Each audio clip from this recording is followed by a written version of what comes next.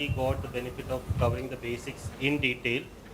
And today we will start off with the first session by Dr. Vijay Kumawat, who is an associate professor in the Department of Transfusion Medicine and Hematology in NIMHANS, Bangalore.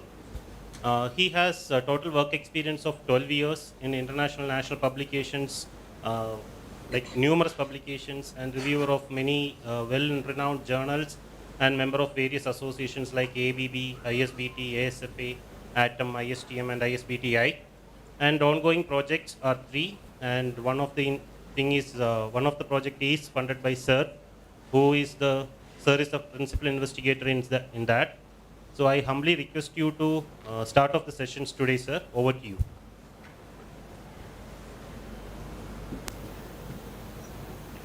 Presentation is presentation. Yes, next one. Continue. Yeah. Okay. Sir, I can put this now.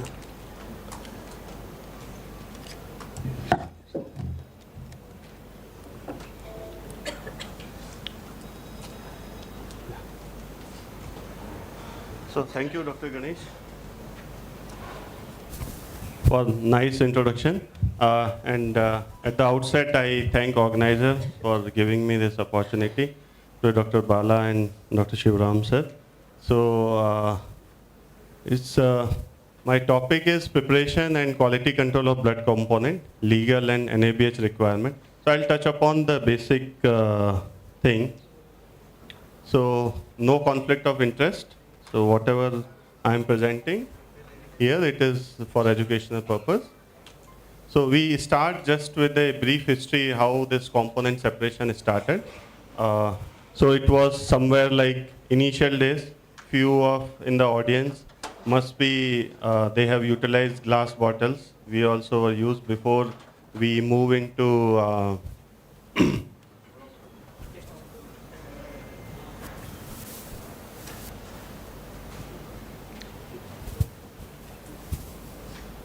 so this type of bottles where anticoagulant was there and the blood used to collect. So with glass, it was difficult to separate the components. Even if it was tried, like you keep it, leave it for a long time. So with the gravity, your red cell will settle and you aspirate the plasma, which was earlier days was being used to make anti-sera in-house when this commercial anti-seras were not available.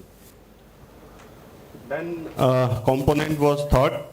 So I can say everything is not bad about wars. So war were the potentiator for the need of various components, at least to have streamlined the transfusion services. So it was thought during like somewhere in 1937 for liquid plasma for Spanish War. Then the World War II, where the US Army, they tried to ship this freeze-dried plasma for resuscitation in the battlefield. So ultimately, somewhere in 1950s, plastic bag, which were initially you can see were packed in this cans. It looks like some processed food if we show it in current era. Okay. So then our apheresis also, because this is the era of component therapy through apheresis. So it has moved from reusable bowl to the disposable bowl, which we see. So as all we know that there are 3 layers which when we talk about the component preparation.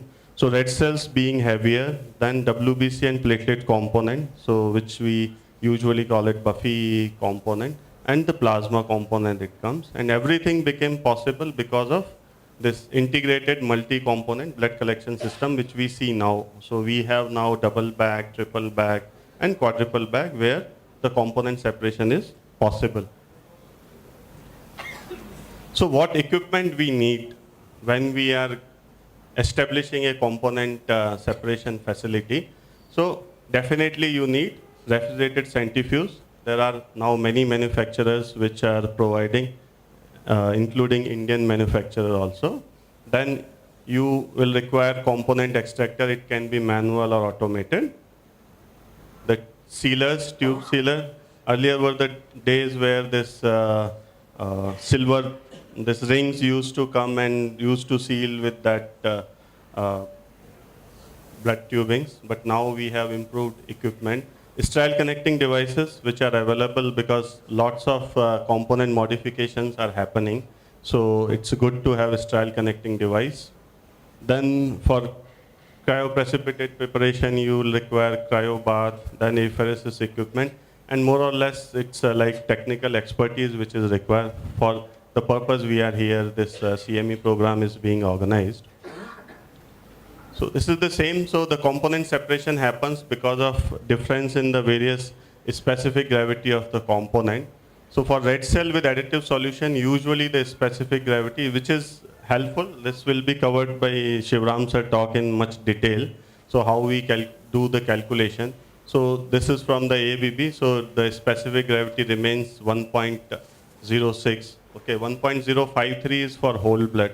So when you do red cell separation with additive solution, it should be 1.06.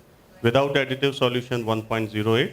Apheresis or any platelet RDP, 1.03, and plasma somewhere around 1.025. So there are various methods for component separation. So if we are preparing 3 components, including platelet, then we mainly rely on 2 methods. So platelet-rich plasma method and Buffy-coat method. The platelet-rich plasma is more commonly being used in US, but now US platelet supply is almost 60% is from the apheresis platelet. So only 40% component they prepare from whole blood. In our country, majority of the centers we are preparing through PRP-PC method. Those few advanced centers, they are using Buffy-coat. So the whole blood which is being collected in, it can be in the triple bag or quadruple bag. So it undergoes soft spin centrifugation so that only your red cell portion settles down and platelet suspended in plasma remains on the top. So we obtain this platelet-rich plasma and red cell concentrate, which will be separated at this stage.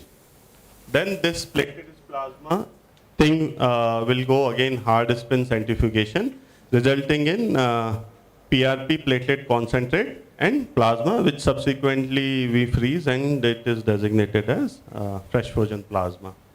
If we talk about Buffy-coat method, so it's like reverse. So here we get red cell, Buffy-coat and plasma. So in this, the hard spin centrifugation or high RPM with more time is being centrifuged so that your red cell concentrate will be there, plasma will be there, and you will be having Buffy-coat, which is the concentrated part of platelet with white cells mixed with the red cell, because Buffy-coat will be on the top of red cell layer. So which after some resting period, because Buffy-coat once we separate, it should not be processed immediately. So it has to given some rest period.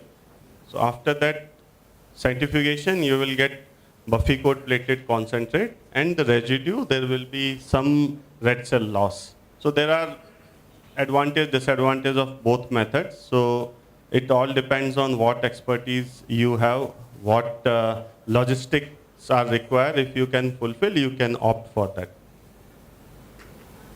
So now, because it is licensed in our country also in the regulation, so we can go with the pooled component. So pooled component, if we want to do, it is easier to do with Buffy-coat method than the platelet concentrate, this PRP-PC.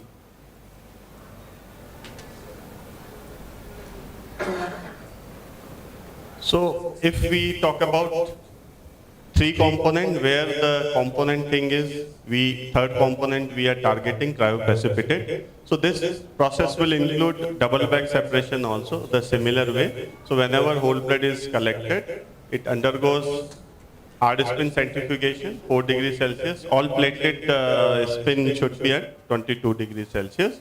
So we separate into red cell concentrate and plasma, which is frozen at -80, and it's become fresh frozen plasma. So this, up to this process, it is similar for any triple bag, quadruple bag, which is being used for 3 component, or for double bag, where we are separating only red cell and fresh frozen plasma. After this, once it is frozen, we can thaw it at 4 degrees Celsius, either in cryobath or at 4 degrees Celsius in a refrigerator, or which is least recommended. It undergoes again hard spin centrifugation, and we get cryoprecipitate and cryopore plasma. So I'm not touching upon apheresis component in this talk. So now the talk was that legal and NABH requirement. So all we know that the CDSCO or state FDA remains the final licensing authority.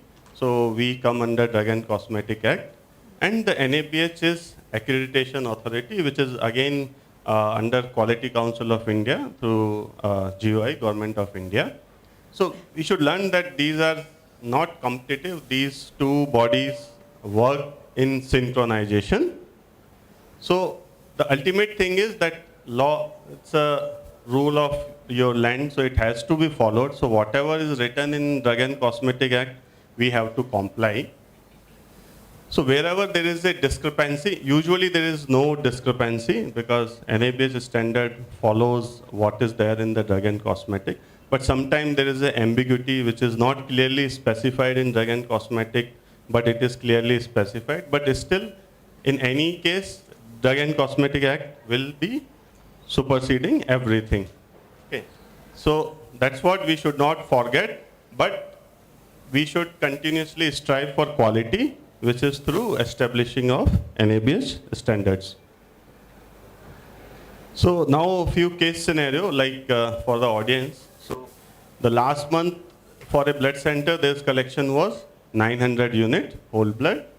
So that blood unit prepared 600 unit of PRBC, 600 fresh frozen plasma, 200 unit of random donor platelet, and 300 they kept as a whole blood. So my question is, how many components should be subjected to quality control for this? So for whole blood, how many should go? Anyone? So 1%, now figures are there, you tell me what comes 1%. 3. How many 3? Raise your hand. 4. So divided house. Okay. So it should be 4. So 1% or 4, whichever is higher. Okay. So 1% is 3, 4 is higher. So it should be 4. For PRBC FFP, how many? 6. Good. So it should be 6. And for RDP, 2. Okay. So should be 4. Fine. So now out of 6 FFP we sent for QC, 2 didn't meet the QC criteria. So is it acceptable, or does it fulfill your QC criteria or not? 2 were, for some reason, maybe factor 8 was not sufficient, or fibrinogen was less, volume was less, reason maybe whatever. So out of 6, 2 didn't meet the QC criteria. So is it okay or not? How many say it's okay? Raise your hand. No, not sure. Second row? No. Okay. So it failed. No, because your 75% component shall confirm the quality control criteria. So it comes around 66%. Okay. So these are 2 basic things, that how many are should be subjected, and then the compliance, like how many should come, your quality should complete the quality control criteria. So this is from NABH, because in DNC they don't specifically talk about the QC for whole blood. Okay. So, but they talk about that volume during the collection criteria, that it is same, like it should be plus minus 10%. Okay. Then hematocrit should be more than 30%, and this is like, it's a mandatory, you can't issue any blood without doing this TTI screening, and it should be negative, but specifically it has been mentioned. So the streamlining of the process we can adopt from the NA-based standards. And sterility by culture, this is all same should come sterile culture. So from CDSCO, if we see, because recently in this March 2020, when this amendment came, they have included, earlier it was there, but in bit and pieces, they have tried to incorporate the QC criteria. So which is like still debatable thing, but now it is in the act, so we have to follow. Fine. So for 450 ml blood bag, they have said that RBC volume should be 250 ml plus minus 10%. So your range comes, it should be within 225 to 275 ml. They have not specified that if you are using additive solution, what should be there, but it's understood that you add 100 ml in the both ranges, so it should come up to that range. So it can be for additive solution 325 to 375 ml. That's what we can interpret. For 350, it is 150 ml plus minus 10%. So your range comes 135 to 165. Plus, if you are using additive solution, you add that additive solution. Hematocrit, if it is within CPDA 1 solution, 65 to 70, which earlier was little more, they have reduced. And similarly for SAGM solution, additive solution, they have made from 55 to 65 to 50 to 60%. So these are the recent changes in the QC criteria, and culture should be sterile. So if we see from the NABH, so I think this is from the 3rd edition of NABH. So we have to, once this 4th edition will come, I think it will be updated as per this DNC Act. So because DNC Act will supersede, so we have to, as of now, for regulatory compliance, will follow what DNC Act says. For DNC Act, the plated yield from 350 ml, it should be 3.5 into 10 to the power 10 per bag. Okay, it's not per ml, this unit remains per bag. So once you aspirate your sample, you get count into per microliter, so you have to convert into ml and then the volume. Okay, that calculation sir will be showing how to do. Then 450 ml, it should be 4.5 into 10 to the power 10. For pooled platelet, which is now defined in Dragon Cosmetics, so they have defined minimum 6 unit pool. So now you cannot have either 5 unit or 7 unit, you have to stick with the 6 unit pool only if you are preparing your pooled component.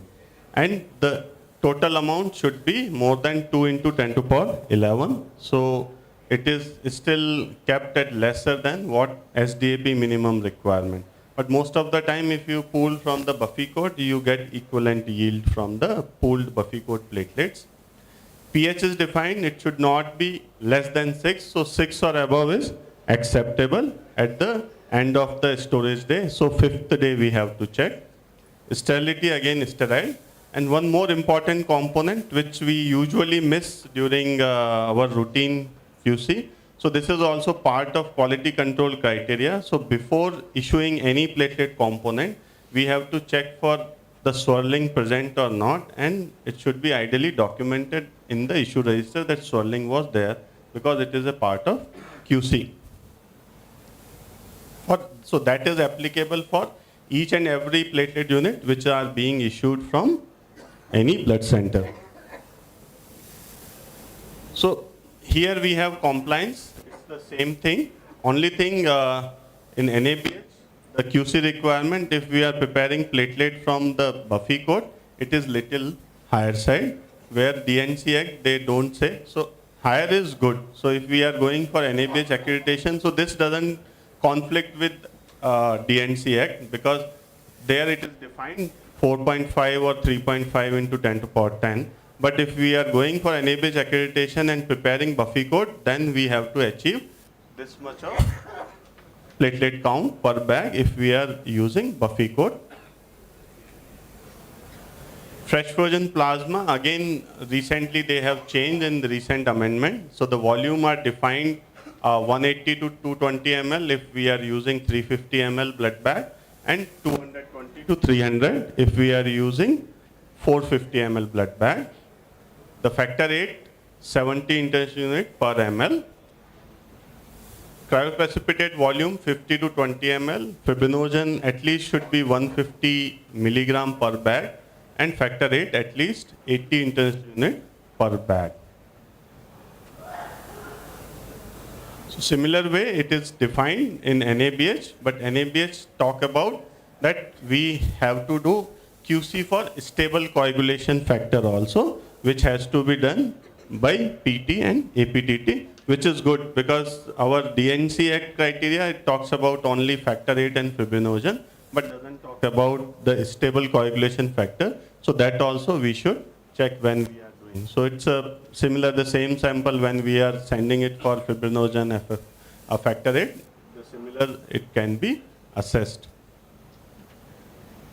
So for platelet component by apheresis, so all we are aware that 3 into 10 to power 11 per bag it should be, and the pH same, must be 6 or higher. Similar way, the NABH standard also define the volume, platelet count, the pH, and red cell permissible limit. So now question come when to perform quality control.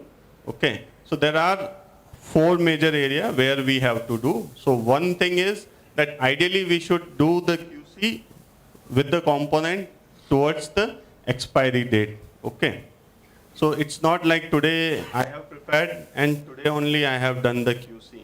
Okay, so other thing may not vary, but your sterility thing, it depends on your storage duration, the storage conditions also. Then if there is any new equipment installation or after any major repair of any equipment which is involved in component preparation and storage, that time also we should do some validation to cross check that our QC for component are consistent. Any new procedure or some process is changed at your center, or as a policy national level some different methods were introduced or new technology has come. So that time we have to again do the quality control, and if new person is being recruited, he is given sole and sole independent, then just to see that there are no variation, we should cross check our QC. So that you can define as per your SOP, but whatever is there as per regulatory requirement, that at least minimum we have to complete. So what can affect your quality of blood component? Because you are performing QC, the QCs are not up to where we are expecting. So what to do, what factors, just a brief, I'll not take much time. So the donor selection makes much difference. So for your platelet component specifically, so patient is on some drugs and all, like we don't accept donors who has come with aspirin history in the recent time, and also we have to differ. If we are not differing, then we label it that this blood bag won't go for platelet separation like that. Okay. The quality of blood bag and anticoagulant preservation solution used that affect your QC. The techniques of phlebotomy, as we know, clean venipuncture is essential. Otherwise, it will activate your coagulation factor, your platelets. So there should be minimal tissue trauma when we do the phlebotomy. Flow should be continuous and uninterrupted and should be completed within the specified time, which is 8 to 10 minutes. And frequent gentle mixing. If we don't do that mixing, your collection monitors are not calibrated, they are not working properly, okay? And in few remote areas, still we don't see, particularly in outstation drive, that collection monitors are being used. So still we are dependent on that manual scales. So at least staff should be trained to frequently mix that blood bag. So you can define your SOP, and the similar way the staff can be trained and monitored regularly. So the time period, so So separation should be done within 8 hours of collection, 6 to 8 hours of collection. So if there is a delay, your quality may deteriorate, like your plasma component quality. So because factor 8 is labile factor, you may not get the transit temperature, okay, which is the most challenging task throughout our country. So because we are relying on voluntary blood donation camp outside, most of the time the camps are not in controlled environment. I think it's similar to everyone. 99% time some tent will be placed in open area or in some markets or some school, okay. It may be the May or it may be the December, okay. Thankfully in Bangalore, temperature is always good, okay. But we see in north or other area where the extreme happens, 40, 50 degree to 3 degrees Celsius also, okay. So, and still majority of us, including my center also, we rely on gel packs, okay, which are most of the time not standardized, like what is the capacity, how many bags, how many gel pack for that capacity we should keep, where to keep and all, okay, it's very tedious task. So that can affect your quality. Then the this centrifuge calibration for maximum yield in minimum time. So that we do whenever we get our equipment. So the critical variable can be speed, temperature, rotor size, balancing, bag position. Okay, balancing and all, it's in our hand. But most of the time, the technical staff miss this bag position. Okay, so we get lots of red cell contamination. Yield is highly variable. With one lot, you get good platelet yield, particularly for platelet component. Then swinging cups. Okay, so now we get with most of refrigerated centrifuge swinging cup only. Storage temperature, if it is not maintained properly, you will not get, particularly the freezing of fresh frozen plasma, because most of we do dump freezing in our -80, and because of cost constraint, we are limited with the equipment number. So most of the time, our -80s are already full, and then we put inside 100, 200 unit. So it takes even 24 hours to reach again that temperature.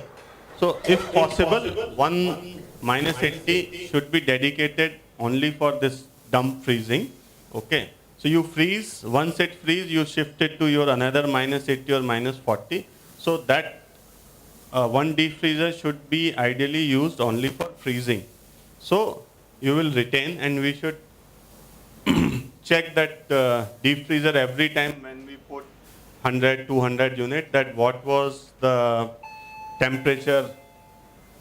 Okay. Thank you. So, Aja, 5 minutes. No, thank you. So 5 minutes we can keep for any discussion questions, if it is, or later we take, as chairperson say. Thank you, Dr. Vijay, for an excellent presentation on QC. The dais is open for discussions. If there is any questions, queries related to component QC, please be free to ask Dr. Vijay those questions.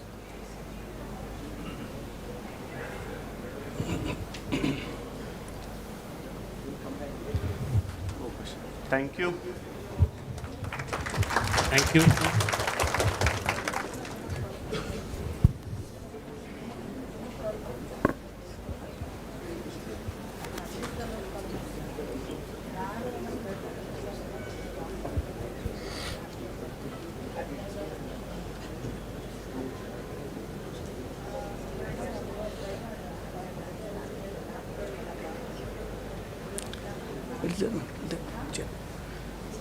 Yes.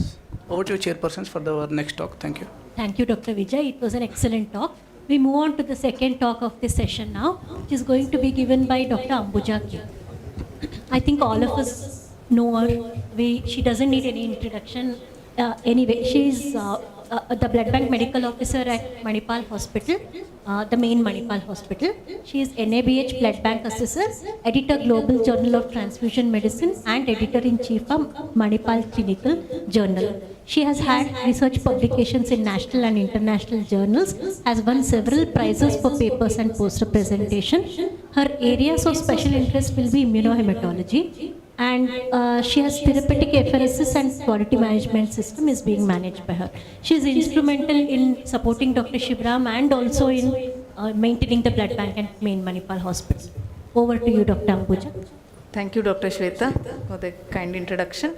So, Dr. Vijay has comprehensively covered the requirements for component QC. What I will be dealing with, how will we implement or how will we maintain documents, what is recommended by the Drugs and Cosmetics Act, which was shown by Dr. Vijay. So, component QC to begin with, it is testing of random components to ensure that they achieve reliably certain specific standards which is set by CDSCO, and it includes the analysis of test results and detection of irregularities to identify deficiencies in production of blood and blood components. So let us first understand the general principles of blood component QC. So this is the gist of my whole talk, which I am presenting first only. So whenever we do a component QC or we select components for testing for QC, the selection of the units should be random. Okay, there should be no selection bias. It is not that, okay, I have to do monthly component QC, so I will do it on this day. I will fix one day of the month, 10th of the month, I will take all my bags and run the QC for that month. No, it has to be distributed over the month, and it should be a random selection, and there should be no bias in selection. In our center, what we do is we select bags which end, in 1 month we select bags which end with certain specific numbers like 5 and 0. Next month we select bags which end with 6 and 2 or something like that. So there should be a way of selection of these bags.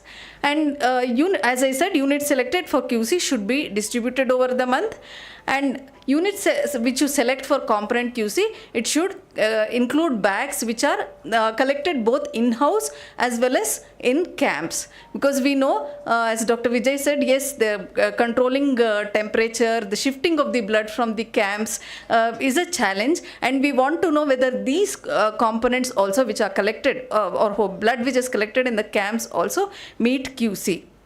Then calibration and validation of equipment used for component separation, it has to be verified on a periodic basis, and units failing the QC, they must be subjected to a root cause analysis. Though we meet the 75% QC, what about the 25% of components which did not meet QC? These units have to be subjected to a root cause analysis. What happened that we failed this, because the 25% failure may become 30% next month. Next month it may become 40%. So it is always good that we do a root cause analysis of this 25% QC what is not met.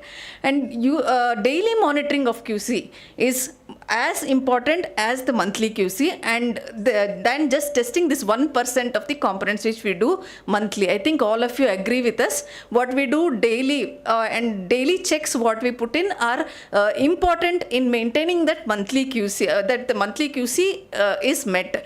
And a policy should be laid down for quarantine and use of non-conforming units. Some units, yes, they do not meet the requirement set by what NABH or Drugs and Cosmetics Act, but sometimes some borderline, units, or what we call this non-conforming units, have to be put into use. In such case, there should be a policy in the hospital or in the department for use of these non-conforming units, and define what these non-conforming units are. So this Dr. Vijay has already explained. So this is the basic concept of component QC. So specific gravities of all the blood components, Dr. Vijay has already shown. Whole blood, it is 1.053, STP 1.03, red cells with SAGM, it is 1.06, red cells without SAGM, it is 1.08. And how to calculate this volume volumes from the weight. You weigh the whole the blood bag, subtract the weight of the empty blood bag, then divide that weight by specific gravity. So this gives you the volume. For example, if the volume of the whole blood minus the empty blood bag is 500 gram, divide by the specific gravity, that gives you the volume of the blood in the bag, isn't it? So this is the what is a way to calculate the volume of the blood bag. Vice versa, we can calculate the weight, what should be the expected weight in a 350 ml bag and a 450 ml bag. Then these are the blood components what we do QC routinely for. We tell 1% of QC or minimum 4 bags, but there will be some special components which we prepare once in a while only, like granulocytes or PBSC, etc., which have to be subjected to QC 100% of the times. That is, all the units have to be subjected to QC and they have to be checked for meeting the quality criteria. Now, let us see what are the steps which affect the component QC. Yes, Dr. Vijay has already enumerated. It starts with the donor, isn't it? So the donor selection becomes a very important part of the quality, meeting the quality of the final product. So if the donor is on medications, then like aspirin, yesterday we discussed, if the donor is taking aspirin, then we have to defer him for 3 days if he is donating if he has to donate platelets, or if he collect blood, then we should not prepare platelets from that particular bag. So in such case, we have to label these bags appropriately so that the particular unit we do not prepare platelets, and that goes into action. So the other things which we have to take care is duration of collection. If the duration of collection exceeds the set limit of 10 minutes, then do not prepare platelets and FFP, and the same thing has to be put into action. Correct volumes has to be identified if we have collected the correct volume. So primary volumes have to be documented, and we have to define policy for use of low volumes, what has to be done. Suppose a low, instead of 405, minimum 405 whole blood, we have collected something like 390, and we don't want to discard that unit, we want to prepare components, then what will be the policy? So that has to be defined, and proper mixing of anticoagulant with blood has to be ensured. So always, as Dr. Vijay has told, it is always recommended to use collection monitors and ensure these collection monitors are working appropriately. And storage, all of us know that is the key to the quality of the blood components. So storage has to be monitored. So how do we monitor all this? And there are some other aspects which affect the quality of the product. We all know the raw material what we use definitely will affect the quality of the products. So what we have to look for is a quality of the blood bags. So whenever we buy or procure a batch of blood bags, what do we first look for?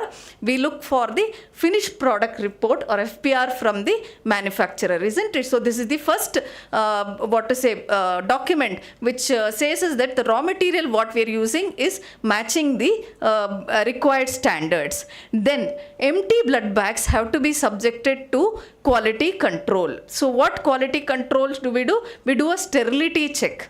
So aerobic, anaerobic cultures have to be done on these empty blood bags before they are put into use. So you can do this lot wise. If you receive one lot of bags on, let's say, first of the month, you can subject at least 1 or 2 bags from that lot and do a lot QC. So this is an NABH requirement, but maybe those centers were not going for NABH accreditation also. It is a good practice to put up these practices, and all other material like the ACD what we use or PAS solutions what we use, additive solutions, can be subjected to sterility testing.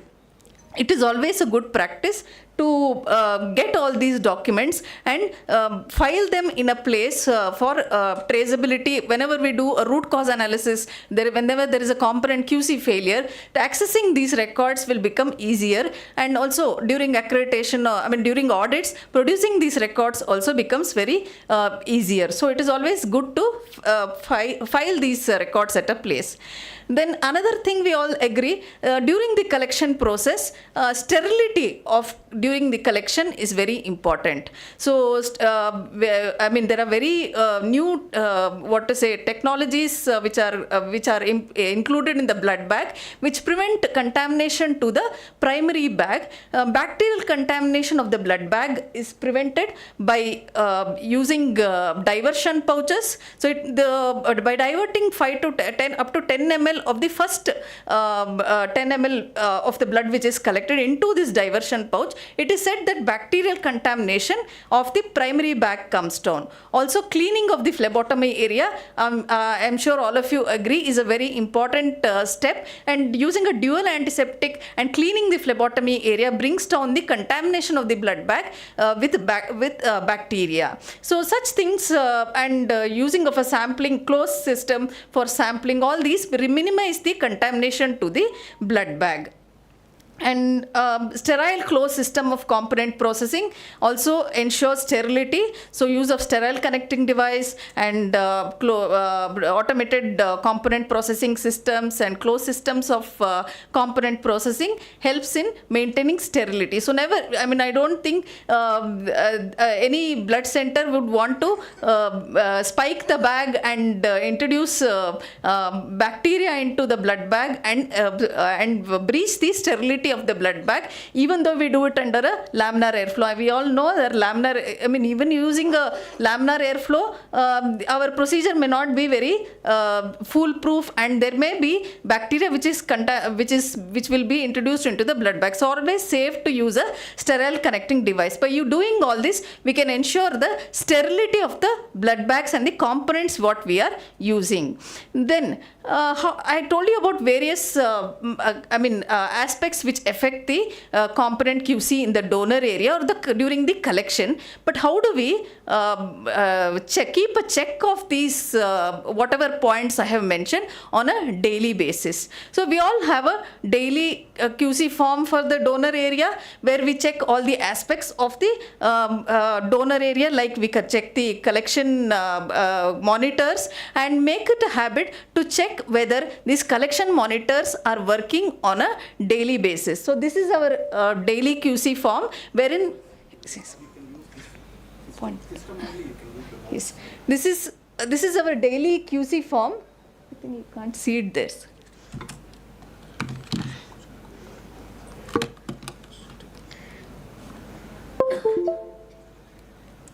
Yes. So this is the daily QC form what we use.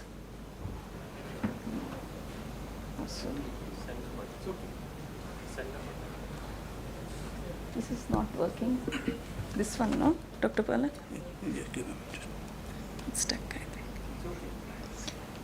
think. Yeah, this one, no, this one. Okay, thank you. Okay. So this is a daily QC form which we have put in place at our center. The daily QC form, it includes the monitoring of blood collection monitors. So checking a performance check of blood collection monitors. The blood collection monitors are checked with known weight of 500 grams and the expected weight is documented, and the observed weight is documented and check whether it meets the criteria. So plus or minus 5% of weight should be acceptable. So the expected weight and the observed weight is documented.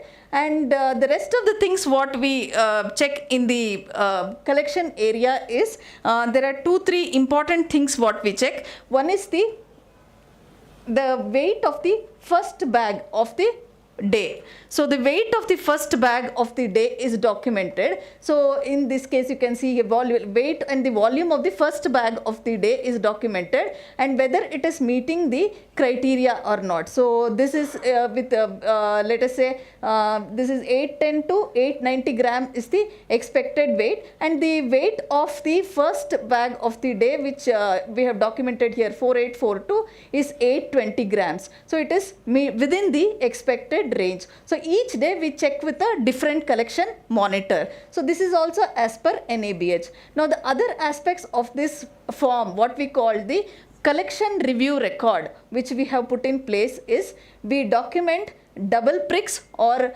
double venipunctures what we have done in the day, and we also document units taking more than 10 minutes for collection and low volume collections also. So by doing this, what we do is this data is communicated to the component separation technician. So these units, particularly units which are low volume collection or have taken more time for collection, more than 10 minutes, they are treated appropriately. Suppose this unit, we have one unit which is taken more than 10 minutes collection in a day, that unit we do not prepare platelets. Or a donor has, let us say, has taken aspirin, the bag is labeled that this particular bag platelets should not be prepared. Or there is a low volume collection which has happened, then that particular bag is discarded on that particular day, and it is not put into component separation. So in this way we have put in place a collection or blood collection review record, which is reviewed on a daily basis, and also finally at the end of the month these daily records are also reviewed. It acts as a communication tool between the collection technician and the component area technician.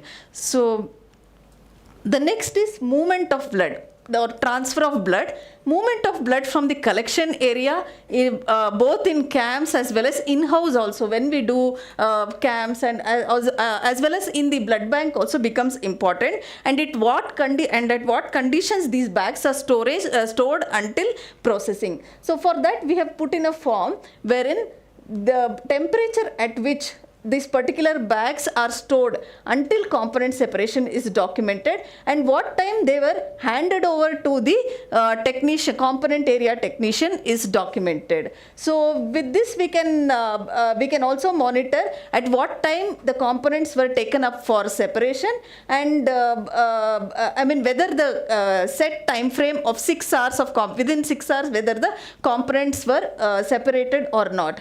And we also have a blood transfer record, that is after testing from the untested refrigerator, the units are moved into the tested refrigerator, and this is documented using this blood transfer record. The technician who shifts the blood checks for the TTI testing and labels and also the blood group, and labels the bags appropriately and moves them from untested to tested area, and any non-conforming units or units which have to be discarded are discarded at this stage and immediately moved from this untested to the quarantine or the discarding bin. So this records help in maintaining our flow from the collection area to the component area and component separation. Next comes the component preparation register.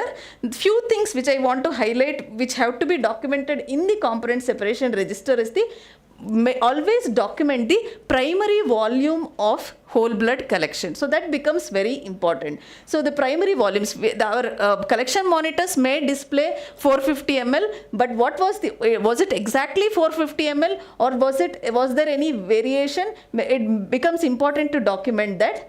Next, the next thing is the collection time and the component separation time. These two have to be documented, and these two become important because again component separation has to be done within 6 hours. And by monitoring this, if someone monitors this on a regular basis, it is, we can monitor if there was any delay. And also the volumes of the components are documented in the component register. And this is also looked by the person who is monitoring these records every day. And any low volume units and non-conforming units will be removed from the stock and discarded or labeled as non-conforming units, and with the permission of the medical officers will be put into use. The next important aspect of component QC, we all know, we have to have calibrated and well-performing equipments for good component separation. Dr. Vijay has already enumerated this, but what do we mean by well-performing equipments? We have to define the parameters of calibration. So what we expect from the person who is doing the calibration has to be defined. So suppose we are looking at calibration of a blood collection monitor. What do we look at? The performance of the blood collection monitor is that it has to display the correct time, it has to do proper mixing. So these two has to be, and the weight, isn't it? So these three are the critical parameters which has to be checked. Now go back and look into your calibration reports. How many of our calibration reports includes the time, the number of times the mixing is happening, and also the exact weight? Probably one or two parameters may be included, and the number of cycles or number of times the mixing is happening, that won't be documented. Most of the times this happens that the service provider does not meet the requirement, what our requirement is there with regards to calibration. So we have to define what we need out of the calibration report. So the parameters of calibration have to be defined, at least for critical equipment like our blood, like our refrigerated centrifuge. In a refrigerated centrifuge, all we require is a temperature, and we require time and the speed, isn't it? So these parameters have to be defined, and we have to ensure that these parameters are calibrated, and none of these key parameters are missed in the calibration report. So it is time blood bank people go back and start looking at calibration reports, not just accepting the calibration reports what is given by the company. And Dr. Shivaram always tells okay is not okay. If they write something and tell it is okay, that means it's not okay. Ask them to put the raw data and put a CV or standard deviation, and whether what is the expected value, and whether this expected values are being met or not, and QC has passed or failed. Okay and not okay or satisfactory are not at all acceptable terms in a calibration report. Then another next important thing is, we all know environmental conditions for storage. We have to have a continuous monitoring is preferable. However, 4th hourly monitoring and thermographs also do a good job. Alarm checks. I know we all do 4th hourly monitoring very diligently, because that is required by the drug controller. But alarm checks are something what we miss. Our equipments giving alarms at specified set temperatures. When they go beyond the set temperatures, this has to be checked weekly. So how do we check for these alarm checks? ABB manual has got a detailed document of alarm checks, where the low activation temperatures and high activation temperatures for each equipment, how it has to be checked is defined. So this is our document of alarm checks. You can see we do a weekly analysis. We have got a low activation temperature and high activation temperature. Like for 2 to 6 degree refrigerators, we have a low activation temperature of 1 degree and high activation temperature of 7 degree. So you put your probes, temperature probes of the particular equipment at lower temperatures of water, and check if it's getting activated at 1 degree, and at 7 degree temperatures whether it is getting activated, alarms are getting activated or not.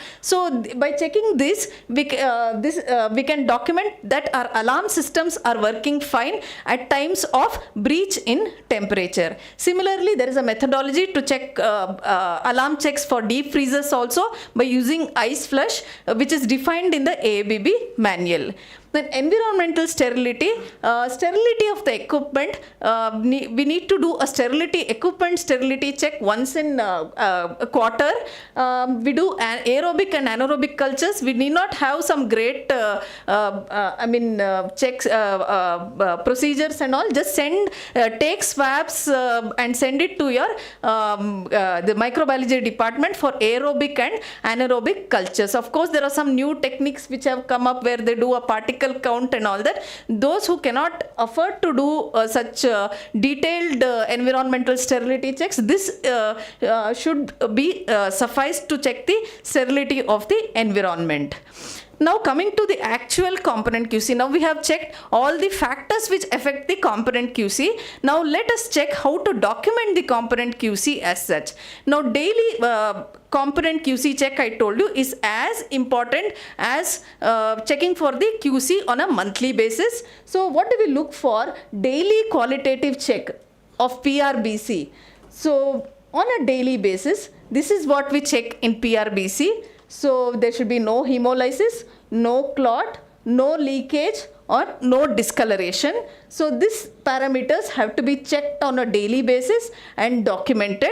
This is done while moving the bags from the untested to the tested refrigerator or platelet agitator. Now this is the monthly QC. I will describe to you how to document a monthly QC. Dr. Vijay has told you what needs to be documented, but I will tell you how to document this. Now you have all your raw data. You have sent 1% of your monthly components for QC. You have all your data. You have checked for the volumes. You have checked for the pH. You have checked for if it is a leukoreduced unit. You have checked for the WBC count. You have all your TTI reports. Now prepare an Excel sheet in this way. So this is for 350 ml PRBC what we have done. So this is an Excel sheet, and what we document is the total number of units collected in that month. So this is for the month of May. So the total number of units collected will be 96, and here we have done 4 bags because at least minimum 4 bags out of this 96 have to meet component QC. The rest of the bags, we have around 600-700 collection per month, and the rest of the bags are 450 ml bags. So we ensure that 350 ml bags at least 4 bags we have done QC for, and 450 ml bags we have minimum 4 bags which we do QC for. So in the 350 ml bag, PRBC bag, what are the QC parameters we check for? First, we check for the hematocrit. These are the unit numbers. So unit number 1, 2, 3, 4. It is unit number 2910. The first bag we check for the hematocrit and document it. It is in percentage. Hemoglobin is also entered. Then the volume, okay, we check the weight of the bag, convert it into volume. How to convert into volume we have already enumerated in my previous slides. So calculate the volumes from the weight and enter it into the next column. Then we have the hemoglobin per unit. Okay, so we have the hemoglobin per per deciliter, that is per 100 ml. So we calculate the hemoglobin per unit, though this is not required as per NABH or CDSCO guidelines. It is for ABB requirements that we document this. So you can choose your parameters what you want to put in here. Then the type of the bag, ours is inline leukoreduction quadruple bags, which we have mentioned here, that whether leukoreduction was done or not. Then the TTI reports, are checked and the reports are entered here, and whether QC is met or not. Now all these records of this particular bag are available in this register. The hemoglobin check, then the hematocrit check, all those printouts are available in this register. The printouts are stuck in this register. So always when we want to do a root cause analysis, we go back to this register, and and also the page number where this particular document has been put up. up and we do a root cause analysis. So that from end to end, we have all the details in this Excel sheet, whereas the raw data is put up in a different register. So like this, we document the component QC in a comprehensive manner.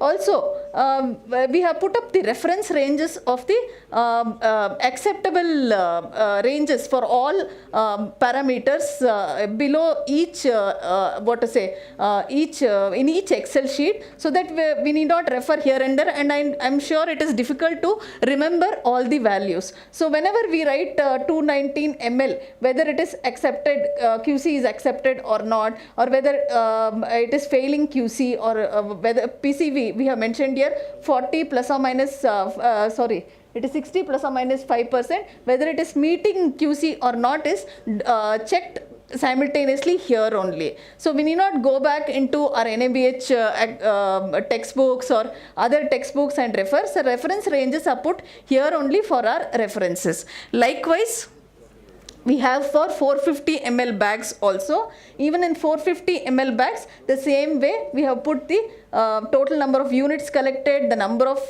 units which are checked for components, checked for QC, and the unit numbers and all the details as mentioned by Dr. Vijay. Whatever is required, the hematocrit, hemoglobin, the volume, the hemoglobin per unit. This is per deciliter what the machine gives, and this is calculated and put up. So, and the type of bags, leukoreduction, TTI reports, and whether QC is acceptable or not. So all the parameters are put up for 450 ml bag in a separate sheet. So like this, we document QC for all the components, our red cells, platelets, plasma, etc. All the components what is prepared in a month.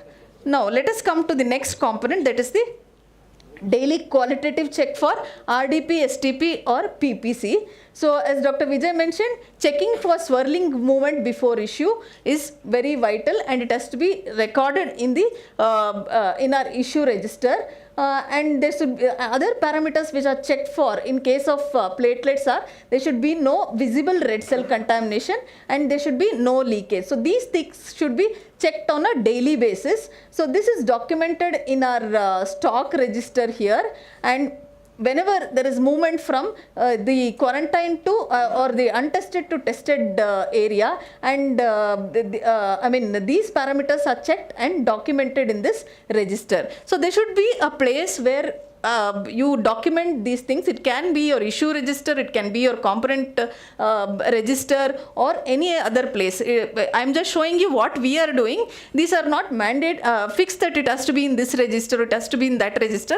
You have to be able to produce it at the time of audit or at the time of when you want to retrieve your records, and it should be done on a regular basis. Similarly, we have, I think I have 5 minutes. Okay. So QC of RDP and platelet concentrate on a monthly basis. What we do, we put all the parameters what is required. Like for RDPs, what we require is volume, the platelet count, and here we mention the methodology of preparation, because the methodology of preparation, our QC criteria also varies. So PRP method, the QC criteria is different. Buffy-Coat method is different. So we put the methodology of preparation also in this Excel sheet. Now we have built-in formulas into this Excel sheet, where once we enter this the count, we get the count per bag. So the count what is observed once we enter, we get the count per bag. How do we get it? Dr. Shivram will explain to you the calculation, that we have built these formulas into this Excel sheet. So for example, when we a platelet count we have per microliter. Now if we multiply this into, that is into 1000, it gives per ml, and if you multiply it into the volume of the bag which is mentioned here, that is 69 ml, it will give us the final count per bag. So like that, when we do, we cannot calculate each time, so we have built in the formulas here, and it is when we enter these values, the primary values, the values per bag is calculated immediately. So all the parameters what are mentioned are put into the columns here, and they are they are monitored on a monthly basis. So for RDP, it is volume, platelet count, red cell content, contamination, pH and WBC count if we are leukoreducing the units. So leukoreduction, we have a separate Excel sheet where we put. I won't go into details of STP. It is the same parameters as previously shown. PPC, these are the parameters: volume, platelet count, pH and WBC count. Then this is for FFP. FFP, the daily QC parameter checks are, there should be no lipemia, no leakage, no visible red cell contamination. And the monthly QC parameters: volume, factor rate, fibrinogen. There are other parameters, but these are the mandatory parameters according to the CDSCO what has to be checked. Here also we have the raw data what is entered, and we have built in formulas into this Excel sheet so that the final count for the bag is automatically calculated. And the raw data also is we pin the raw data and we file the raw data and we put up the reference records, and these records are traceable whenever needed. QC of cryoprecipitate also, these are the same parameters: volume, factor rate, fibrinogen, and this is the Excel sheet what we have prepared for check of QC. This is for leukoreduction of packed red blood cells, STP and PPC. So we have a separate record. The residual WBC count is checked. Here also we have put in a Excel sheet where calculation happens automatically. Then we have a separate QC for irradiation. Irradiation QC we do on a batch basis. Like each batch we put up these irradiation stickers before irradiation. We change color after irradiation. And this is the records which we send, records of what we send for irradiation. The number of bags are defined, how many bags to include in each batch. And after receiving back these bags after irradiation, the date of expiry will be changed. So that is important. So all this is documented in this irradiation record. And this is a SOP for irradiation where we have defined the number of bags.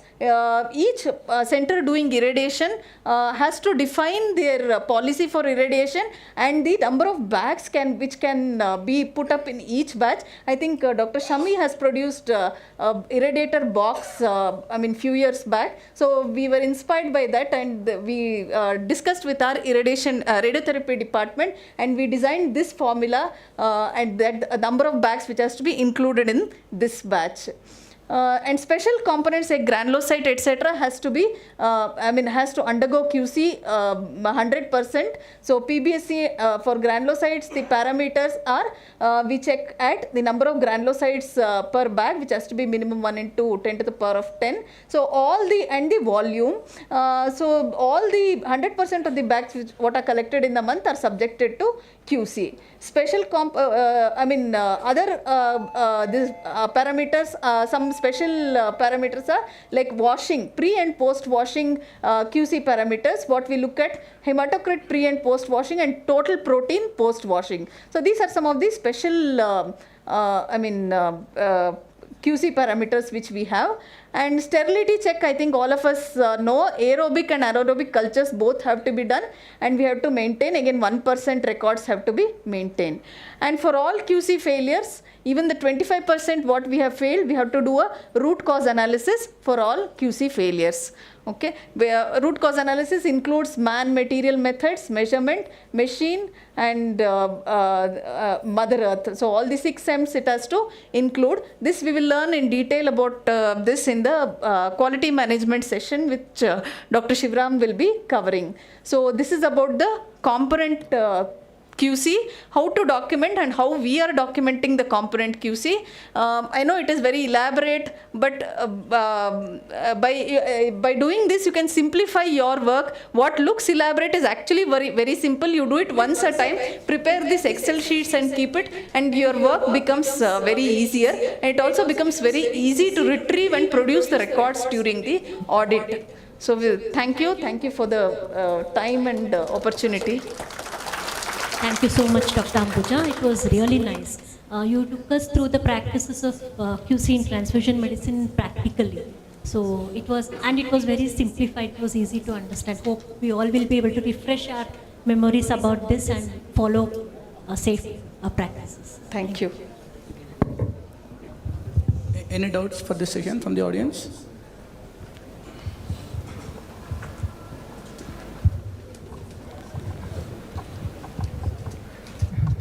Madam, as you said, the blood bag weights in gram, 810 to 890 grams is normal as per your presentation.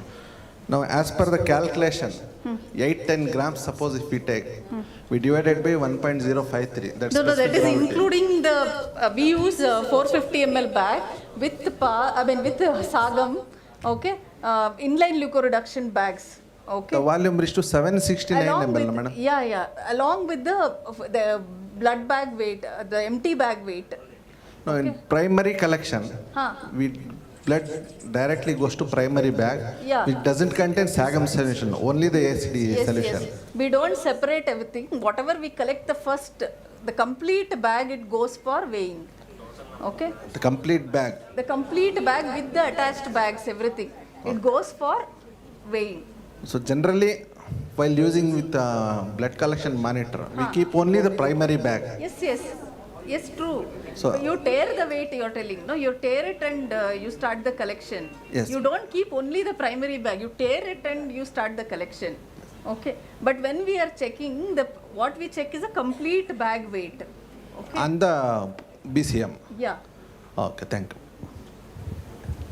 What I have mentioned is the complete bag weight. Okay. Can we have a few more questions? I have Thank one you. more question. ma'am. Yeah.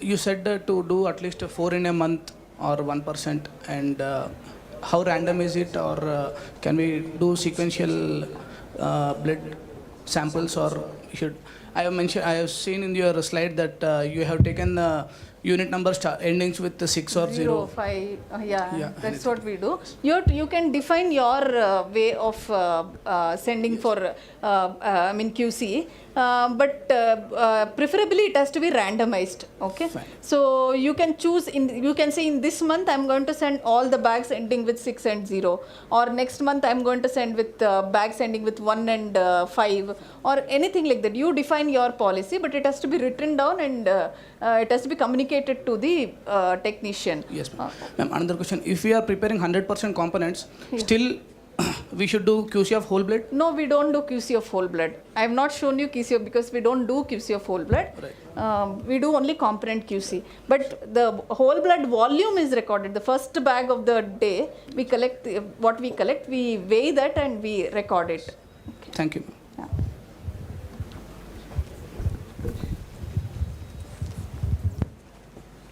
Thank you, ma'am. We move on to the next session.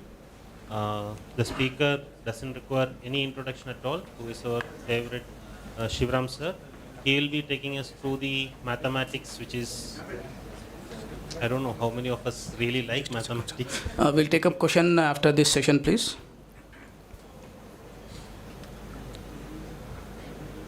So he'll be taking us through the mathematics in transfusion medicine and related equations and formulas. After this session. Hope you all will have a nice interactive session with Shivram sir. Over to you, sir. Thank you. Thank you, sir. Which is the pointer? Yes, sir. This is the pointer. Center one. Yes. This is right, left. This arrow marks is right. Okay. So good morning. Why I want to speak on this topic is because maybe all of you know various formula to calculate things and make your job easy. But I have a very poor memory, and which is becoming even less as I grow. So I want to remember basic mathematics so that I don't have to remember any formula at all. So if you listen to this presentation carefully, I assure you, you don't have to remember any formula in your lifetime, for at least in blood banking. Basic principles are all that we need. So I think these things have been discussed already. Is there another mic, hand mic, if I move away from there? So these things have been discussed already. The number of units prepared, minimum to be prepared, randomization of QC units, quality parameters, quantitative parameters. Extensively, the other two speakers have covered. So I will not like to waste my time on this. So I just want to straight away come to what are the things, maybe how we need to express various things and basic mathematics. So what are the things we should know before computing? One, the cell counters. You are doing all your tests, the RBC count, WBC count, platelet count on a cell counter. So how the cell counters, how do they give you the count? So count per microliter, isn't it? That's what you get a report. For example, this is a printout which says 6.12 into 10 to the power 3. This is how a cell counter gives you the count, isn't it? Cell count, which means if you multiply by 10 to the power 3, you get 6. There are 2 zeros, it shifts here decimal, and I added one more zero because it is into 1000. 6120 per microliter. You should also know that 1000 microliter is equal to 1 ml. Without knowing these basic facts, we cannot go ahead. That's why I want to touch upon these basic facts. Thus, if you multiply the cell counter value by 1000, you get, you will get what is the count per ml. See, the cell counter gives you per microliter. If you want to calculate per ml, 1 ml is equal to 1000 microliter. So multiply it by 1000, you will get the count per ml. Next, RDP counts, random donor platelet counts, are expressed as 10 raised to the power 10. We always express it irrespective of the digits you have. It is expressed as 10 raised to the power 10. STP counts, in contrast, are expressed as 10 raised to the power 11. Isn't it? You know, Dr. Ambuja described, Dr. Vijay also described that platelet count you have 3.5 into 10 to the power 10 or 4.5 into 10 to the power 10 in case of RDP. Whereas in case of STP, it is 3 into 10 to the power 11. So we have to express it as 3, either 3 into 10 to the power 10 or 3 into 10, or 10 to the power 11, either 10 to the power 10 or 11. When it comes to granulocytes, they are like RDPs. We again express it as 10 raised to the power 10. Okay? So, when it comes to leukoreduction, we want to know whether our procedure, the filter or the machine, has removed leukocytes and given us adequate leukoreduction. So, how do you define a leukoreduced product? The final bag should have less than 5 million, which means 5 into 10 to the power 6. The WBC count in the bag should be less than 5 million or 5 into 10 to the power 6. The machine will only tell you per microliter. So, we will see how to calculate per a bag. So for estimating leukoreduction, your machine needs to be very accurate. You can't use any 3-part differential and go ahead with a WBC count. So use cell counters that estimate based on flow cytometric principle to the second decimal. Suppose this one cell counter gives you only 0.1 or 0.2, it will be straight away out of the range. So you have to use devices which give you a value till the second decimal. Most 5-part differentials today use flow cytometry and they give you till the second decimal. Or you have to do a manual count using a new bar counting chamber. So irrespective of the method of testing, the computation of results will be the same. So CD34 count are expressed as 10 raised to the power 6. Okay, it is just like the leukoreduction again. So when you get a CD34 count, you know we say 5 into 10 to the power 6, 5 million, or 3 into 10 to the power 6, 3 million. So another point to note is 100 milligram per deciliter is same as 1 gram per liter. For 100 deciliter means 100 ml. So 100 milligram per deciliter means 1 milligram per 1 ml or 1 gram per liter. So 100 milligram per deciliter means in 100 ml you have got 100. Therefore in 1 liter is 10 times 100 ml, isn't it? Therefore this also will be 10 times 1000 milligram or 1 gram. Is it clear? These are basic facts you must know. Factor concentrate 100%. When you give a report, send it to your hematology department, some of them will say 100%, 90%, 80%. Then you will get a report like that. So what does this mean? 100% means 100 units per 100 ml or 1 unit per ml. Is it not? 100%, there in the name itself, 100% means 100 units per 100 ml or 1 unit per ml. Then how do we estimate blood volumes? You may need this when you do plasma exchanges and those things. 70 ml per kg in adults, 80 ml per kg in children and pregnant women, 100 ml per kg in newborn infants. Then now I'm going to move to the proper calculations of platelet. Before that, one last point. Just remember that 10 to the power m into 10 to the power n is equal to 10 to the power m plus n. That means if you have 10 to the power 3 into 10 to the power 2, that will be 10 to the power 3 plus 2, 10 to the power 5. Isn't it? This we learnt in school, 3rd standard or 4th standard probably, but we have forgotten. That's why I'm trying to revise this first. Similarly, 10 to the power m divided by 10 to the power n is 10 to the power m minus n. As for, to give you an example, 10 to the power 4, this I give, 10 to the power 4 divided by 10 to the power 2 is 10 to the power 4 minus 2, which is 10 to the power 2. So with this knowledge, now we will proceed to looking at some slides.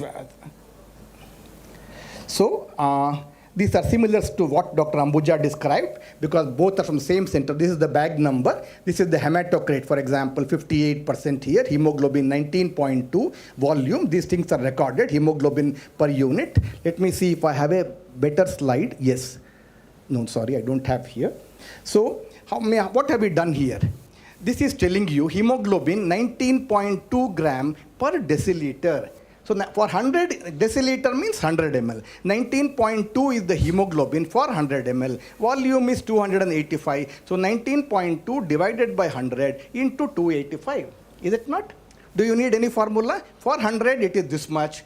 For 285 ml it has to be more than what is have. So multiply by 285 and you get 54.72 is the hemoglobin per unit. Is it not very simple? So our QC says hemoglobin per unit should be minimum more than 40 gram per unit. This is in accordance with European guidelines. This is not that you have to calculate hemoglobin as per Indian guidelines. You don't need this one. But I'm just trying to show you if you want to. This is not difficult. Anyway, you have done the CBC. You have got the hemoglobin and hematocrit. If Europe can do it, why can't we do it? What difference does it make? Only one step calculating it, isn't it? So those of you who want to build in hemoglobin, you can do this. By doing this, you are standardizing your units. See, blood is a highly unstandardized product. It depends on the hemoglobin of the donor. When you take paracetamol, you know you're getting 500 ml paracetamol. But when you take blood, you don't know whether how much hemoglobin you are getting. So by this, you can try and standardize your product so that they at least meet minimum requirements. So now, this is how to do the QC of saline washed red cells. All of you must be doing QC for routine red cells, but how to do the QC of saline washed red cells? This is important, may not be in thalassemia so much, but when somebody has a severe allergic reaction, and you want to remove all traces of plasma as much as possible, then you must know how efficient your washing step has been. So how do we know that? You estimate after washing 2 times or 3 times, whatever you want to, you estimate the protein level because plasma is essentially protein. So if you have washed adequately, the protein level must have come down. So in this case, for example, I have got a protein level of 0.2 gram per liter. What is my bag volume? 180 ml. I have washed it with 0.9 normal saline, percent normal saline. And so for 0.2 gram per deciliter means what? 0.2 by 100. Is it not? Deciliter is 100, I told you. So for 100, I have got 0.2. That is what biochemistry report is telling me. But I know that the volume of my bag is 180. So if I want to know how much protein is present in my bag, I will multiply 0.2 by 100 into 180, and that is 0.36. Is it not? For this, you can use a calculator. 0.2 by 100 into 180. So what? But is it acceptable? We should write down the acceptable range here. This one, NABH and drugs controller are not giving any references. So we have set down our own range. Acceptable total protein level is less than 0.5 gram. But if you go on washing too much, there is another drawback. What is it? You will lose the red cells. So what is the lowest acceptable level? The acceptable RBC volume post-washing is more than 180 ml. How much I have got in this bag? I have just got 180 ml. So your washing step should not lead to loss of red cells also. At the same time, the total protein remaining in the bag should be less than 0.5. So when you do ask your people to standardize washing in your department, you can do at least few bags every month. This is not specified by drug controller, so you need not do 4%, 1% or 4 bags, but you can do now and then 1 or 2 bags to know whether your washing is effective. So this is I'm looking at QC of RDP now. This is how you get the printout. Now we have done on a cell counter. It says, this you can do on any machine, even 3-part differential. Only for leukoreduction, you need a 5-part differential. So 1000 to 1245 into 10 to the power 3 per microliter. This is the platelet count that we have got. The WBC is 0.5 into 10 to the power 3 per microliter, or we can say 500 per microliter, isn't it? 0.5 into 10 to the power 3. The hematocrit is 0.3%. What does it mean? There are 0.3 ml of red cells in 100 ml. That's what hematocrit means. So now we'll see how to calculate this. Yes. So this is how, these are the bags numbers that put down here. The platelet count obtained by the cell counter is written here, 1186, 1245. This is the bag I showed you, 1245. Then the volume of the bag. We need the volume of the bag to see how much is present in the blood bag, isn't it? Then platelet count of the bag, it has been calculated because it is built in, as Dr. Ambuja told, calculator is built in here, but now I'll show you the calculation. So let's go to, I have enlarged this second row. What you are seeing here, this second row, you cannot see from the back, isn't it? That's why I have tried to enlarge it further and to explain it to you now. So here we look at only one bag so that there is no confusion. So the platelet count per bag is 1245, what we are seeing here, into 10 to the power 3. Then volume of the bag is 65. So the platelet count per bag, how do we calculate? I already told you in the beginning, 1245.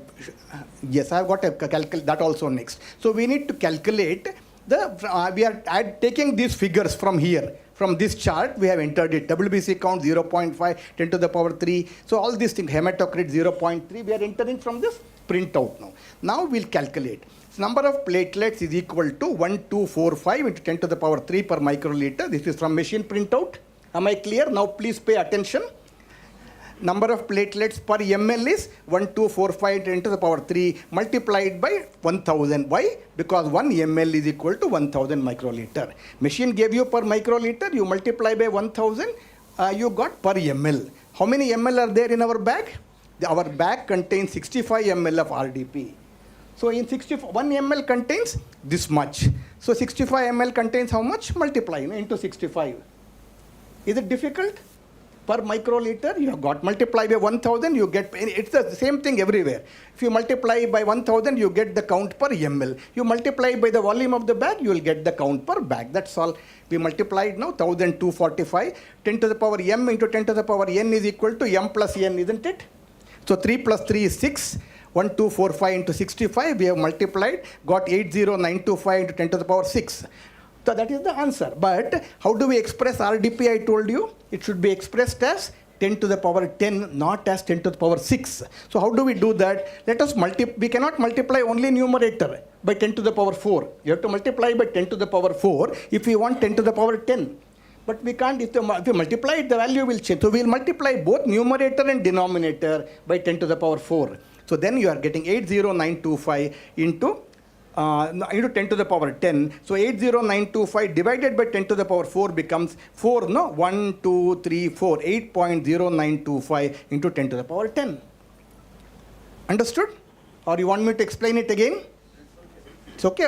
Next slide also will have similar thing. Don't worry. So this is how you can get we are multiplying by 10 to the power 4 simply to express it as 10 to the power 10. Suppose this was 10 to the power 7, then I would multiply by 10 to the power 3. Just how I want to express it, that's all. So the 8 into 10 to the power 10 is the number of platelets present in this bag. Why I put up this one? I go for NABH audits. There are good blood banks, many of them. They do all the tests properly, send it to laboratory, but they keep the printouts, but they never calculate and see whether the bag is meeting quality. That is basically because of problem with mathematics, not with transfusion medicine. That's why we have a session on this one. And this is more prevalent in women. problem with mathematics than men. Pardon me if I am wrong. And most transfusion medicine is full of women. So does this meet QC? Yes, because what is the requirement?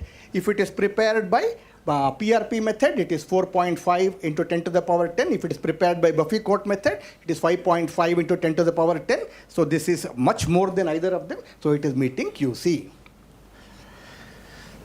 So now let us look at WBC contamination. I am looking at the same bag now. The WBC, let's say this is a leukoreduced unit.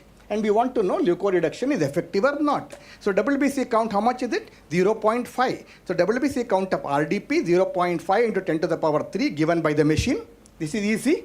So we'll multiply by 1000 to get the count per ml. That's easy. Yes?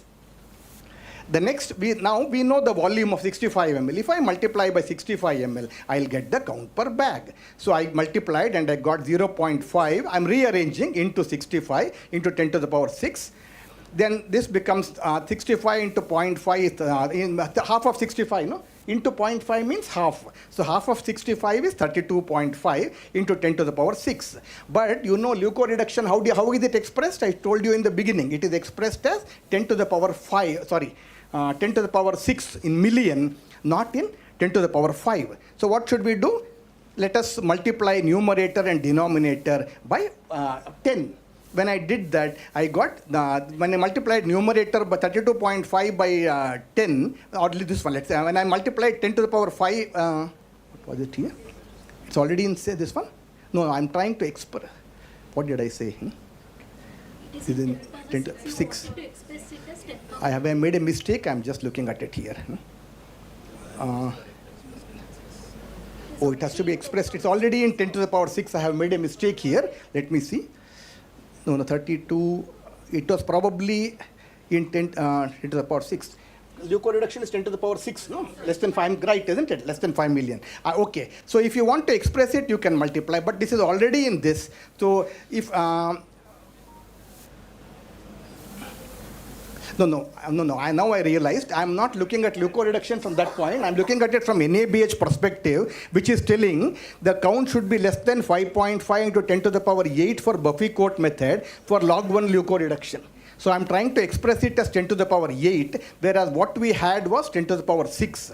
So what we now, so to get 10, what I have done here is I have multiplied by 10 to the power 325, 110 here, and divided by 10. So this became 10 to the power 5.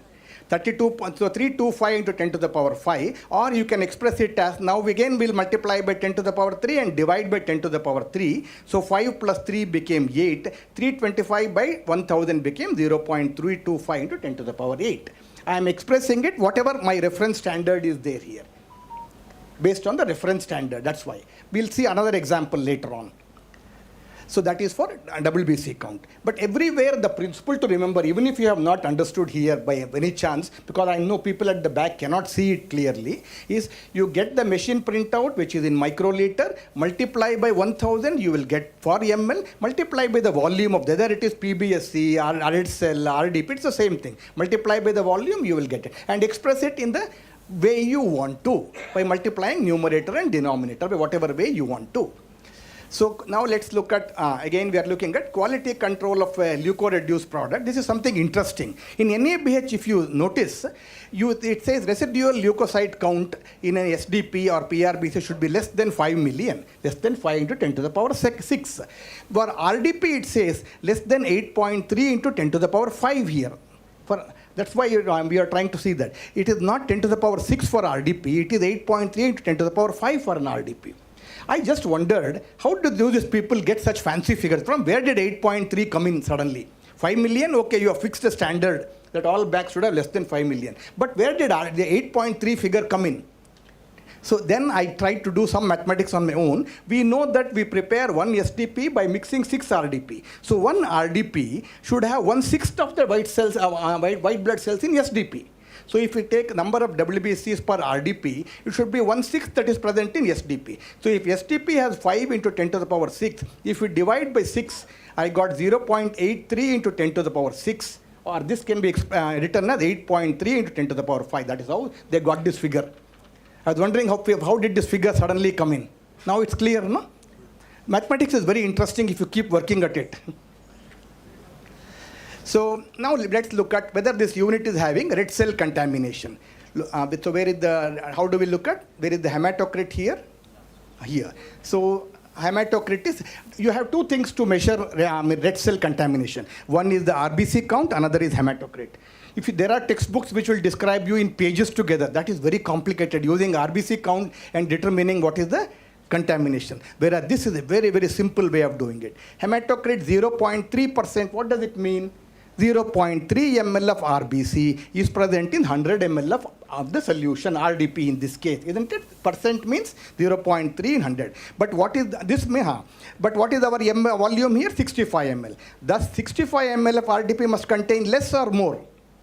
Yes. So we will see 0.3 is present in 100. Therefore, 65 will have. That is the first thing that should strike in your mind. Whenever you are looking at any figures, suppose you get a figure, let us say, more than 0.3, immediately you should know that you have gone wrong in some calculation. So 0.3 by 100 into 65 will be 0.19 ml. What is our QC requirement for red cell contamination RDP? Less than 0.5 ml. So does it meet QC? So it is meeting QC. Red cell contamination is not there in this unit. So now, similarly, we are trying to calculate number of platelets. I think now you have understood enough. This is the machine printout 1030 in 10 to the power 3 multiplied by 1000 multiplied by 300 ml. Because the volume of the STP bag is 300, I got 303 into 10 to the power 9. But I want to express it as 3 into 10 to the power 11. Isn't it? STP is always expressed as 10 to the power 11. So this becomes 3.03. These two I have shifted here. 3.03 into 10 to the power 11. So does it meet QC? It's just meeting the QC. It is just more than 3 into 10 to the power 11. Similarly, you can calculate RBC contamination. In this case, it was 0.1%, which means 0.1 for 100 ml. But volume here is 300 ml. So there is 0.3 ml. Which is well within the range, because for STP, the upper limit is 5 ml. For RDP, red cell contamination should be less than 0.5 ml. For STP, it is up to 5, so it is very well meeting the QC range. So,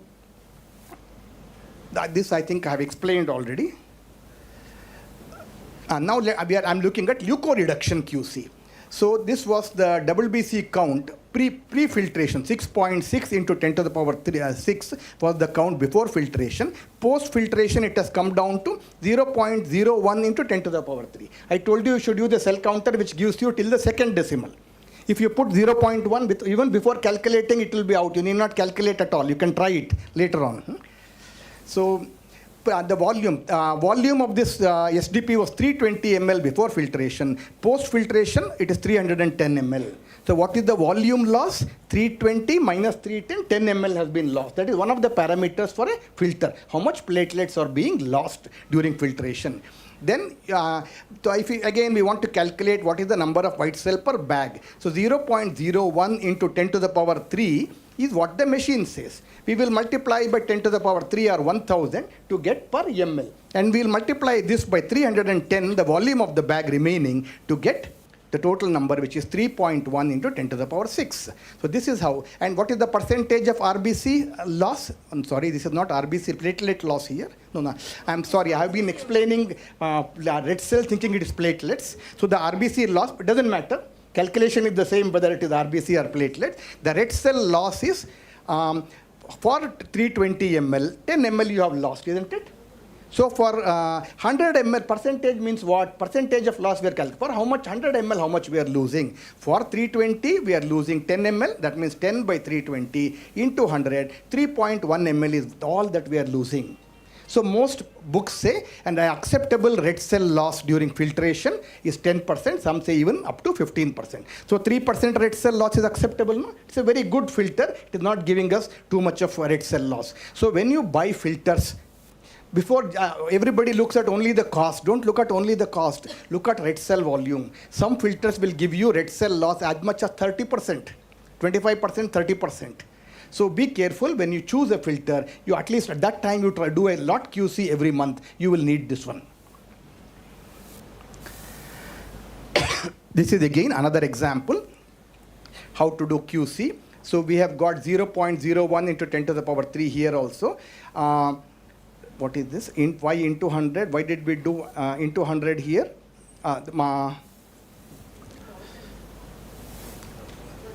Into 1000, sorry, the 0 has moved to the next point. 0.01 into 1000 is the value which you obtain. We will have multiplied by 1000 and the volume of the post-filter volume of SDP, 300 ml to get the result. And here also, here we are measuring the platelet loss. 310 ml has become 300 ml. Here also only a loss of 10 ml, which becomes 3.2% loss. So you can calculate the red cell loss, platelet loss, and how much platelets, what is the level of leukoreduction. Two things you need to see. How much WBC level, has it come down below 5 million, both SDP and PRBC? Second, what is the percentage of red cell loss? So now let's look at factor 8 levels. So this is a bag for which we have 20 ml bag. So does it meet QC? Dr. Ambuja told you 15 to 20 ml. You should have in your sheet, we write it at the bottom. I'm not able to show it here to you. So this one, we sent it to hematology and they said, very good, 512%. So 512 units, so what's the meaning of percentage? This unit is having 512 units per 100 ml. But what is the volume of our product? Only 20 ml. So 512 by 100 into 20 will give you, now okay, here I have divided first 512 by 100, that has become 5.12 into 20, that is giving you 102 units. What is the minimum requirement per bag in cryo? 80 international units, whereas we have got 100 units. I will guarantee here, if I come to your blood bank and check now, or anybody checks, by me, I'm just saying, many of you will have the factor 8 fibrinogen level here, but you will not have seen what is the factor 8 level in your bag. So this is what and one extra step. Now you know the percentage, you have got the report with you, but calculate for 100 ml this much, so my bag, how much it is, please calculate and put a chart. Otherwise your QC is not complete. So this is now meeting QC because it is more than 80 units. This is the report. And file this report as evidence that Ambuja has covered already. Now again similarly for fibrinogen. Now the fibrinogen value we have got is 1382 milligram per deciliter. Deciliter I already told you is 100 ml. So 100 ml contains 1382 milligram. Therefore 20 ml contains how many? That is what we need to calculate. 100 ml is containing. I have put 1% to sleep. Before a remaining sleep I will try to close it. Is it so difficult? Is it so difficult? Are you finding it difficult? See this, fibrinogen, the report has come is 1382 milligram per deciliter. So this means 100 ml of this is containing 1382, but our volume of cryoprecipitate is only 20 ml. So it will contain less, 1382 by 100 into 20. This is like 10 apples cost 100 rupees. 20 apples will cost how much? Isn't it? 10 apples cost 20, 100 will cost always the denominator, this goes to the top, 1382 divided by 100 into this. It's as simple as that. 10 apples cost 20 rupees, so 5 apples will cost how much? 20 by 10 into 5, you calculate and you will get it. Yes. So this is again coming to quality control of cryoprecipitate. This I have shown you. See, this is how you document everything. We'll skip this because once you see FFP, calculation will not be different. FFP or cryo, one of them, it is the same. So one audience question now.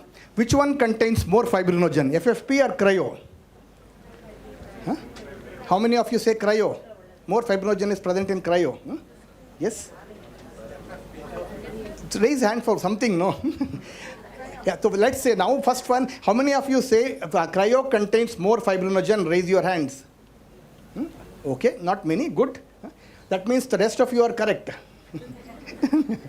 See, the fibrinogen, actually, you have more fibrinogen per bag if you take in FFP compared to cryo. Then why do you need cryo? Yes, in FFP, if you want to give them, let us say, can you transfuse 20 units of FFP? The volume will be 2 liters. So you will not be able to give it to them. Whereas you can give 10 units of cryoprecipitator, 20 units of cryoprecipitator, volume is very small. That's why otherwise the total content of fibrinogen is more in FFP compared to cryo. But cryo is a very concentrated product in terms of volume. So FFP is actually equivalent to 2 cryo, but in a larger volume. 14 FFP cryo is equal to 7 FFP. Please remember this, double. 14 cryo is equal to 7 FFP, but the volume of 14 cryo is only 14 into 20, 280 ml, whereas volume of 7 FFP is 200 into 7, 1400 ml. Look at the difference in volume. That is why we need cryo. So things to remember about FFP and cryo transfusion. FFP contains 1 unit per ml of coagulation factors. FFP contains 2 to 4 milligram per ml of fibrinogen.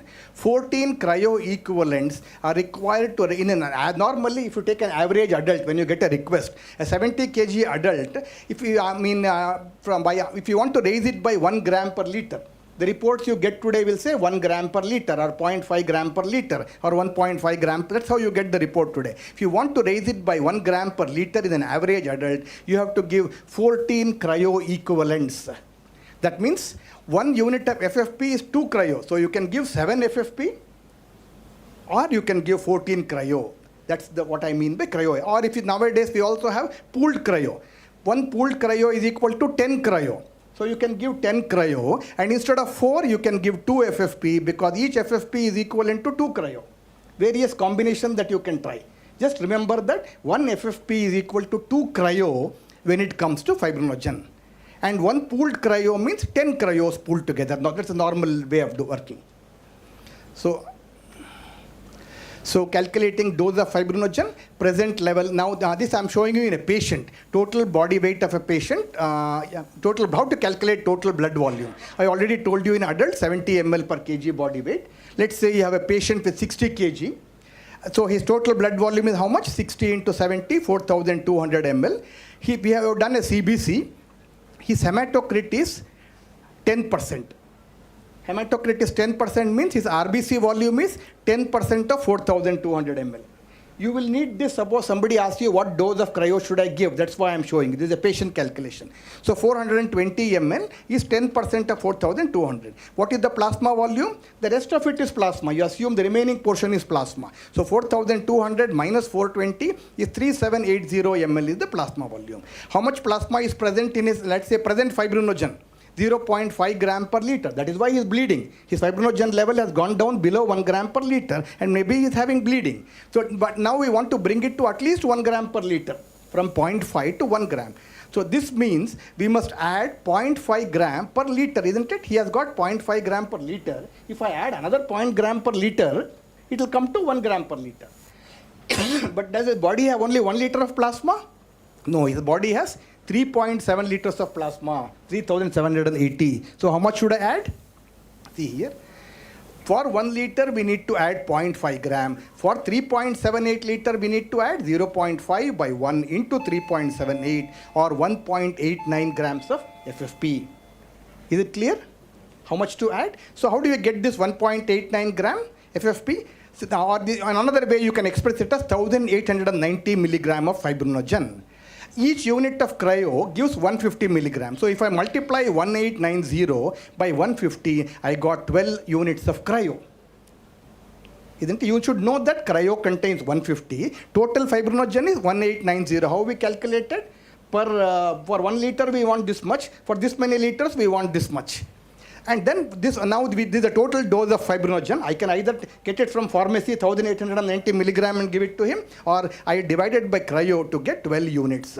So I can give him either 12 units of cryo, or if I don't have cryo, I can give him 6 units of FFP, if there is no overload. So these are various ways of calculating. So I think Dr. Ambuja has explained this one. I will not like to spend more time. So all I want to say is simple arithmetic is all you need for component QC. How much to test, what percentage should meet QC depends on your reference standard, whether you are following NABH, AABB. About every standard has to meet minimum drug controller requirement. That is the bottom line. Helpful to remember that 14 cryo equivalent is the standard adult dose of FFP or cryo in an average 70 kg adult. and 1 cryo equivalent is equal to 2 FFP. Leukoreduction, just remember, it should be less than 5 million white cell per bag.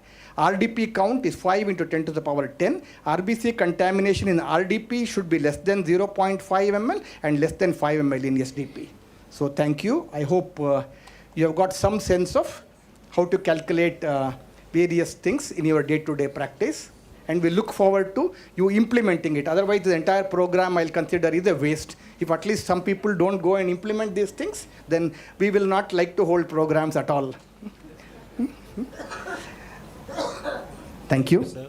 Thank you, sir, for a wonderful and simplified version of how to apply simple mathematics in our day-to-day life.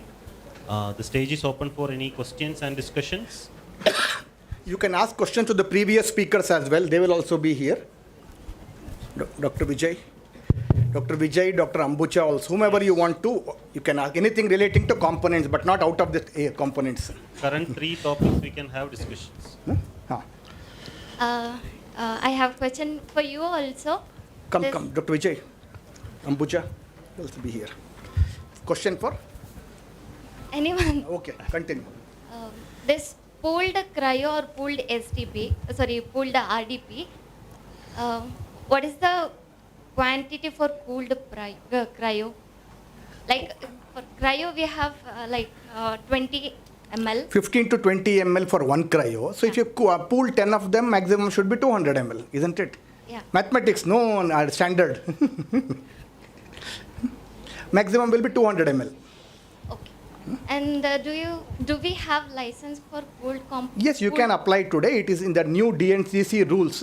Pooled cryo is mentioned, so you can get a license for pooled cryo today. Thank you.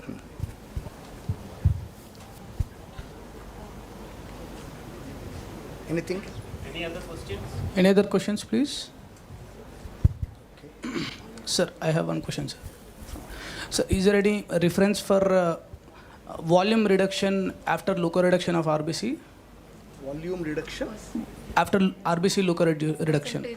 Percentage of red cell loss and percentage of platelet loss. Acceptably, some say 10%, some say 15%. Fine. But you can easily, with current filters, you can get somewhere in the range of 3 to 7, 8%. So they all fit in very well. Fine. The filter is good. Any others, please? Can we have 2 more questions? I have one doubt. Doubt and suggestion. Pradeep, come here. You are next. Come here. In one STP slide I saw. Okay. Where you had done a WBC count. Okay. Where the WBC count in a STP was 0.0. 0 point, yes. Yes, okay. No matter whatever cell counter you use. 3 or 5 part. Okay. There will be some remaining WBCs for sure. Yes, sure. Certainly, yes. Okay. So earlier we were doing the same. Okay. At Narayan now, I mean, we do 1 or 2, that's all per month as a part of CAP and as a part of this. So my suggestion are like what we do, I'm practicing, I'm telling it across to you is, we started doing it on a flow. Okay. Again, we had an issue at the flow also, I tell you. Because the numbers are so low that... So low. I tell you, this won't be a true representation. Cell counters, beyond certain capacity, they'll not report properly. So then when I searched, I found out, in a flow also, they have got different dice to identify though low number of RBCs and low number of WBCs. So I asked our flow team, could they indent it? And we have started using those dice, or those antibodies, wherein we are able to pick up, where they are even able to report very numbers also, so that we could calculate and tell, okay, this is less than 1 into 10 raised to 6. Okay, but is there a correlation between, let's say, what you get 0 here, they are meeting QC requirements? I'm only interested because see, everybody cannot afford to spend so much of money doing on flow. That's the only reason. Yeah, I'm suggesting what is available everywhere. Okay. I agree with you. Many people, in fact, don't trust. This is a very common thing which is discussed in many conferences. Many people don't trust the cell counter. They do prefer to do it manually also. Many people say manual methods are better than this one. So, but my talk was primarily on mathematics. Yeah, agreed, That's why I didn't go into other details. But I fully agree with him that when see at very low values like this, the linearity of the machines are lost. They never give you a representative value. I am only assuming that when my machine is giving me 0, a 5-part differential which is based on flow cytometry, then the count is so low that it is not able to detect it. I am not saying it is 0 really. It is not able to detect it. So we have met our objective of leukoreduction indirectly. Yes, But it's a practically easy way of doing it. I mean, like what I mean to say here is, even in case if some people are doing it on a flow, when they report less than 1% viable events, I tell you probably they are not using the right antibodies also. Yes. Okay, that is the thing. So I agree. I fully agree with you. But flow is a very expensive thing, not Agree. easily I available. completely agree. That's all. I'm not asking, I'm not advocating you to do a flow either. No, but in flow also, your gating strategy matters a lot. So if you put your gate wrong, your numbers will fluctuate from 0 to 100 or 100 to 0. Plus, someone has to be very careful for low event to filter it out from the background noise. Because in flow, with so much of low event, you will have lots of background noise. So that you have to filter out with your gating strategy. So it requires very expertise in flow. A good person who has been doing this low, like for this all leukemia and all they are doing now on MND. So it becomes very, gating strategy plays a very critical role. Or you can send all your samples to Narayan Rudyale. He will do it free of cost for you. Because if you see MRD, they report Sir, from one question for Vijay, sir.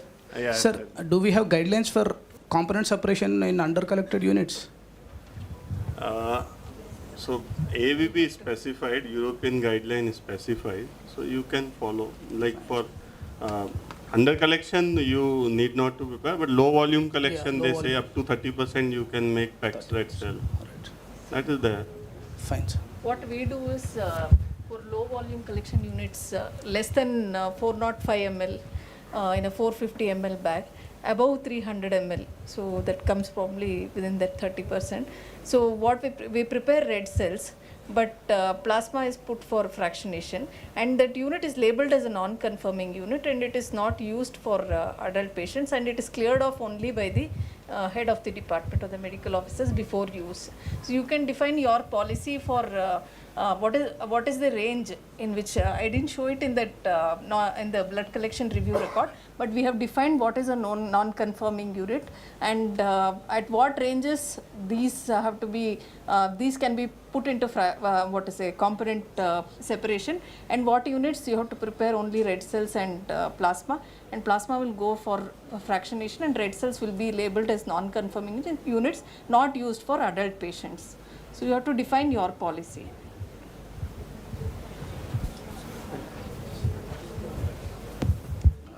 Thank you all. Thank you, chairpersons, for hosting this session. We would like to take a quick 10-minute break. So we'll reassemble here by 11:30. Thank you all.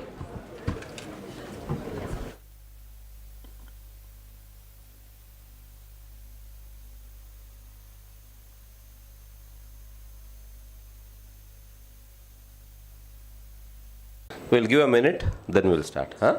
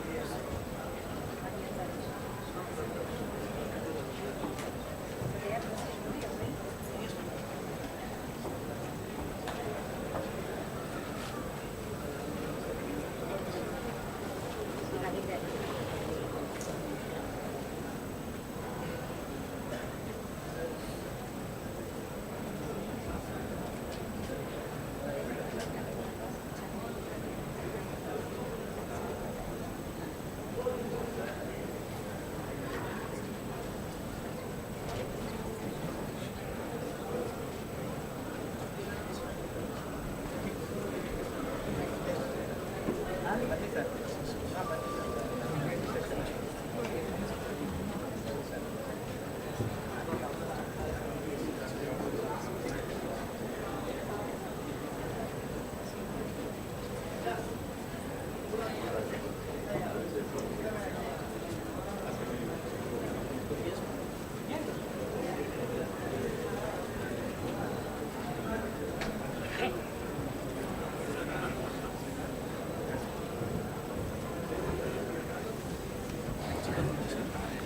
me know if you want explanation. No, this will.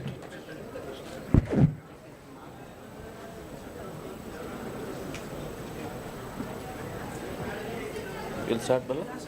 Okay. Okay.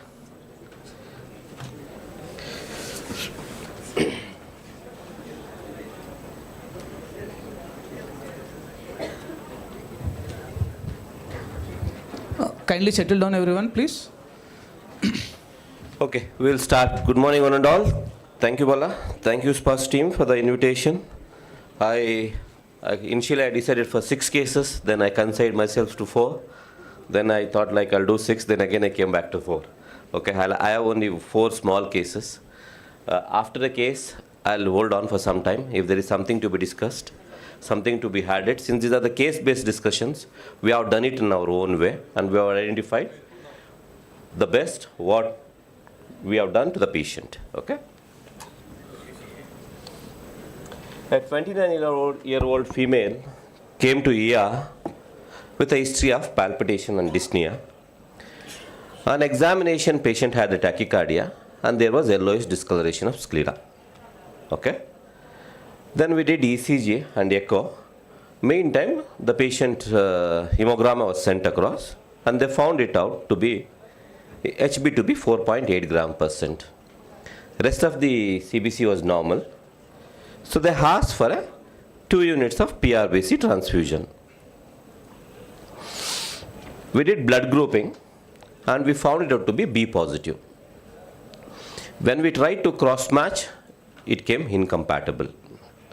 So we did Coombs test. When we did direct Coombs test, it came 4+ with polyspecific. I mean to say, when polyspecific, it's along with IgG and C3d. And we did it on an individual IgG card. It came positive. Auto control was negative. So sorry, I mean like this thing has gone up. So we tried ruling out other causes. So we saw, I mean, we did vitamin B12, we did iron studies, all those things came normal. ANA studies were sent, which report came after 3 days. They were non-specific. Okay. And when, I mean, like, we sent for a few biochemical tests, LDH, unconjugated bilirubin, and haptoglobulin. There was a rise in LDH. Retic count was increased, there was unconjugated bilirubin increased, and haptoglobulin was decreased. So what we did is, we started ruling out the reasons for these variations. Nothing specific came in. So we decided it could be a warm autoimmune hemolytic anemia, which we did at IgG at 37 degree. And IgG antibody was established. Okay. Meantime, patient was started on prednisolone. Patient did improve, and we gave her 2 units of transfusion, and patient was discharged after 2 days. Okay. So this is a clear-cut case of warm autoimmune hemolytic anemia, which we managed on prednisolone and a couple of blood transfusions. Okay. In case, if these case, like there are secondary levels available, that is using anti-CD20 antibody, which we didn't try in this case though, and splenectomy. Why splenectomy could be considered in warm hemolytic anemiasis? The main extravascular hemolysis, what happens in case of a warm AHA is predominantly spleen gets involved. In a cold, in extravascular hemolysis, it happens in the liver. So splenectomy will help in case of warm autoimmune hemolytic anemia, but not in cold autoimmune hemolytic anemia.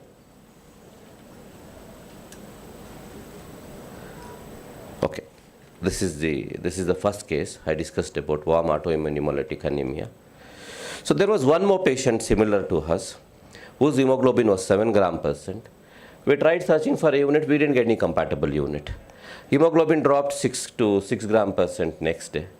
The patient daughter was well-educated software engineer. You know, software engineer, they come to us, they speak. I mean, like, apart from English, they don't talk anything else. They Google and come to us. Okay, she asked me, like, I have transfused my dad. My dad was myelodysplastic syndrome with secondary transformation to AML. Okay. She said, like, we didn't have any issues. Okay, we need blood transfusion. His hemoglobin is going down 6 gram%. He'll go into cardiac issues, this. Okay. All these tests, by the time we get it done, we establish the cause. When we are able to identify, okay, relatively compatible units, should we hold on for a day or two, or should we go ahead and do transfusion? Okay. What we are doing at our center is, there is no written SOP for this. Once hemoglobin drops at least to 6, if it's a bare minimum 6 gram%, we generally give 1 unit. Okay, which will not hamper him much. It will definitely benefit. Okay, and meantime we work on identifying the cause and get a compatible unit. This is what we are doing. This is a case 1. I stop here in case if somebody has some issues or like somebody needs to add something, most open. Usually with the numbers, we see the clinical. Agreed. That is. Agreed. You RH match blood because most of the antibodies will be RH. Agreed. There is one more case for that.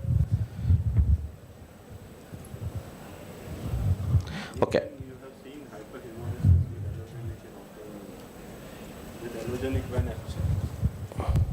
like in this case, when it was given allogenic transfusion, so does it lead any time to hyperhemolysis? Like it aggravated ongoing hemolysis? No. Fine. Okay. I'll move to the second case. This is a known case of AML with hemoglobin 7 gram%. 2 PRBCs were transfused, were requested. The patient blood group was B positive. It came incompatible. Autocontrol also was negative. We tried cross-matching O negative. That also came incompatible. On history, this patient was a MDS patient with a secondary transformation to AML. This patient had received multiple transfusions before they came to tertiary center like us. Bone marrow studies were nothing specific for the blood bank. It was towards AML. There was no splenomegaly. Retic count was decreased.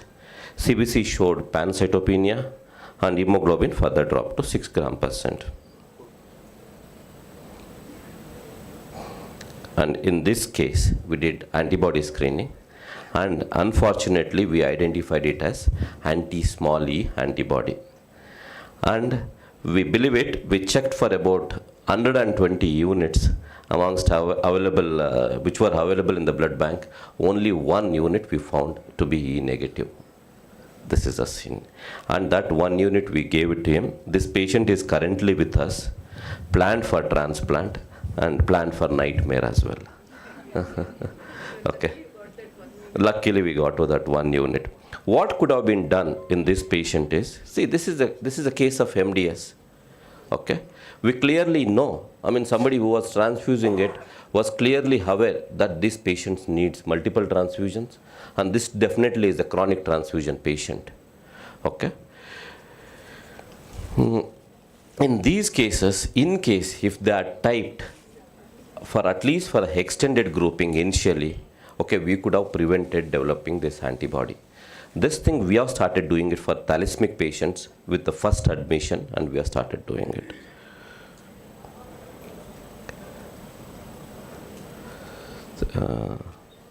This is it. This is about the second case. Okay.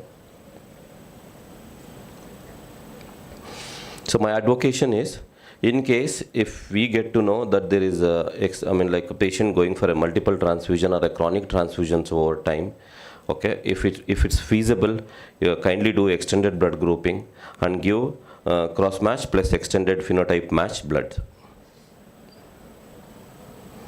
A third case, A known case of aplastic anemia and regular transfusions with us, and he had diabetes as well, admitted for below knee amputation. Patient platelet count was 13,000 at that time, and his hemoglobin was 6 gram%. We gave 2 units. In 3 days, the hemoglobin improved to 8 gram%. We infused 10 RDPs. There was no improvement in platelet count. We tried with a couple of 2 STP units. There was no increment. Mind you, STPs we tried giving since RDP was not working. We tried to give STPs of same blood group as well. The platelet counts remained same. So we thought this could be a case of alloimmunization. The reason could be aplastic anemia, transfused multiple times before. So we thought this is a platelet refractory case. How do we tell, like, how do we label one as a platelet refractory? There are 2 ways to do it. One is PPR, and what we are following is CCI, critical count increment. Okay, critical count increment is done at 10 minutes, 1 hour, and 24 hours. As a definition, we do it after 1 hour and after 24 hours. And in this patient has clearly mentioned it didn't meet a critical count increment of 5,000, 1 hour post transfusion on 2 occasions, and it was labeled platelet refractory. As all of us are aware, platelets present 2 kinds of antigen. One is platelet specific antigens, HPA. Other one is HLA antigens. Among HLA antigens, platelets have class 1 HLA antigen. Okay. So the sensitizing, the reasons for platelet refractionist could be previous blood transfusions, previous transplants, and previous pregnancies. Mind you, like, since I do little bit of transplant immunology work, in addition to these 3, without these 3 also, when I try to do donor-specific antibody test, I'm getting like DSS coming positive. Okay. Post-COVID, there are like many changes which has happened in departments. Post-COVID, and in this, this reporting as much as it's happening now before COVID. Okay, COVID has led to non-specific antibody development also in individuals, which is causing HLA non-specificity being diagnosed in DSA tests as well, even though not related to this case. Okay. So HLA among HPA and HLA antibodies, HLA is the most common reason for platelet refractoriness. So once we identified this, okay, we need to give HLA match platelet. For example, if the patient has developed HLA A28 antibody, we have to give A28 negative units, which is very expensive, and feasibility is a question. Or what could be done is you identify HLA A28 as an antibody and start like typing a donor, and you could give that donor corresponding antibody negative units as well. What we did at our center is, we did this thing. We do something called platelet cross match, wherein you are not identifying what antibody patient has got, and neither are we identifying what antigen donor is having. Okay. We cross match with available 5 STPs, and if you see, there is one STP enabled as a 325 with the reaction grading as 1. Okay, this STP units we transfused to this particular patient. Patient underwent surgery and patient went back home. Okay. Coming to this platelet cross matching, there are 2 ways to do it. Once you identify patient is having platelet refractoriness, either you could cross match with the available STPs in your pool, okay, or you could cross match among the available, in case if those family has any of their friends or family who could pool as a donors. Okay, those people could be cross-matched and kept. Those people could be bled upon and upon to support the same patient, and this cost could be, there won't be any recurring cost in the future in case if you follow the second formula. Okay, any doubts in this or any suggestions to make in this? Anybody wants to know like cost involved in this or any things to be like? Sir, how difficult or how easy to get this platelet compatible units? Mind you, again, it depends on how frequently is that antibody to which the patient has developed antibody is present in us. If it is a common antigen, okay, for example, take HLA-A2 A2 and A24 are the common antigens present among Indian population. If they develop antibodies against A2 or A24 is very difficult. Develop something for 833, it is very easy to find. Depends. I'll not be able to tell that. We had 2 platelet cross matches recently on the same day, came from 2 different hospitals. For one patient, we also put up 5. We were able to get almost 4 of them were compatible, only 1 was incompatible. And another patient, we did almost 14, but all the 14 were incompatible. So very difficult. We are not going into the next step of identifying it and finding the thing. So very difficult to predict. Some antibodies probably are difficult to find, just like any other red cell antibody. Some are easy. But most of the time, out of 5 or 6, at least 1 or 2 you are able to find. Again, in case if you try to find or when you make an attempt to identify the antibody, it becomes very expensive. Again, you have to do single antigen antibody screen assay, which costs nothing less than 35 to 40,000 rupees, just to identify what antibody it is. Any question? Okay, you could ask at the end of the discussion as well. A case 4.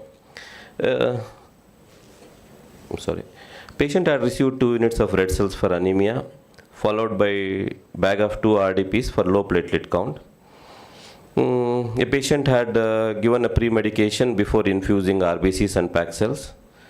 The patient had extensive transfusion history and 1 pregnancy in the past.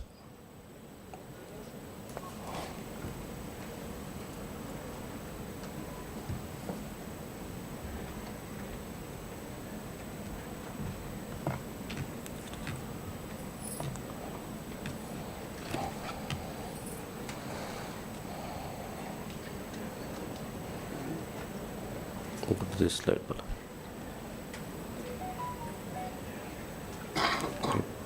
it from here.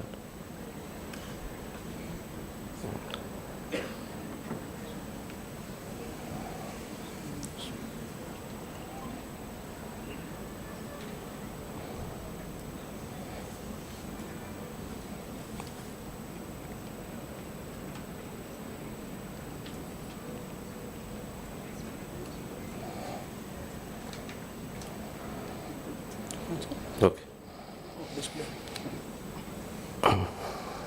Yes. A female MDS patient. Since I come from a center where most of our work is towards hematology, I have most of these AMLs and aplastics. Okay, a MDS patient who came to daycare. Mind you, she came to daycare not at our hospital. They came to our sister concerned hospital at HSR layout. And they asked for 2 units of PAC cells, and because of low platelet count, she was transfused at that center only, at HSR center only. Patient was given a pre-medication before transfusion, and since it is a MDS patient had an extensive history of transfusion history, and female had one pregnancy, 1 issue before. Okay, following the transfusion, there was a rise in the blood pressure, there was a rise in temperature. Okay, patient had a little tachypnea, and which was treated with antipyretics and antihistaminics, and the patient was managed. Chest X-ray was done. Chest X-ray didn't reveal anything. The patient did recover quickly and was able to go back home on same day. Okay, since it was at a peripheral center, they had given a non-leukodepleted blood to this patient. Okay, what could be the diagnosis? A rise in temperature. Okay, chest X-ray normal, non-leukodepleted blood. Any breathlessness or fall in oxygen saturation? No. Aphanestia, most common, aphanestia. Okay, this is a simple case of febrile non-hemolytic transfusion reaction, which they managed on antipyretics, and the patient was sent back home. Okay, what could be done for these group of patients is, okay, there was an extensive discussion on leukodepletion before, even a log1 leukoreduction, where your quadruple bags go for a log1 leukoreduction, where 90% of WBCs are removed. At least for these group of patients who are chronically transfused, who come upon and upon for transfusion to us, in case if we give from the quadruple bag or whichever there is a log1 leukoreduction, okay, FNSTR could be prevented. Okay, I'm not talking about universal leukoreduction, neither I don't know, as a nation we will be able to offer that thing. You could segregate and give only these kinds of blood bags to these group of patients, and this FNSTR could be prevented.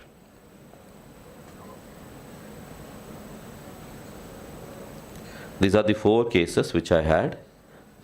Okay, if there are any doubts in FNSTR, platelet refractoriness, other 2 cases, if you want to ask, it is open. See, despite having universal leukoreduction, even with universal leukoreduction and verifying the QC of all filters and everything, we still come across occasionally FNHTRs. What could be the reason? So again, it depends on how soon do you leukodeplete also, isn't it? No, that is also done That is pre-storage done. leukoreduction. Pre-storage. It is done within 6 hours, the time of component separation. 6 to 8 hours it happens. Still, it is not eliminated. I would have expected it to be eliminated. Even now, we continue to see some FNHTRs. Okay. That's why we have universal leukoreduction. All red cells, all RDP, all STP, everything is filtered. Even my STPs which pass through the thing, they are filtered and given. Because we don't trust the machines. Again. So, like you mean to say you collect from the apheresis machine, again you, Yes, we filter it. you trust the filter than the machine? Yes, filters are more reliable. That's what we have found. Surely. You can also go back and see, out of 10 of them, 1 or 2 will fail in the machine, but not with filters. Okay. Because they are going to, many of them are going to ICUs, cancer patients and everything. Okay. So we want to be fully, no, that was not my question. Why does FNHTR also occur with pre-storage, leukoreduced? So some of them will say, people in the management will say, why don't you do an RCA? What RCA to do? Yeah, true. Most of the transfusion reactions only we are not able to identify the root cause. When we present it in the monthly quality meeting also, we can't tell what is the reason for these reactions. As long as it is non-hemolytic transfusion reaction, I'm very happy. So one thing we can say that even with leukoreduction, there will be some amount of WBC still there.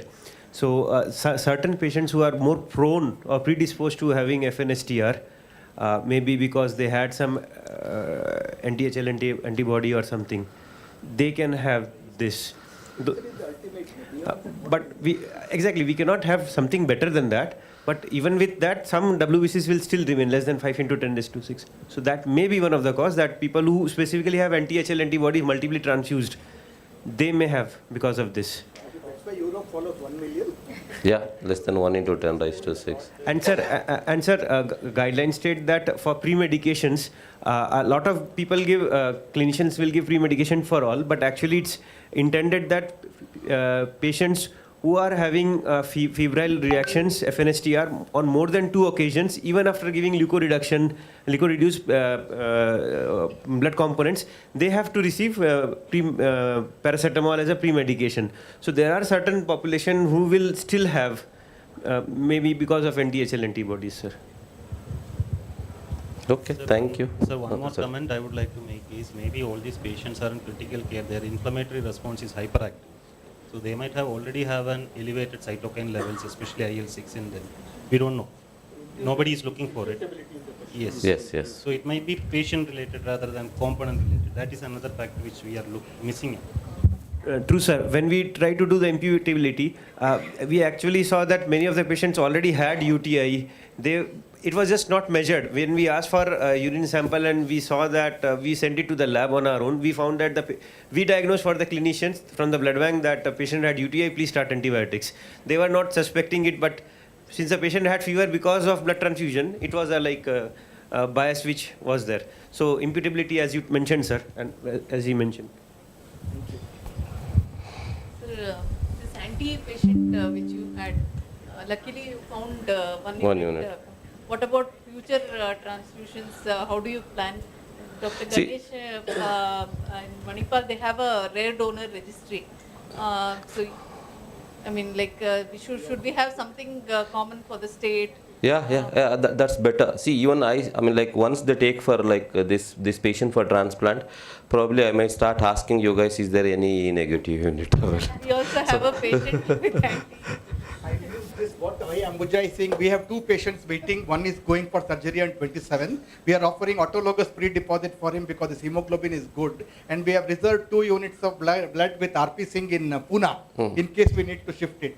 So my request to you is if you have regular voluntary donors who have donated at least 5 times in their life, if they come and donate in Manipal Hospital once, I will do at least RHKL typing free for them. one. Or if anybody else wants to get a report, we will do it at a subsidized cost. But there should be a regular blood donor. Because if we build at least 1,000, 2,000 donors, I expect the ratio is 1 in 200. We want to start with something, at least 5, 10 donors to begin with, so that all of us can call them when we need.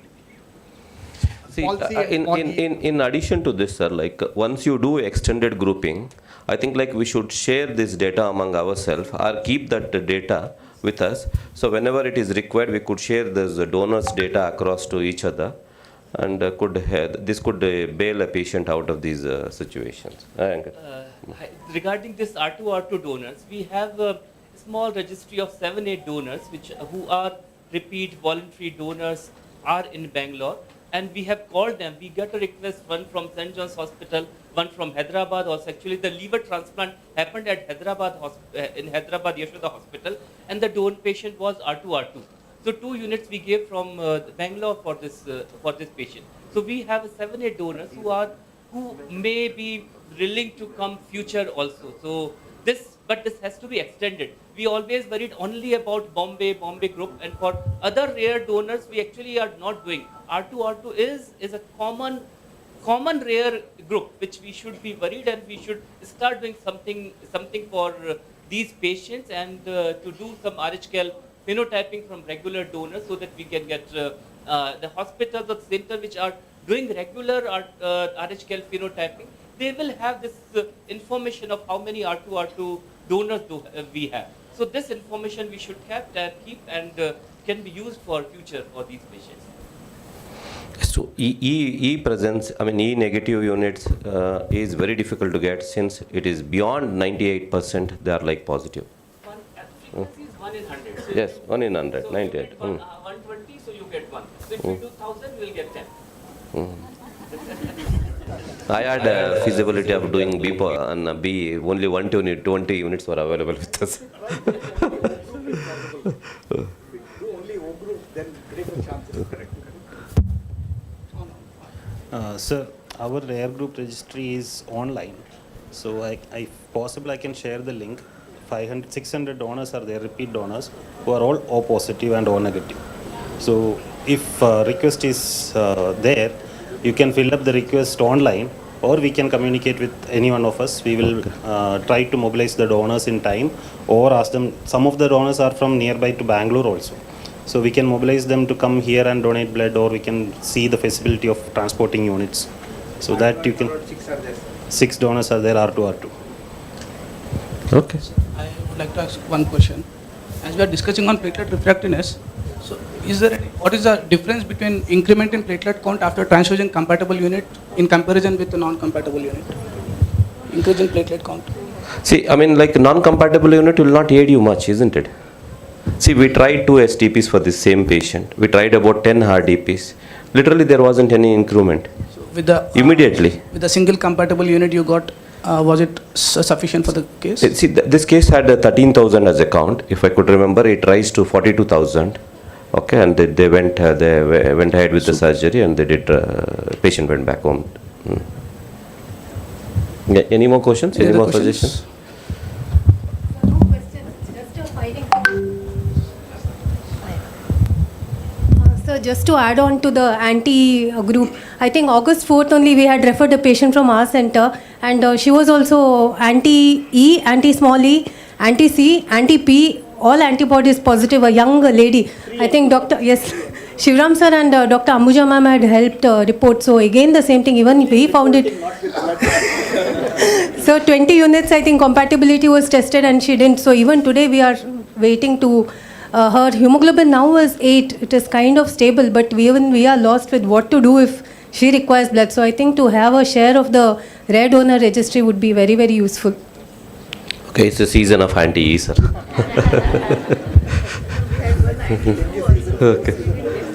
Okay, thank you.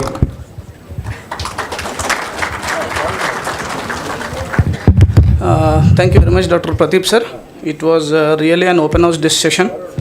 And to proceed further, we are going to discuss on TTA testing and its quality parameters. So I would like to invite Dr. Susan Williams ma'am, HOD, Lab and Blood Center, SPARSH Hospital, Yeshwanthpura, and Dr. Ashwin, Consultant Transfusion Medicine, Manipal Hospital, Whitefield, to chair this session.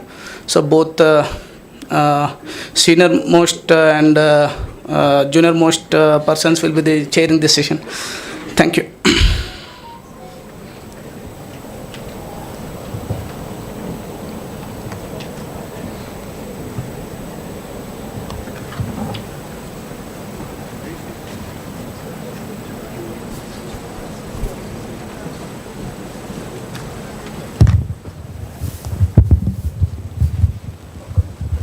Good afternoon, all.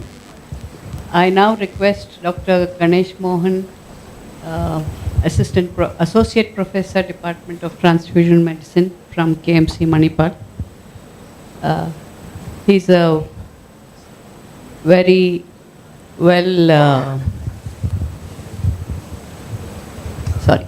he's an academician and has a lot of papers to his credit, and is a member of many societies. We are honored to have you, sir. Please go ahead with your talk. Thank you, ma'am.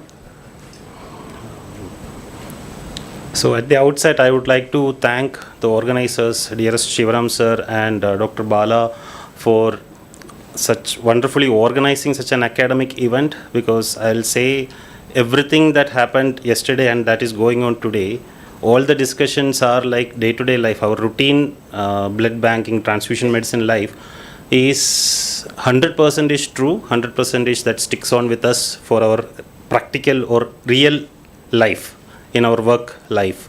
So I congratulate them, all the organizers, and for the wonderful hospitality they showered upon us. And before going on to the session,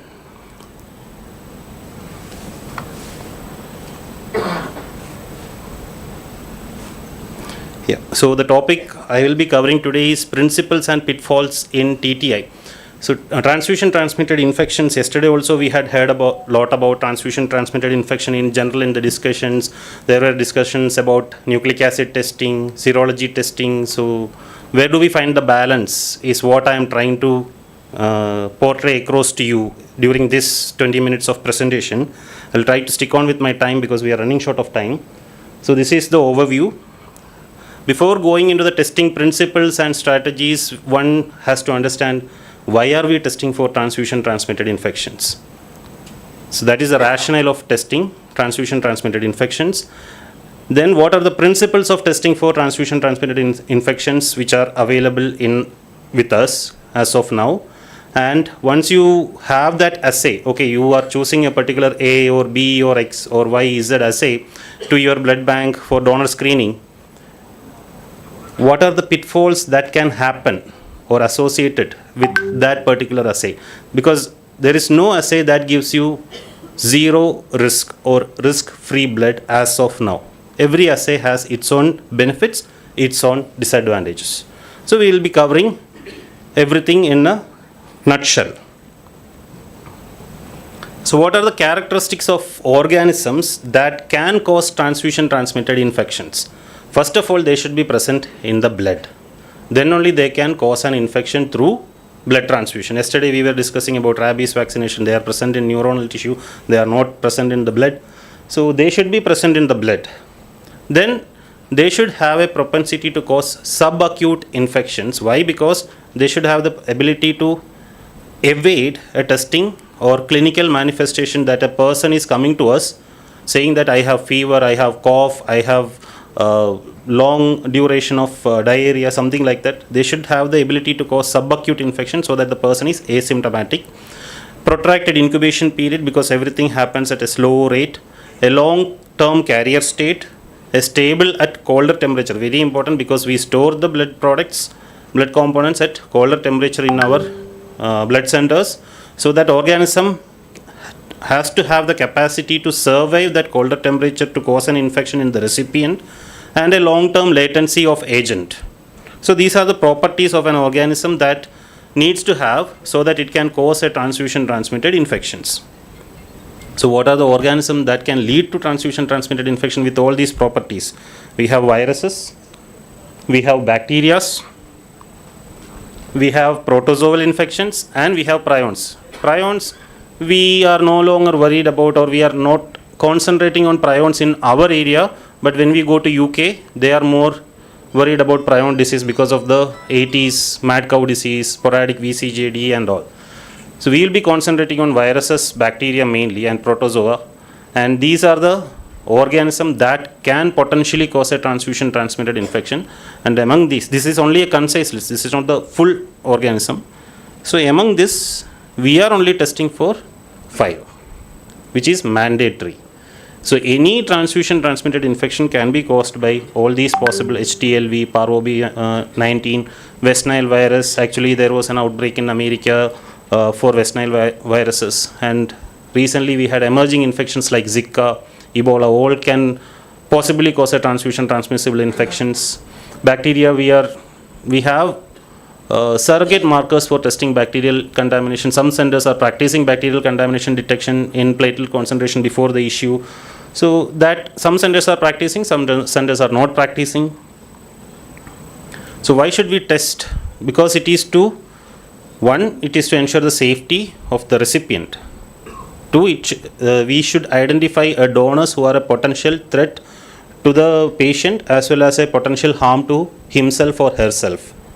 So that is the aim of testing the blood, to procure a safe blood, which is given by WHO. And in that they are saying establishing effective national blood screening programs. So in our country, do we have any national blood screening programs? Yes, we do. We have National Blood Transfusion Council. Yesterday Sir told about the structure of our transfusion services in our country. So ensure safe and sufficient blood supply through effective blood screening. Blood screening means testing for all these organisms. So before that, we should ensure that donor questionnaire and donor history is the most important part, where you can identify one potential threat. Okay, this is only related to testing. Develop and implement efficient national blood screening programs. Identify transfusion transmitted infections to be screened for blood donations, and develop appropriate screening strategies and algorithms. It can be center specific, it can be state specific, it can be a national algorithm. Develop systems for the selection of evaluation of assays. As of now, we do have external evaluations of different TTI assays, which we will see. Implement quality systems in all aspects of blood screening, and develop policies and systems to manage positive or reactive blood donors. So that also NACO has laid down guidelines. When do you notify a donor? When do you counsel a donor? When do you send a donor for the further testing and treatment? So that is there. So what are the tests? Among all these things, infections and safe blood programs, screening strategies, we are testing for only 5, which is mandated by Drug and Cosmetic Act. Any test which you want to implement in your center among the possible causes, you can do, provided whatever the assay that is available is FDA approved, NIB approved, all those things. Principles of TTI testing. If you have all these organisms, now what are the principles of screening them? So the first objective was to have a efficient screening platform for detecting a possible TTI. So it should be detection of antibodies, because all these organisms generate an immune response inside the host. So they will produce an antibody against that foreign antigen. It can be a virus, it can be a bacteria, it can be a parasite. Detection of antigens that are produced by the infectious agent. So all the organisms have nucleic acids, DNAs, RNAs, they will produce certain antigens. As they multiply in the blood or in the tissue, they will generate all these antigens and antibodies into the blood. And detection of nucleic acid material. So these are the 3 basic principles of testing for TTI. 1, detection of antibodies. 2, detection of antigens. 3, detection of nucleic acid materials. So based on that, what are the platforms we have? These are the common platforms, basically or broadly divided into serological and molecular. So what are the platforms which we get under serological? ELISA, chemiluminescence. Ambuja ma'am's presentation, they had a sheet, donor units tested for clear, negative. So their testing platform is clear. Some centers use ELISA, some centers use rapid card testing, immunochromatography or dot blot assay or any principle, and particle agglutination assay. In molecular, broadly we are using PCR and TMA. There are many techniques under molecular, but broadly we are using PCR and TMA, which again have ID NAT and MP NAT, which we discussed yesterday. So all these assays in your blood center, say imagine you are starting a blood center or you are changing, you want to change from some techniques to another technique. Okay. So how do you select an assay? So what are the factors that is going to decide which assay that you are going to select based on the principle I am saying, not the platforms, based on the principle. So first of all, we should concentrate on window period of the assay. So what is the window period? We will see. Window period of the assay, we should try to get an assay which has a shortest window period possible. That should be our idea. Then second, we should look at the analytical sensitivity of the assay. This is theoretical I am saying. This is not the practical version. So second, we should look at the analytical sensitivity. What is that? We will see in the next slide. And then all the other things, the cost of the assay, biological false positivity rate, the cost, automation and traceability, complexity of the assay. That means a person who is doing the TTA assay in the lab, how complex it is to perform the test. Some tests are very simple, some tests are very complex. So how do you choose? So it should be depending upon all these factors. You should find a balance between all these factors. So ideally you should choose a test with very high analytical sensitivity, very low window period, very less complexity, ideally economically as much as pocket friendly. That is possible because this will be in real world, this will be the most important factor that is limiting a selection of an assay in real world in India. So what is diagnostic sensitivity and analytical sensitivity? Going on through a couple of technical terms.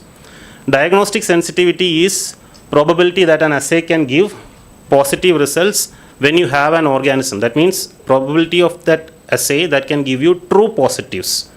That is the diagnostic sensitivity. Each kit, each manufacturer will provide their own diagnostic sensitivity, analytical sensitivity in the kit insert. You can see it yourself. So they will be comparing these with WHO standards which are labeled with different levels of pathogens. And analytical sensitivity or limit of detection is the lowest amount of particles, can be antibodies, antigens or DNAs, RNAs. Limit of detection is the smallest amount of target particle that an assay can pick up. So you want a high test with high analytical sensitivity, which means a test that can detect lowest possible particles in the blood. Yesterday Shami ma'am showed you a chart like this which described about accuracy and precision. So how do you select an assay? You want to have an assay which has, among these four, which assay you will choose? Say these are four different assays. So you need to choose an assay which has high in accuracy and high in precision. So accuracy means how close you are to the target. So this is what we want to achieve. So how close you are hitting the target is accuracy. How close you are getting the assay to the target value is accuracy. And precision is n number of times you have done the values, how close they are together on that n number of times. So that is precision. So you need an assay with high accuracy and high precision. So this will be your ideal assay that to choose among the various assays that is available in the market. Coming to the window period, analytical sensitivity we have discussed, accuracy, precision. So what is window period and what is eclipse phase, viremic phase and infectious window period? This will be the most important determining factor when you select an assay. A window period is a period from organism enters your body and the period till you detect that particular organism. So you can have, say for example, two assays. One assay will give you a window period of 60 days. One assay will give you a window period of 30 days. Which one we have to choose for blood bank? 30 days. There is no argument about it because we want to improve the safety. That is a concern. So how can we improve the safety? Reducing the window period, reducing the donation that can happen during the window period. So that is window period. What is eclipse phase? Eclipse phase is organism in the tissue which is not coming out into the blood.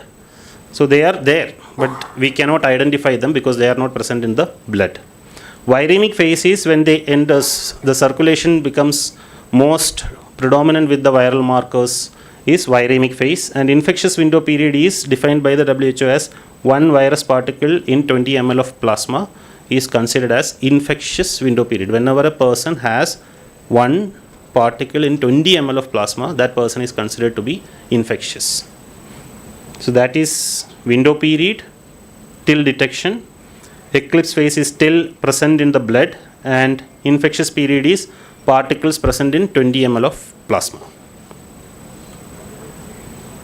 Coming to the different window periods available as per the testing principles, we have seen that there are molecular DNA, RNA analysis, there is antigen based assays, there is antibody based assays, and we will get combination assays. So what are the different window period for these different assays, which is given by WHO guidelines on residual risk estimation, freely downloadable. It is available in internet. Just search WHO guidelines on residual risk estimation. So in IDNAT has the least or the closest to zero value for a window period for all the markers, HIV, HBV, HCV. So we will say IDNAT will be more safer compared to all the other platforms. Okay.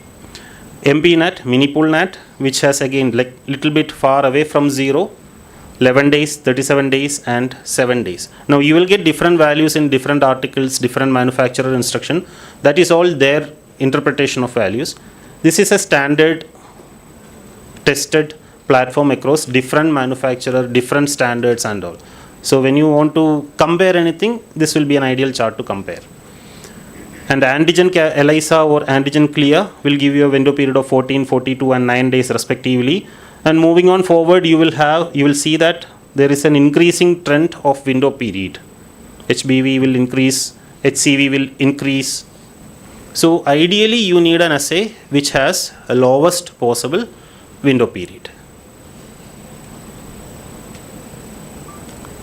What happens if you select a assay which has a longer window period or a shorter window period is, why are we worried about window period that much is the chance that a person is still harbors an organism inside the body, can come to blood center, donate a blood, that blood we will separate into components. This will go to 3 different patients, 4 different patients, and those patients can acquire this infection. That's called residual risk, which means a risk that is still remaining in blood donation even after carrying out all these testing, all these screening strategies, everything, because we are not eliminating any risk or we are not achieving zero risk. So this is a diagram showing comparison of viral particles, copy of 1 in 20 ml of plasma to different testing platforms and their window periods. And generally what is the residual risk is, you have eclipse phase and infections or window period phase based on the assays that you have implemented in your center and the donation that can happen during that period. So there are different ways to calculate residual risk and all. I will not go into the details. This will be purely based on screening assays and the principles. So going on briefly about different assays available, enzyme linked immunoassay, everybody know ELISA. So ELISA is based on the measurement of an enzymatic reaction associated with an immune complex. So there is an antigen, there is an antibody, they will form a complex, it will generate a color.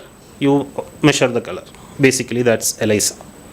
Different types are direct, indirect, competitive and sandwich. Direct ELISA is you have an antigen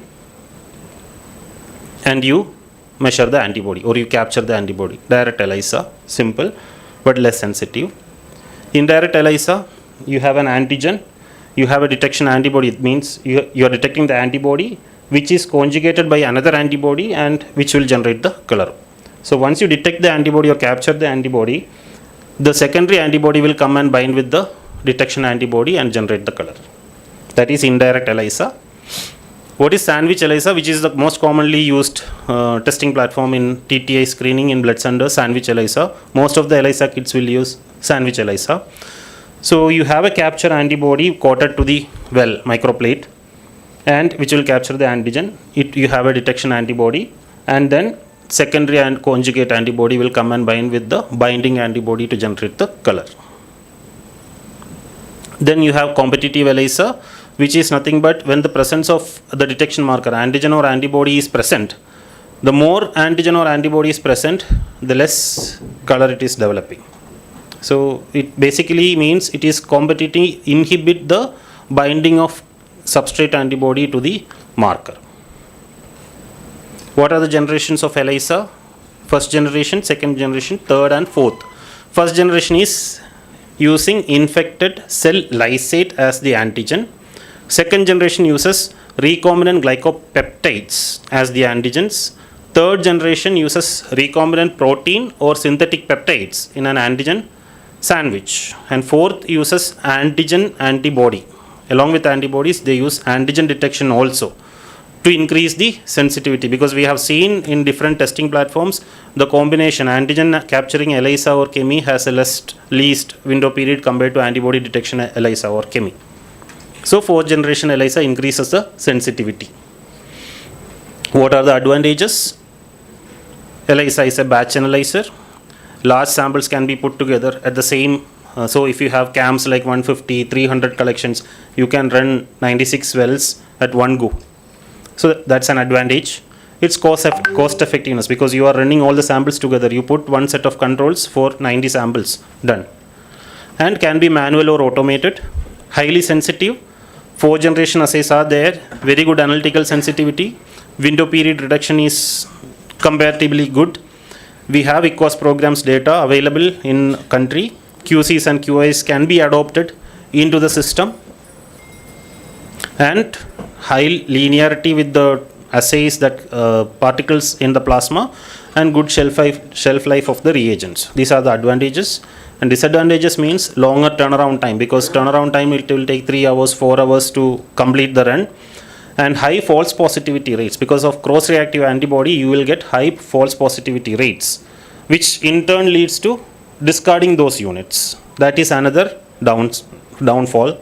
High cross-reactivity, reagent storage becomes an issue, because over a period of time, your reagent starts deteriorating. Once you take out from the colder temperature, keep it at room temperature, again go back to 4 degree, then 22 degree. So over a period of time, it deteriorates. Then you need manpower and training, because if it is manual ELISA, you need a proper well-trained technicians to have the pipetting accuracy, the washing steps, everything. Documentation is also platforms which is available now. We cannot take a printout directly, or there is no e-data which is there. We have to do it manually, and it needs continuous power supply, because if power goes, you have to start again.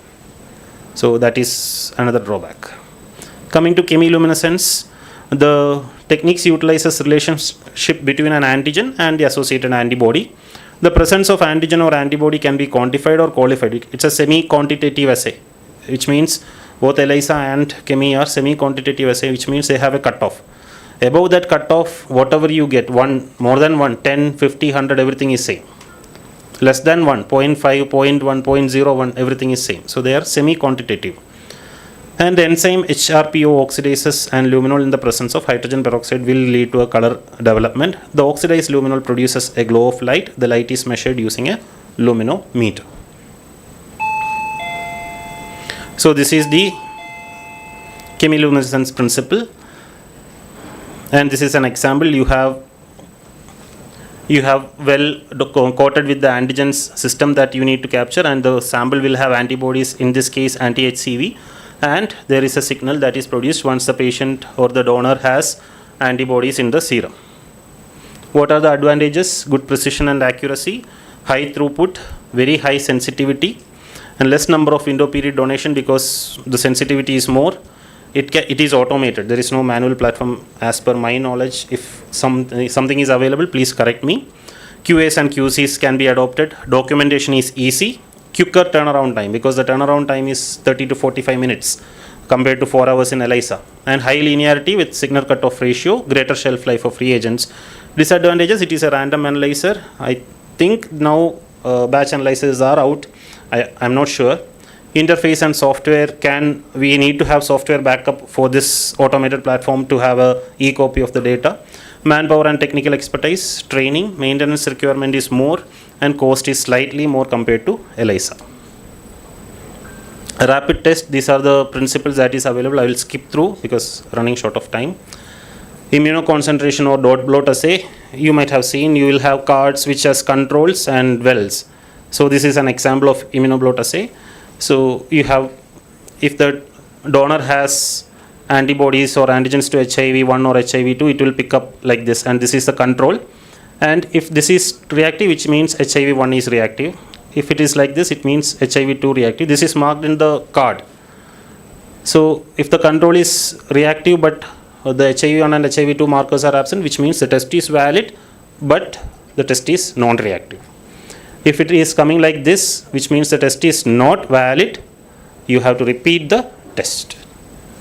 Similarly, immunochromatography or lateral flow, instead of a dot blot, you have a card where the particles will flow through the column, and once it reaches a particular mark or antibody mixed column, it will stop and generate a band.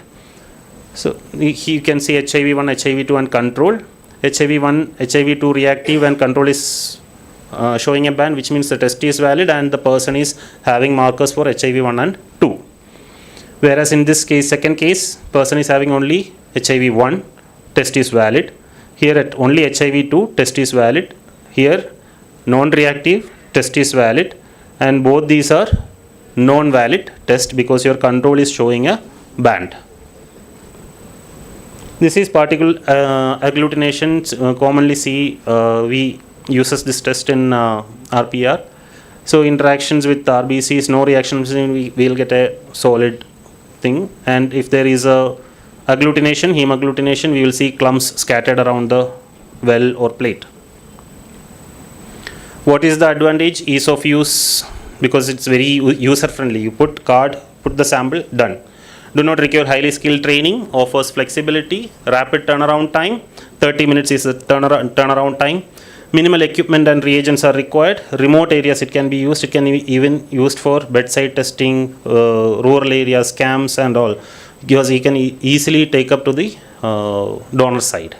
Disadvantages: not suitable for large number of samples, low sensitivity, high window period donations, poor reproducibility, subjective variations in interpretations, because some people will say there is a weak line, some will say there is no line, so that can happen. And poor traceability, poor documentations, and more cost per reportable test than compared to ELISA or chemi. Coming to molecular assays, this is polymerase chain reactions. We have three main or integral steps in polymerase chain reactions. You have denaturation, annealing and extensions. Basically it does is, it will take one DNA or RNA particle and it goes through cycles of these steps which I shown you, and it will amplify in raised to 2 numbers. So 1 will start, second cycle it will have 2 more minutes, ma'am. Okay, so second cycle it will have 2, then 4, then 8, like that it will go, and when it reaches a sufficient number, it will identify that it will give the reaction as positive or negative based on the number of particles. In transcription mediated amplification, you don't need that 3 phases of PCR which we see in denaturation, annealing and those steps. One cycle, one thermal cycle, it will generate the copies based on the amplification process. Coming to the comparison between ID-NAT and MP-NAT, yesterday we had a discussion. So which one you to choose for? Both are good, I will say, based on what you need to have. If you don't have NAT, you can choose any one of them. If you need to, specifically you need ID-NAT, you can go for ID-NAT, which is more costly. And if you need only MP-NAT, you need to adopt that, because both will reduce your window period compared to your serological assays. So that is my take. Advantages: shortest window period, detect mutant variants which might escape serological assays like HBV, occult HBV. Immune responses do not require, and EQUAS data are available and helps in litigations and insurances. Disadvantages: high skill set, require separate infrastructure and expensive. How can we improve the quality of the existing assays? Quality controls, I think Ankit sir will cover in detail. Quality controls, you can have internal kit controls and external controls. LJ charts, daily plotting of LJ charts will give you shift, trend, Westgard rules like 1-2S, 2-2S, 1-3S. Quality assurance in TTI, you need to definitely develop quality assurance, QSPs, SOPs, and documents, because that will give you details or data that how your TTI lab is functioning over a period of time. Is there any interpersonal variations are there because you set up SOPs. And then finally coming to EQUAS, which is, this is our national data of EQUAS for the last cycle from one of the EQUAS program, and there were 563 laboratories or blood centers participated for HBsAg assays. And coming to the aberrant results percentage, aberrant result percentage means there was no particle but they identified it as positive. So that is false positivity I was discussing. Enhanced chemiluminescence, ELISA, and so 1.16%, 1.73% had aberrant results, means they were identifying them as positive when there was no markers. Now, is it good or bad for the safety? For the safety, it is good. There is no doubt. For the safety, it is good. But is it all that we want? So when you increase the sensitivity of an assay, do you want to trade off between safety and sensitivity? So when you increase the sensitivity of the assay, you genuinely increase the safety of the assay, that is there, that we all know. But we also increase the false positivity rate, which in turn leads to increase in discard rate, which in turn puts us unnecessary burden on blood centers. So coming to our own data, we introduced reverse algorithm for syphilis testing. Between 2012 to 2014, we implemented ELISA, TPHA, and then between 2019 and 2020, the arrow mark, bottom arrow mark shows the markers, the testing platform. As you can see, whenever we introduced a highly sensitive platform, the prevalence of syphilis in our population significantly went up. Previous years it was 0.1, 0.1, 0.05, 0.02, around 0.1 you can say. From 2012, it jumped to 0.28. Again it came back because we discontinued that assay. Again we introduced another platform, again the prevalence has gone up. Now was it good?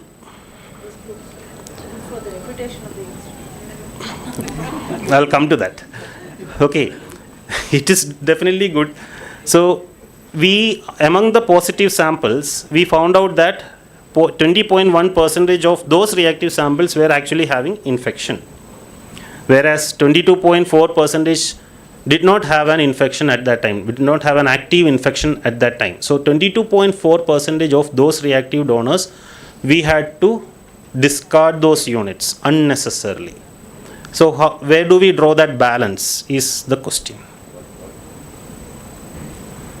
So how to select a TTI assay, where to draw a balance?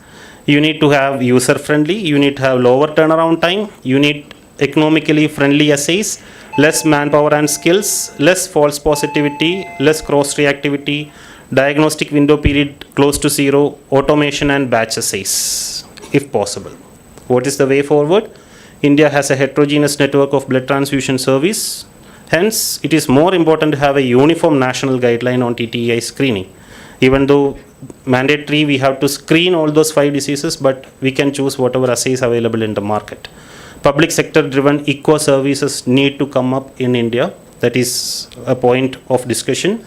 And those EQUAS data need to be incorporated into policy making. As we saw yesterday, Shivaram sir was suggesting TTI percentage prevalence reactive can be used as an indirect marker. And mandatory NAT tested unit, at least for transfusion transmitted infections, public services, make it free of cost. Something in the policy making, if it comes up, it is good for the patient. Regional, national TTI screening, reference laboratories, is there a need? If there is a need, where to set up and what do they offer?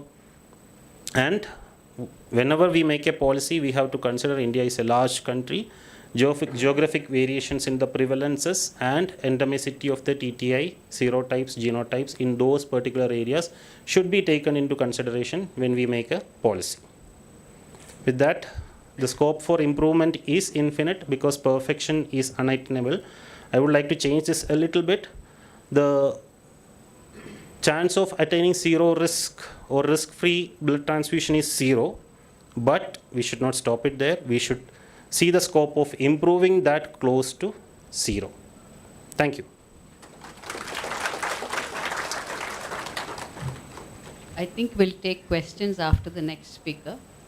Thank you, Dr. Ganesh.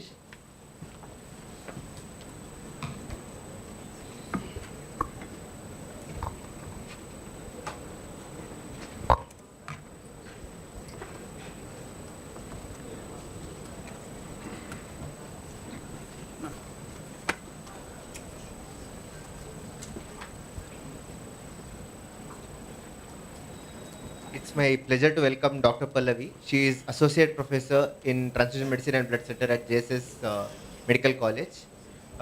She has fellowship in Transfusion Medicine from University of Minnesota. She has a good number of publications and then awards she has received. So welcome to the session.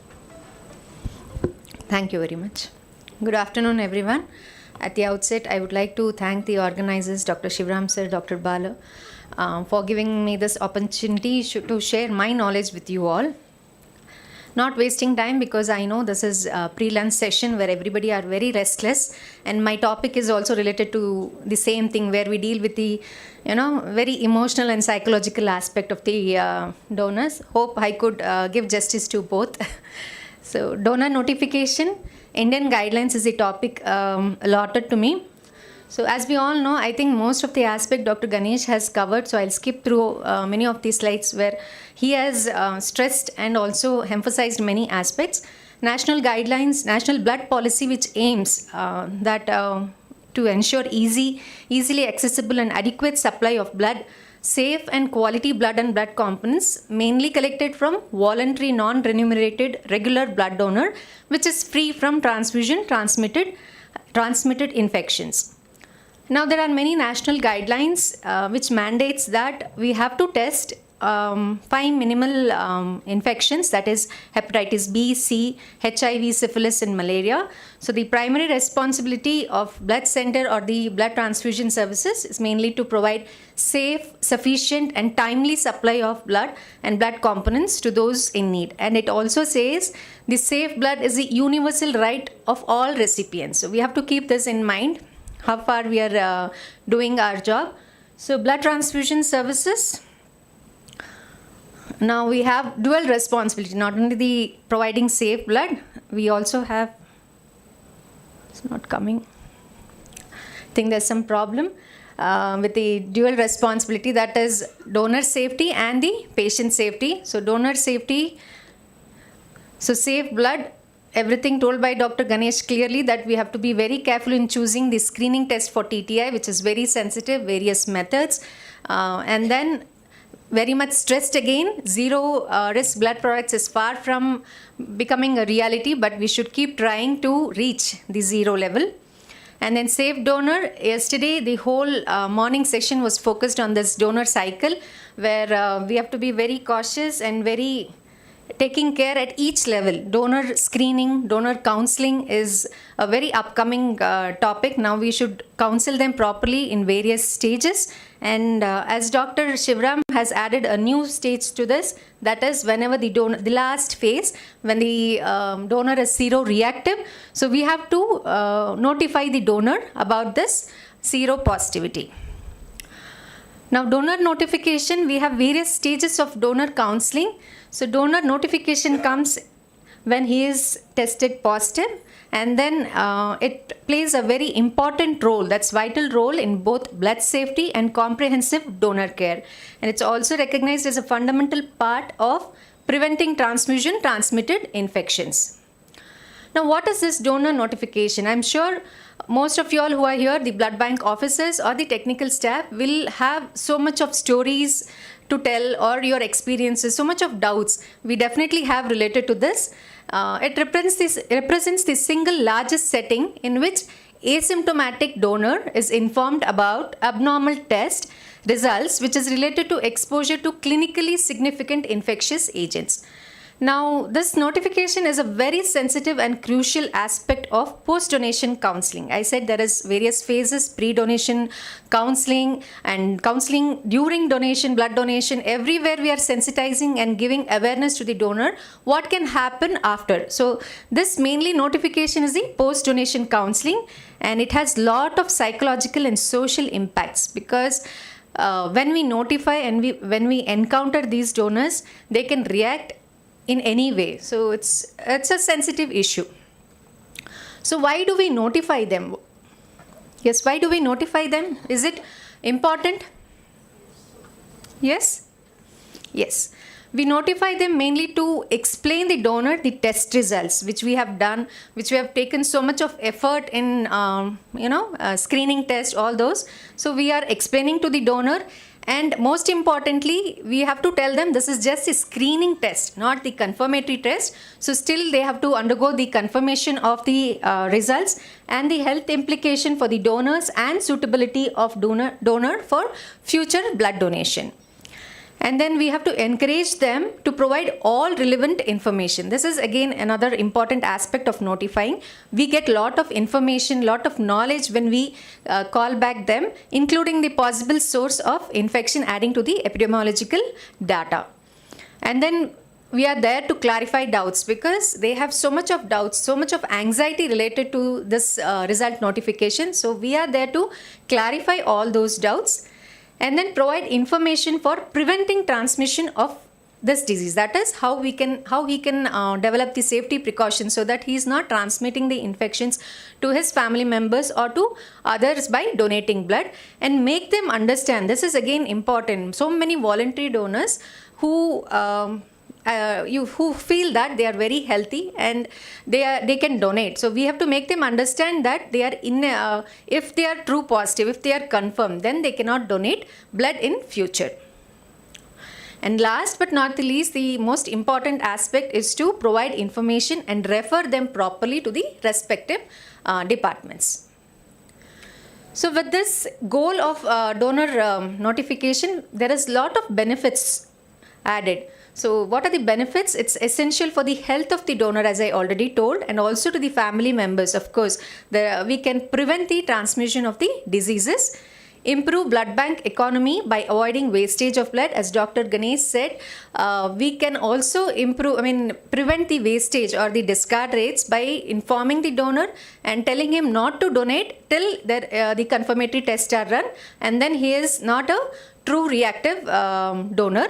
And then reducing exposure to the healthcare workers, and provide information on the possible routes of infection. This is again important to us. We collect all the relevant information and we add this to the effectiveness of donor education. As I said, pre-donation counseling or the education of the donors is stressed in every slides of mine, because this will add to the blood safety indirectly, what we are doing. So is it essential to inform the positive donors? Is it mandatory? Yes? Yes.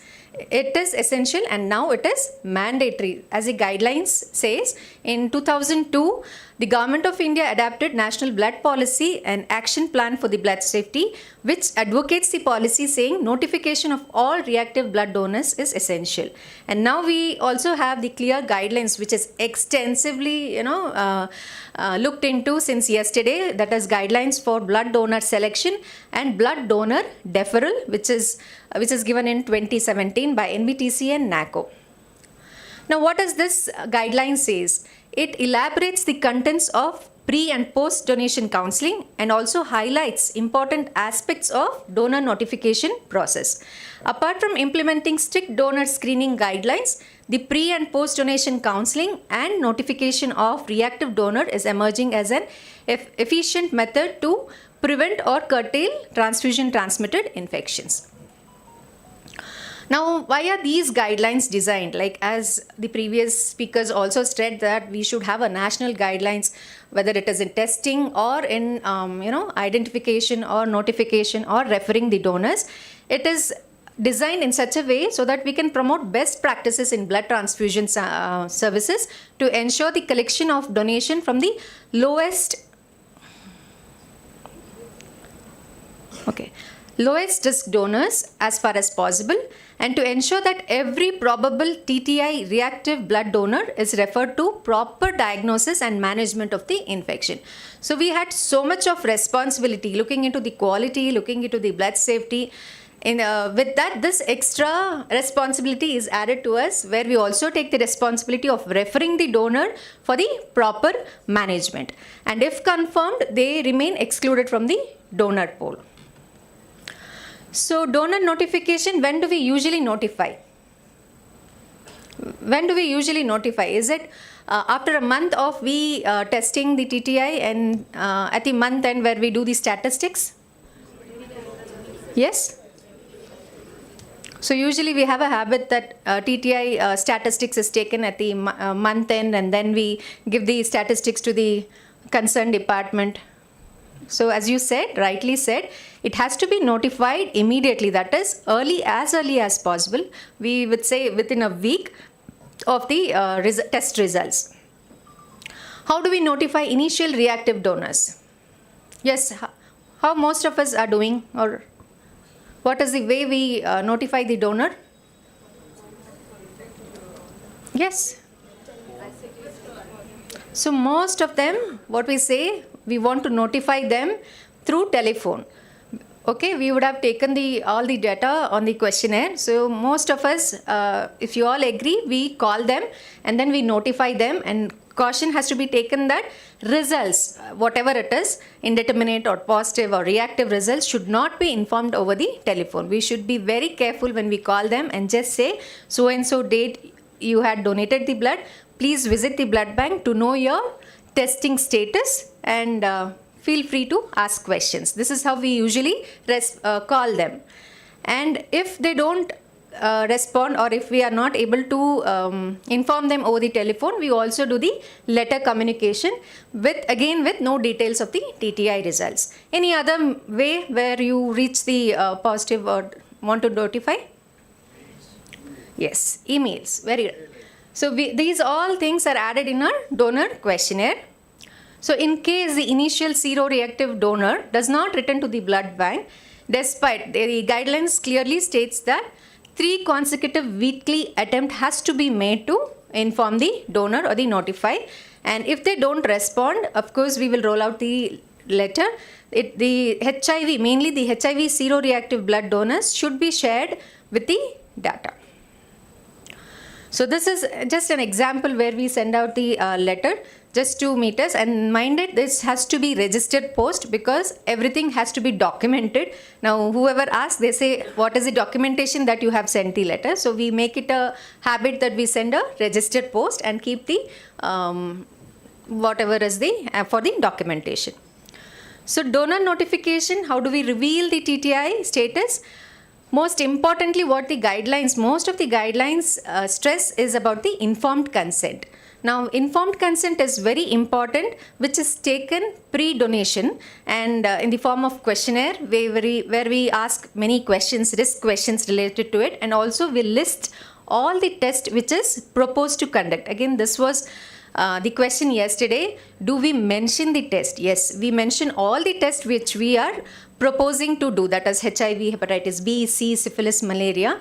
And then specific consent. Again, this is one thing which is added. We have to take consent of the donor to be informed, that is to notify them or to disclose the result to them. So this is the consent format which the guidelines gives, where everything, all the details are entered in the consent at the end of the donor questionnaire. And we also take the special consent that, would you like to be informed about any abnormal test result done on your donated blood? Yes or no? Again, one more question we have added. If yes, by which means, like telephone, letter or email. So this is the special consent which is stressed, and we have to follow this consent format. Now, once we have notified, if they respond to our call, then what are the steps we follow usually? So post-donation counseling, most important thing, and then consent for referral. Now, the initial pre-donation consent which we took was just to test their blood and to inform them. Now, post-donation, when they respond and come, we have to take a consent once again to refer them to their appropriate whatever medical services for confirmation of the diagnosis. Of course, they are referred to the respective department, and most important thing again is the documentation. So counseling session for the respondents who come is very important. Positive donor identification again here is important. We have to make sure it is the donor himself who has come to us, and this is done through various, like looking into his ID, address proof or the phone number. And then we have to be very cautious again. Trained counselors or medical officers have to encounter the reactive donor. And then there should be a cool and calm separate counseling room for them, and correct information has to be collected, and adequate time. Again, we should not be in a hurry. Adequate time. Make a, give them proper time where you can give them enough time to them, and then counseling session is done where you collect the data, all the data necessary for your documentation in the blood center, and then the donor is referred to the respective department. So is that clear till now? Any doubt? So then what we do, then the donor when the donors, the reactive donors contact the blood center, the following steps must be taken. So if the donor is reactive for hepatitis, each infection is differently handled here as given by the guidelines.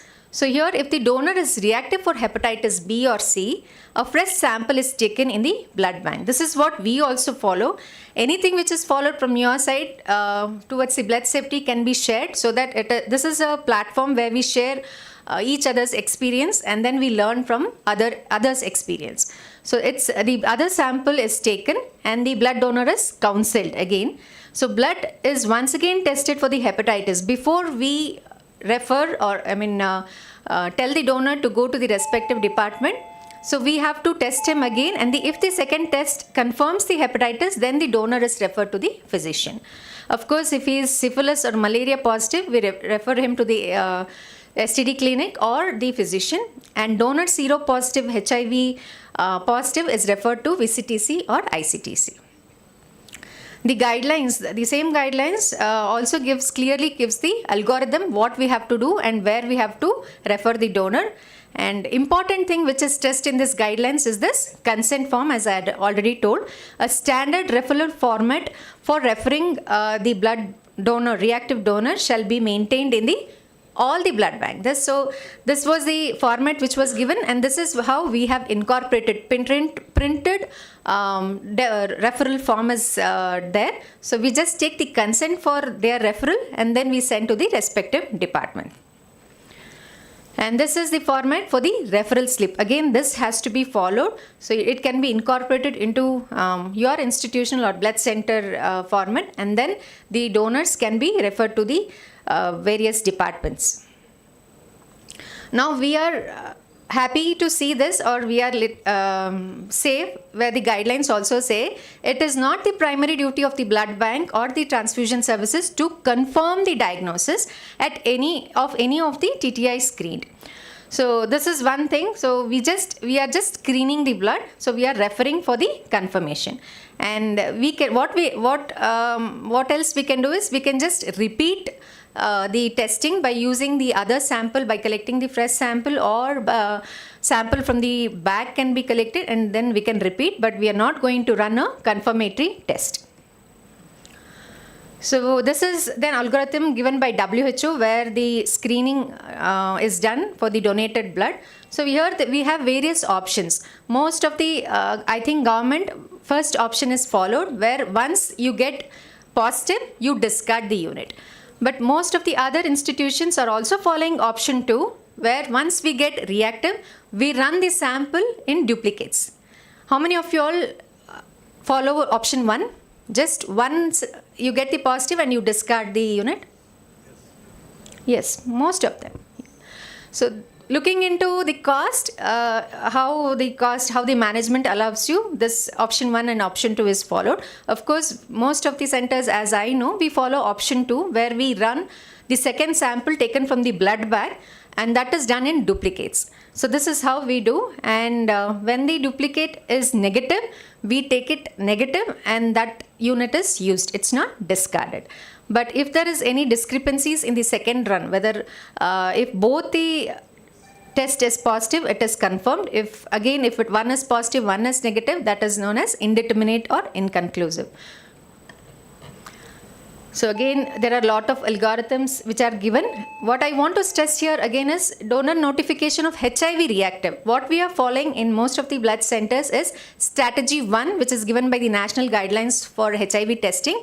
That is the same which we follow for the donors who are giving blood or any other tissues like body, organ or sperm or any organ donation. The same strategy is used. We can take sample and test it, and if they are non-reactive, they are HIV free and taken for blood donation. If they are positive, the unit is discarded. And the guidelines also says that the donor has to be notified on his result based on the prior consent only. So same thing, the donor questionnaire has a consent saying that we'll be informing you and we'll be referring to you. So prior consent has to be taken, and they have to be referred to ICTC to run further testing. That is strategy 2 and strategy 3. Many of the strategies are used. So for us, what is important is we have to follow strategy 1 and we have to run the test and refer them for the further care and management. So of course, I'll skip this, what is done at the VCTC. The same table was also given by Dr. Shivram in his article. So that was about HIV, where we do and we refer them to ICTC or VCTC. Now what is happening for HPS-AG or anti-HCV reactive donor notification? Till now, what we were doing is we used to refer them to our gastroenterology department. Wherever institution have a good department, they refer to the gastroenterology. Otherwise, even to the physician is fine.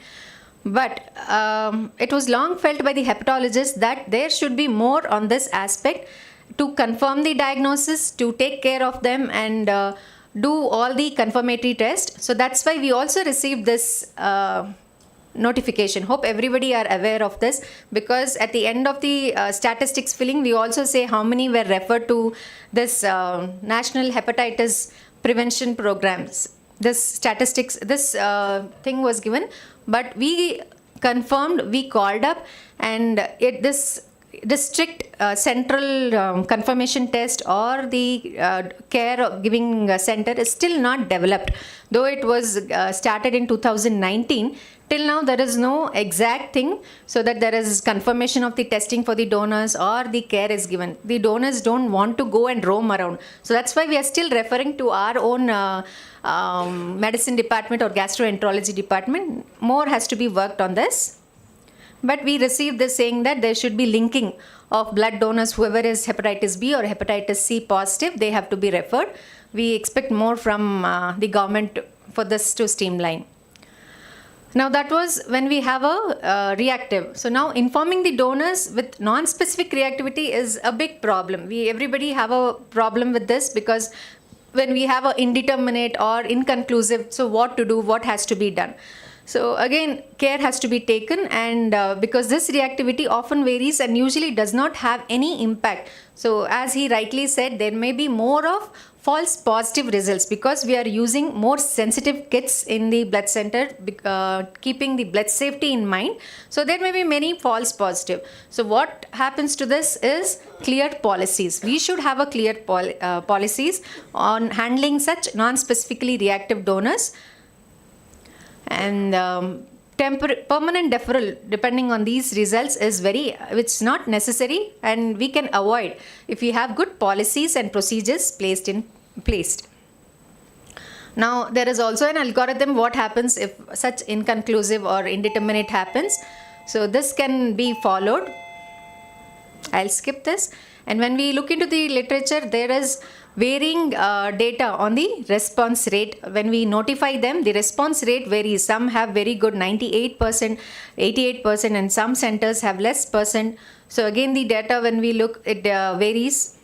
So what is the thing which will lead to successful donor notification program? So mainly educate your donors. Educating the donors is very important in the pre-donation counseling, when the donors are donating blood. So you have to educate them about this TTI, and what screening you are doing, and then what is the importance of informing them. So you have to give awareness that such a such test has been done, and we'll be informing you about your results. If you get a call related to this testing, please respond to our calls. So donor education has to be highlighted. And other thing what I want to highlight is collecting correct demographic data. Many of the times when we try to call them, most of the cell phones are switched off, not reachable, or if we send the register post, it will come back. This is the practical problem which we face. So we have to be very cautious when we take the demographic data. Please ask them for a government IDs or wherever you can get proper address and the mobile number. So that is one thing. So with this, counseling, testing and notification together form a vital link. Hope you all agree with me. It's an important link between the donor and the safe blood. It's an ethical duty of blood bank towards the donors, which we all are taking the responsibility of this, and it's definitely a big boon for the community. But the great challenge is to the blood transfusion services, where we have to handle various emotions, various psychological aspects, and then we have to be facing all these challenges. So I would conclude this session by saying that the response rate of the donors to our notification is very low in India, and pre-donation counseling and screening by the trained counselor should be strengthened because we feel the blood bank, one medical officer and everybody can handle everything. What all to handle, whether to handle the quality aspect, whether to handle the donor's emotions, whether to handle the doctor's pressure on giving the whatever component, what all to handle. So manpower has to be looked into it, and then education of the donors, again stressing more on this aspect, improve their knowledge on TTI, and nationally acceptable guidelines have to be formed and followed, and we have to adhere. For us to be safe, on the safer side, please document each and everything in the standard format which is given by the national guidelines. Adhere to these standard referral formats with proper documentation. And last but not the least, I would like to recommend few things, because we have the policy makers here. There should be a prompt effort from the government which should publicize that the blood centers are not diagnostic centers. They are just serving the community by doing the donor referral and the management. And this will help to minimize social disrupt. As you all know, anytime any problem towards the blood bank, the media will be the first to highlight everything. This is what happened from the blood bank. Wrong blood issued, wrong testing done. They were branded HIV positive, so he committed suicide. So we are at the limelight always. So this will help to maintain the social disrupt between the blood centers and the blood donors and pave the way for the healthy voluntary blood donor program. Thank you very much for your patience. Thank you, ma'am, for a comprehensive presentation with regard to donor notification and follow-up. Actually, we are running short on time, so we'll be proceeding with the panel discussion. After that, if any questions are there, can be asked to the previous two speakers. Thank you. Thank you, ma'am.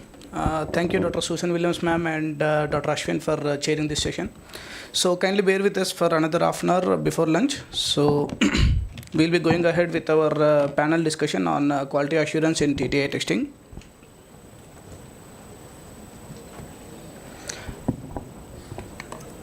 I would like to invite Dr. Ankit Mathur, sir, who is an additional project director from TTK. Sir, kindly. Thank you. Good afternoon, everybody. So we are having a discussion on TTI testing, and to further going ahead with the discussion on TTI testing, we have a panel discussion on quality assurance of TTI testing. We will try to finish in half an hour so that we can have a timely lunch. To have this panel discussion, I have a few experts in this field of transfusion medicine, and to have the in my panel we have Dr. Vijay Kumawat. Dr. Vijay is from NIMHANS. We have Dr. Gayatri Abhilash. Dr. Gayatri is transmedicine specialist at Kidwai Hospital. Dr. Ashish Dhuth transfusion medicine specialist at HCG Hospital, Dr. Mayuri. Dr. Mayuri Kumble, she is from SPARSH Hospital. Dr. Mayuri is consultant microbiology at SPARSH Hospital. So at blood center, we always try to reduce the risk of transfusion transmissible infection. We try to do a good donor selection. We try to select a good the infection testing kit. We try to establish a standard operating procedure. We try to give a good quality blood, and finally we try to find out. We try to minimize the risk of infection testing. Still, like Ganesh said, we cannot have a zero risk of transfusion. We are trying to minimize the risk of infection with the help of whatever the test available we have, whatever we can afford or whatever are available. So these are the tests for screening which we have: ELISA, CAMI, rapid in nucleic acid testing, and so on. Having a test at any lab, it's not just okay to have a good quality test. Even having a good technology, we have to have a quality assurance cycle going on. So we have to have a pre-analytic assay to confirm the sample identification. We have to have a SOP, the process. People has to be trained to do all these tests, and the post-analytic LSA, the monitoring of the test and the reporting of the test. So this is a quality assurance cycle at any lab we have to take care of. So with this background of quality assurance, I have some questions for the experts. So the first question is to Dr. Vijay. Vijay, what are the different controls we use in the TTI testing lab, and why these controls are so important? Yes, Vijay, to you. Yeah, thank you, Dr. Ankit. So I'll be mainly focusing to our routine test which we do in blood banking, that is serology based. It can be either CAMI or ELISA.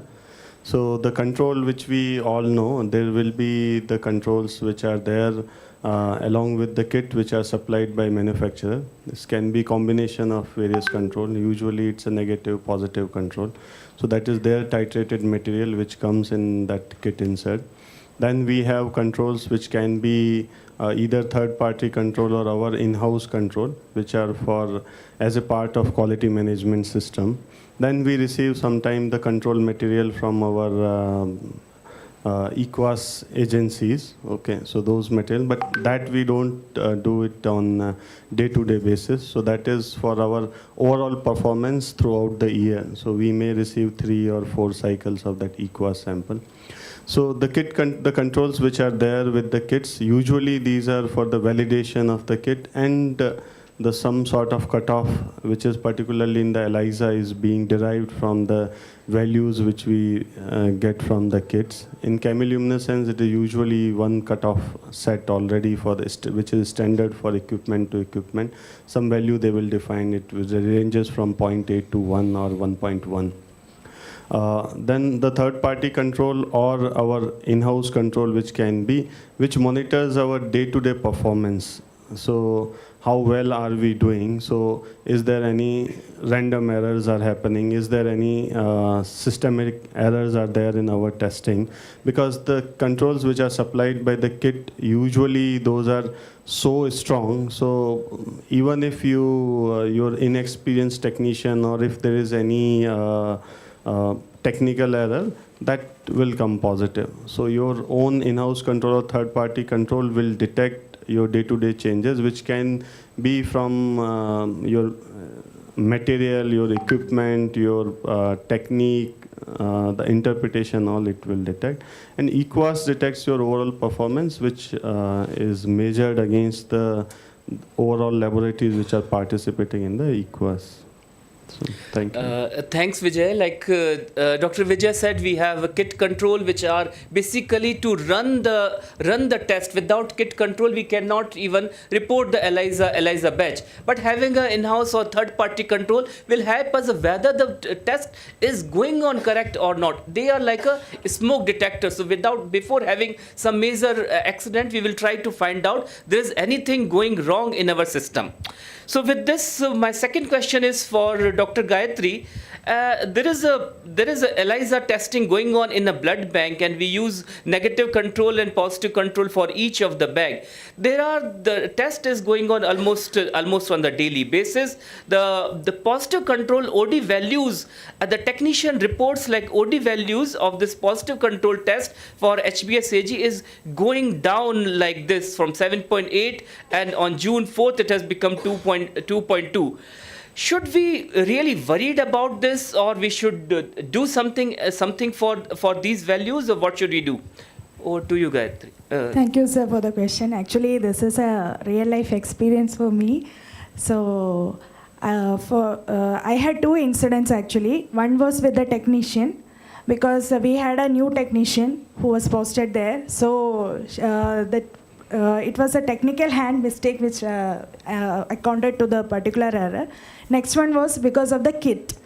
So the kit was not stored in the proper temperature, especially the cold chain was not maintained while the transport happened. So the main reasons can be the kit related. That is, there is a plate to plate or well to well variation. That is, as sir told during the, Ganesh sir told about the session, the coating, which are coated on the wells, and bad reagent, improper storage, or a bad cold chain maintenance, difference in the kit which are used. Maybe the blood bank will be using different sort of kits, like different company kits with different SOPs, different techniques, or a the reagent contamination, or there will be mixing of reagent from different kits because of the lack of expertise, or lot numbers, usage of unsatisfactory kits, or the QC is not good, or a poor quality of the distilled water which we use in the blood bank.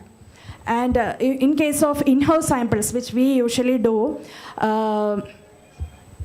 so the previous slides. Yeah. So mostly if there is an improper storage setting, or repeated freeze thawing, the same aliquot will be freeze thawed, so that if the same sample is used, still we have the same setting.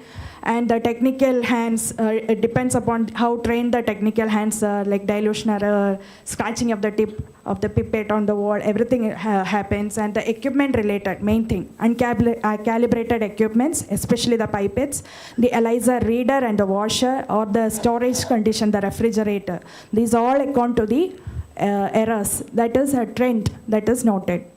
So how important is the external control? As sir told already, told that the internal controls which we get are like, it is having high sensitivity. So even an unexpert hands can actually detect it. But we need an external control which can, monitor the performance, assay performance actually. So actually a borderline reactor, that is positive and negative samples are to be used to even detect the minor error in the performance. So as Ambuja ma'am has told, we have to do a root cause analysis, and of course the run should be rejected, and we have to do the root cause analysis. So by, we have to do the corrective and preventive action, like, for calibration, first preventive management, maintenance, followed by calibration, and training the technical hands, and strictly following the SOP. Depending upon the kit, what SOP has to be followed, that to be aware, the awareness has to be made, and the appropriate selection of kit and the reagent. Thanks, Gayatri. So, like whenever we have any incidents like this, we report the incidents and do a first of the immediate action, and then the follow up with the root cause analysis and the CAPA and corrective preventive action. Like she showed this fishbone diagram for the analysis of any problem or any incidents, and then finally we take the corrective and preventive action. So my next question is to Dr. Mayuri. At the end of an ELISA batch of HBsAg test, it was observed that the 3 consecutive rows are found reactive, or the color formation in all these rows. What could the reason of this issue, and what action we should take in this at this point of time? Thank you for the question, sir. So this is related to washing step. The most critical step in ELISA is washing. So we have to be very careful when we are doing washing, because there is something called as carryover with each wash. How many times should we wash? 6 times. Okay, so when we wash it, completely empty the well, then put the wash buffer. Again, be careful, don't make it overflow. If you overflow also, the cross-contamination will happen. Overflow of the reagent, overflow of the sample, overflow of the positive controls, all these can lead to this cross-contamination. Using of the tips, contamination of the tips also can lead to this kind of biased positive results. So, yeah. For the technical staff who are present here, what she has mentioned, the washing is the most important. Whatever she has mentioned is really critical for all of us. And for the blood bank officers, we always think that we have given the training to the person who has spent time in the lab. After training, competency evaluation is important. So for us, we need to assess his knowledge. Yes, whether he has understood what training we have given. So training is not equivalent to competency evaluation. So after training of the staff, evaluation has to be done. So with this, my next question is to Dr. Ashish. What are the different EQUAS program we have for the blood banks available? Why it is important for us to having first having positive control, negative control in kit, then having in-house. Over and above, do we need something which is from some agency, and why these EQUAS programs are important for the blood banks? In India, we have 3 EQUAS providers for blood banks or blood centers. One, the oldest one is from CMC Vellore, started in 2006. The next one is SDM Hospital, Jaipur, which again was started in 2009. The last one is IRCS, the Indian Red Cross Society Blood Bank in Mumbai. Each has got its own advantage and disadvantage for us. The IRCS, it's good, but it's providing only in around Mumbai and Maharashtra, so it's not applicable for us. The SDM Hospital, Jaipur, gives it at a very low cost, which is again an advantage for us. But the disadvantage that they do not give for any immunohematological test. These are covered only in CMC Vellore EQUAS. These for us will cover additionally in like blood group discrepancies, DCT, ICT tests, antibody screening and identification, which is extra in CMC Vellore. All of the EQUAS programs definitely do cover the TTD, malaria, hemoglobin counts as such. The next question was, why do we need to actually participate in EQUAS when we are already running a lot of control tests? As Dr. Vijay mentioned just some time ago, that each has its own purpose. Nobody can replace, they are complementary. In EQUAS, we are trying to focus on accuracy, while the regular controls help us focus on precision. When I say precision, if I am testing a sample for hemoglobin testing and the value is coming 13 every time, that is precision. But what if the true value was actually 12 and not 13, or the true value was 14 and not 13? So EQUAS helps us to understand whether it's actually accurate, how close I am to the true value. If the value is 13 every time, but the actual value was somewhere different, then either I will be getting a donor who was not supposed to be got, or we are rejecting or deferring a donor who was not supposed to be deferred. That is the advantage of having EQUAS. So EQUAS helps us to understand whether there is any impending systematic error that is supposed to come. If my hemoglobinometer is having a laser problem, or my ELISA machine is having a laser problem, and I'm gradually losing 0.1 value every day, in a month's time, that will gather to a lot of value. So EQUAS helps us to understand if I'm doing is correct or it's incorrect. Second, it can also help us to understand if the value which every lab gave a value of 13, but my lab is giving some wrong error, some mistake, which can be part of the machine as we discussed, but can also be part of the technical expertise which can be done. So it helps us to understand if any training requirement is there, and overall we can compare us with our colleagues. It helps us to understand objectively rather than subjectively. Every blood bank or blood center feels I am doing very good job, but in comparison to my peers, how good I am doing, it's for us to understand and improve upon ourselves. That's why EQUAS is necessary. Thank you, sir. Thanks, Ashish. Like he said, peer review is very important. So here I would like to ask, how many of you participate in EQUAS program?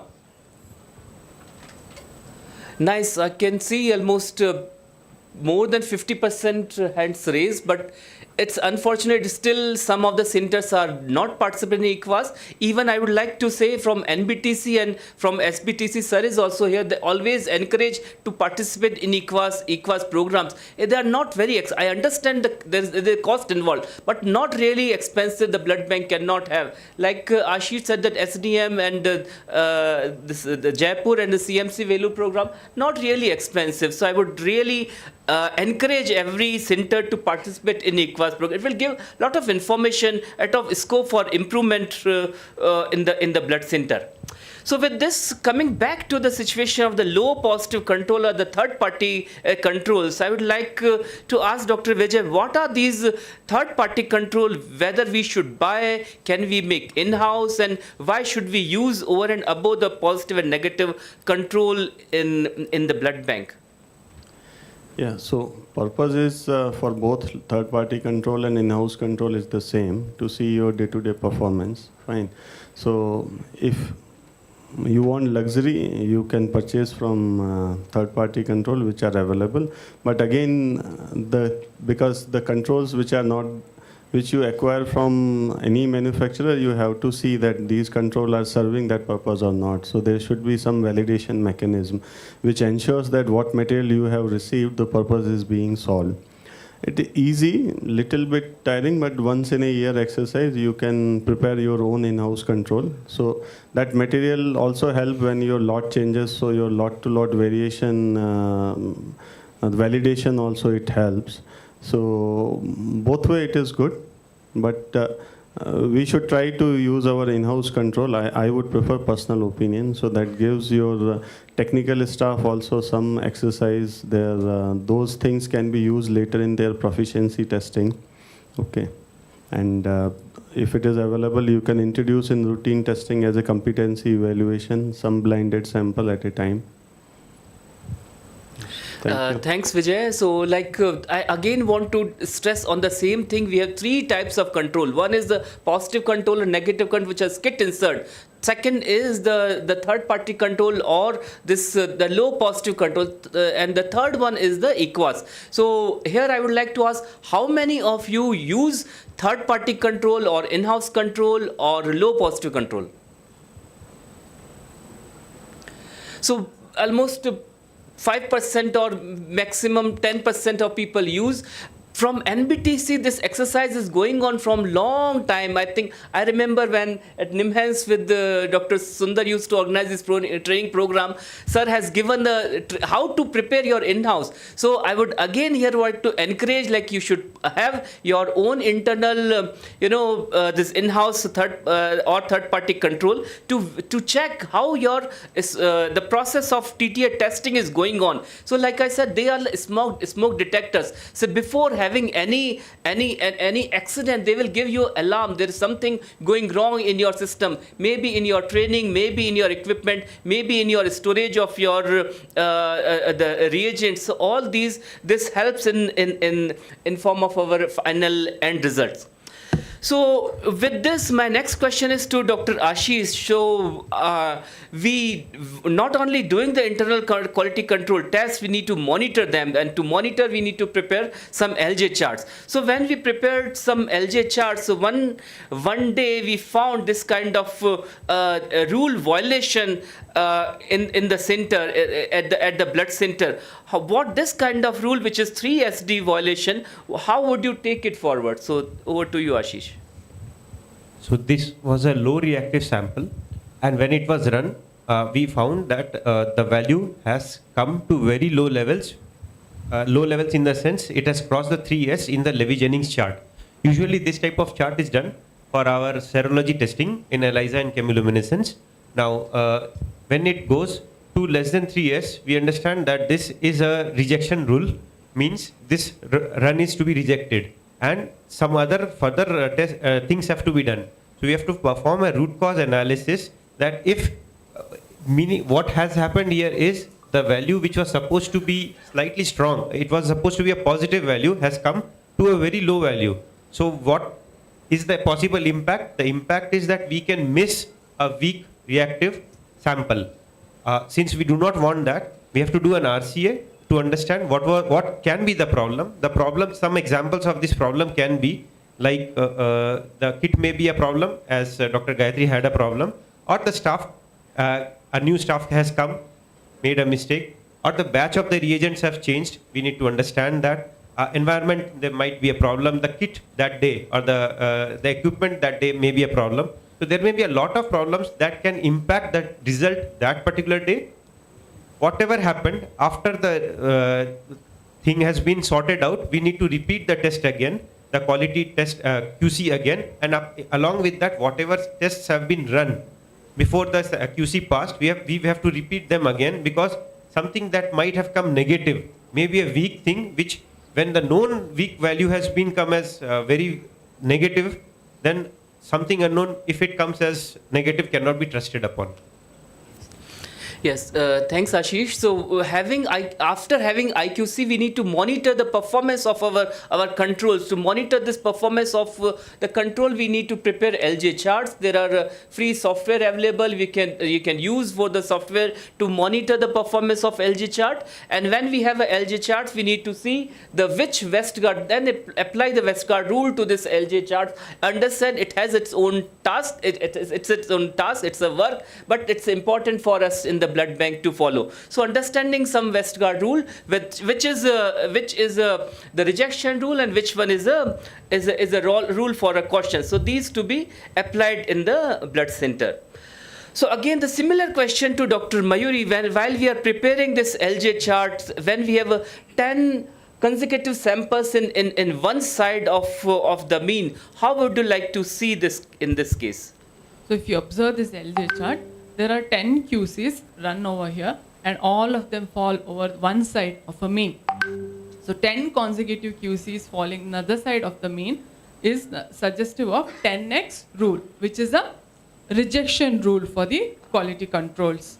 So it is a systematic error.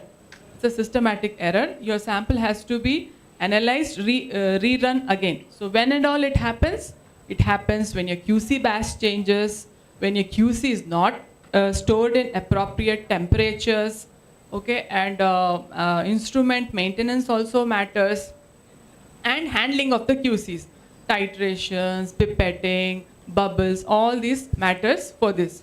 So once all this RC is done, correction action is taken, then the sample has to be reanalyzed, rerun, and carried on further. Thanks, doctor. Here I would like to ask, say before even having IQC, even for your positive control or negative control, we can prepare LJ chart. So how many of you prepare LJ charts for your TTI lab? So almost 5% again in this LJ. So there is a lot of improvement to be done. So please start preparing. These are not, I understand it's a task, it's work, it's a task on its own, but we need to start from somewhere, someday. So so having LJ chart and then monitoring, and like Dr. Mayuri said, we have some situations we need to reject the assay, and some situations it's a warning assay. So we may not have to reject that assay, but it's a caution. We need to do the root cause analysis of that warning indication at that time. So this is how we prepare LJ charts. So now my next question is to Dr. Gayatri.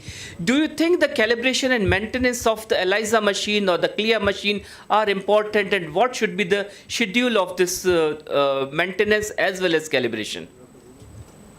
Yes, so coming to preventive maintenance and calibration, preventive maintenance is a type of planned maintenance on regular basis to prevent the breakdown of an equipment. So what it does is that it ensures a proper and safe working condition of the equipment. So the advantages are like it will improve the equipment reliability, reduce the downtimes, the repair cost, and of course it improve the safety and the performance of the equipment. And calibration, it is a process to ensure whether the equipment provide you the accurate readings, the precision.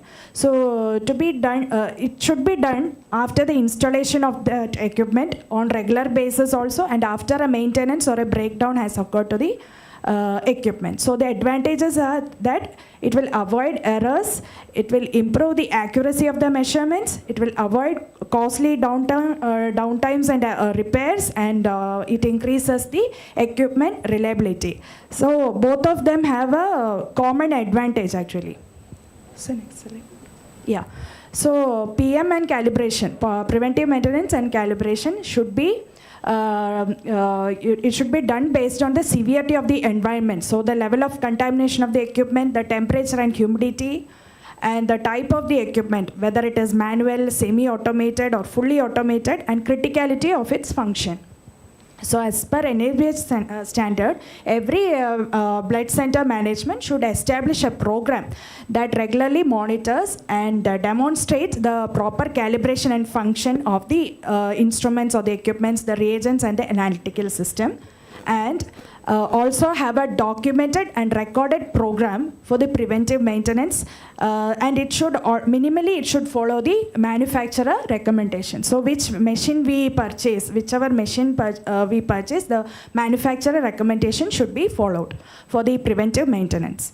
And what I feel is minimally half yearly we should do the preventive maintenance and the calibration of the ELISA or the CLIA machine. As per, and and also one more thing is that the workload that we take up, if the workload is more, the frequency should be decided accordingly. Thanks, Dr. Gayatri. So, like she said, the performance check, the preventive maintenance, as well as calibration, these are the aspects important for our equipment management. So, my next question is to Dr. Mayuri. In one ELISA batch, we observed the positive control value did not pass, but the tests, all the tests are negative. What should we do for this batch? Do we release the unit, or what action we should take? Positive controls has to be rerun again, calculated. Positive control has to pass the test. Then only we can release the report. Without the standard, we cannot release the report. We should have a standard. Yes. So positive control and negative controls are to first of all whether the batch is passed or not passed. So in this situation, our batch is failed. So we need to rerun the whole batch, not only the positive control. So my next question is to Dr. Vijay. We discussed about the notification part just now, just for a revision sake, just for 2-3 minutes more. So we have one donor, the unit number so and so, tested by ELISA, found reactive for HCV. As per the protocol, the test was repeated the same with the same kit, and the test is negative. Now what should we do? Should we release the blood? We should not release, or should we notify the donor, or what should we do? So for releasing order, I am sure that we should not release, because WHO strategy 1 say that any first test, initial test is reactive, unit should be quarantined and should not be used for clinical use. Okay. Your SOP may decide based on if you want that you don't want to waste that unit, you can use it for QC purpose. That may be the option, but it should be defined and approved by appropriate authorities, which may be tried. Second thing, donor notification, then again it depends on your standard operating procedure, because the false positive reporting have many impact, which are still we are exploring in our country. So the donor psychological effect, then the reputation of transfusion services. So for that you can have your own SOP. What we do, we confirm it, we repeat it again. So because most of the time in the blood center you will have the same technology, same equipment, same kit. So in hospital-based setting, you can take help of microbiology department. So we send it to our neurovirology to repeat, rerun. And our SOP is, if it is negative in the repeat test at all 3 places, we document it as false positive, and we are not notifying those donors. Okay. So that is approved in our hospital transfusion committee, that we will not notify which are proven with the repeat testing as a false positive in the initial thing. Thanks, Vijay. Dr. Pallavi also mentioned in her talk that we need little more clear guidelines for these kind of discrepant sample, whether we should notify or not, we should not notify. So with this, my next question is to Dr. Gayatri, and probably the last question. Dr. Gayatri, do you think we need an additional layer of blood safety like NAT testing along with the serology? How will you try to convince the management, considering the high cost of NAT testing or the cost versus benefit, whether it is favorable for NAT or not? I understand it will take 1 day to complete, but don't worry, we have enough time. Since I work in a government institute, it's the cost versus benefit is not favorable to NAT. So, sir, can you please place my slides? Yeah. Yeah. So NAT, as we had a very elaborate discussion by Dr. Ganesh regarding NAT. So it's a molecular testing. So it detects the virus with the genetic variations, the mutation, when the mutations are picked up, which will be missed by a serological assay. So there are different types of NAT, and main two types are ID NAT and mini pool NAT. So, but NAT testing is not mandatory in Drug and Cosmetic Act. So next, yeah. So the benefit of NAT is that, as Sir has already discussed, it will narrow the window period. So, and it will detect the occult hepatitis B virus and the infection where the serology markers are absent. So, and main thing is that in India, the prevalence of all the HIV, HBV and HCV, it is very high among our blood donors. So the prevalence of TTI is also high in the multiply transfused, especially in oncology patients or any patients who are multiply transfused because of their, the disease condition. So in India, because of transfusion, the prevalence of the TTI is higher. So obviously, NAT should be opted, which is having an additional safety, but always safety comes at a cost. So that is why I put the picture also regarding the seatbelt thing. So the NAT testing in India is always, it is a very high cost. Sorry, the airbag, sorry sir. So the infrastructure, facility, the equipment, the expertise, everything plays a role in that. And the decision to start NAT should be considered when the basic facilities are assured by the transfusion the blood transfusion system, whether it is the volunteer base of blood donation, the provision of donor self-deferral, donor notification and counseling, along with the quality assured serological testing platform. If everything is best, then we can go for the NAT. So where I work, it's a government setting. It is really difficult for all those which I have mentioned. So what I feel is, if I make all the other things perfect, then only I will go with the NAT. So there is no convincing the management part. Okay. Thank you. Okay, thank you. I completely agree with your last statement. Yes, it's the steps of safety what we have. Here, just an opinion poll. How many of you think, yes, NAT should be done in India? And all the more in Kidwai.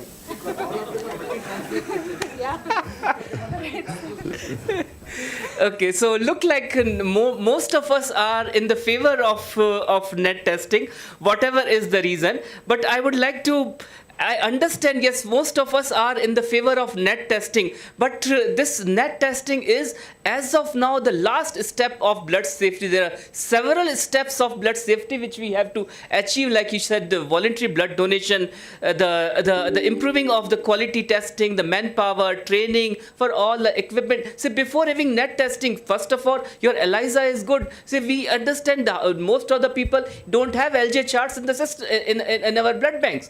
So what's the point of jumping to the last step with we have not achieved the step number 3, 4, 5 and we are trying to jump at the level 10. So for all of us is duty. Yes, I understand NAT is important for us, but blood safety has several steps to achieve. So we cannot just jump to the last step. We try to achieve which are on our hand. Try to have some the IQC sample, participant in EQUAS program, having your regular maintenance of machines, having your training of your staff. So all these are part of quality assurance program. So with this, thank you so much. much, all of you, for having a great discussion. And thank you to everybody. And sir, yeah, so Dr. Jayaraji wants to add something here. I would like to hear from you. Thank you very much. It is an elaborate discussion, panel discussion. A lot of actually topics came out and with so much deliberation, and really it is a wonderful session. And I think related to the quality, internal, either third party or EQUAS or anything, some of the things that recently come across that related to the kids. I think so. It is a temperature controlled. I think it is a 48, right?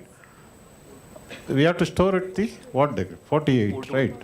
So, how do you ensure that what temperature, at what temperature we receive the test kits from the manufacturer till up to our end users? So that is not ensured anywhere so far. Because they don't have any temperature mark or anything in that kits. So I just want to know, how do you ensure that the quality of the kits? Because of course we done later all the controls and everything. So just I want to know from the panel. Anybody, Vijay, you want to take this question? So I agree that is still not fully controlled, because Hello in a everyone, setup like welcome you us, all it to is not directly received by me, it is received by our pharmacy. So they are supposed to document, they are documenting that received with kit control in a temperature controlled container. Fine. After that, it is ensured that they put them in their cold room, and I received that time, I checked personally that it is received in that same temperature. But it's hardly 5 minutes to shift from their cold room to my storage space. So we are trying to put our effort to make it more consistent. So with the NABH accreditation, so because now Nimhan's hospital is also NABH accredited, so we have systems in place. But yeah, supplier, they don't have any indicators on the container and all. So they check the temperature while receiving. Yes, sir. No, Dr. Jairaj's point is that, I fully agree with what he's feeling, that there is no temperature control like you have for vaccines, something which changes color. What we are currently doing at many NABH accredited centers is we only record the temperature on receipt and visit the facility once a year or something to see how is the storage condition. That may not be good enough. So if all of us decide that next time a company comes to us, let us write to them that in future you should have a device which changes color, or you must establish continuous monitoring. Otherwise, we will not take reagents from you. Let's all try this and see what happens. Because that is a very valid point what he's making. Right, actually. Even Government of India, a technical expert committee, they also suggested for the temperature tracker in the every kits. Recently, we received the 4th generation ELISA kits from the company. It is far away from the maybe 1,000 or 2,000 kilometers away from. During the transport, I think, so they missed actually our guidelines. They missed the guidelines. When they brought it, there is no tracker mechanism in the temperature tracker mechanism. So outrightly we rejected it. So we do not have any evidence to show that how they are brought from that place to here.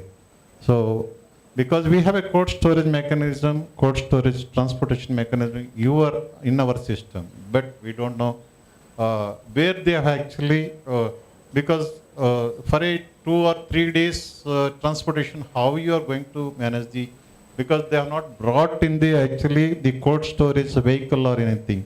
They are brought in some different like a carton boxes. So I don't know. So I think so we have to put something in that place. I think even Government of India says the temperature tracker should be there in every kit. That we ensure that we have to ensure that the quality kits has to be supplied to our system. Absolutely, sir. Thank you, sir, for your valuable comments. So we can conclude now. Thanks.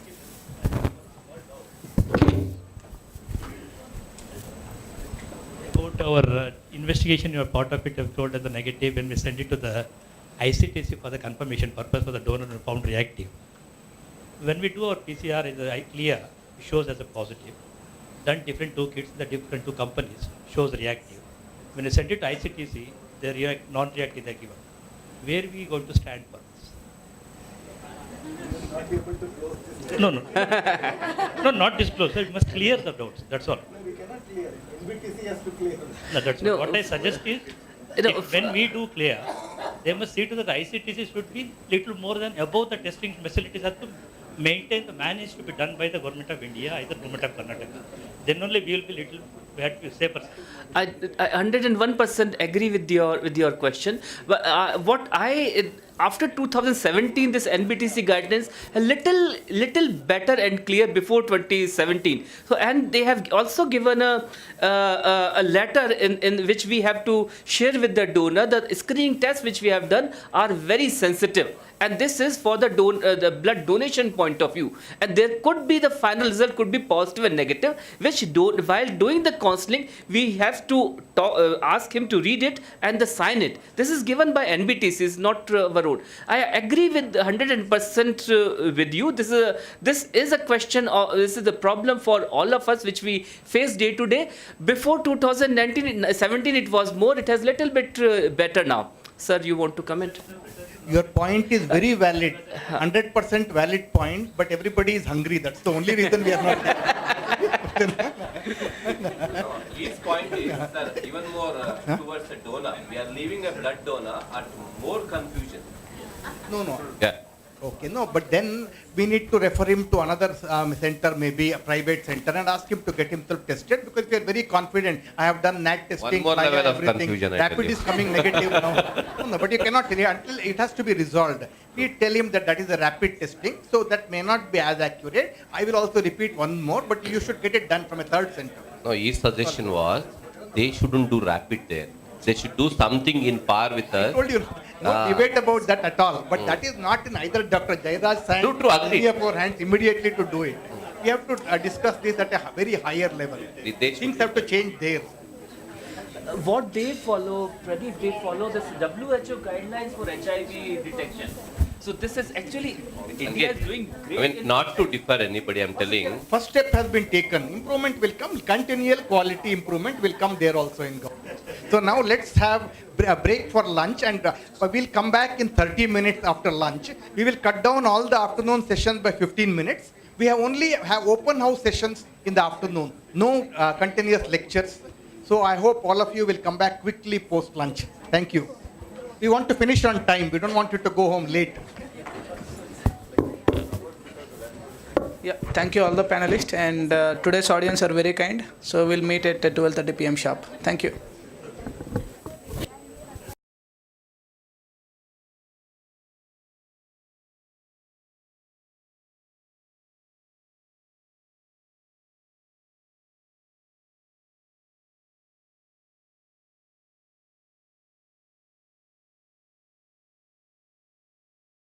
Come with the mic to you. Because you should not shout the answer. Pass on the you can pass it. You can do whatever each you team. Okay. So what to do? You can join any one of them. You can join. A, B, C, D. Your jothe ಸೇರಿಸ್ಬಿಡಲ್ಲ sir But she's registered. Okay, join, no problem. You can take a chair from there.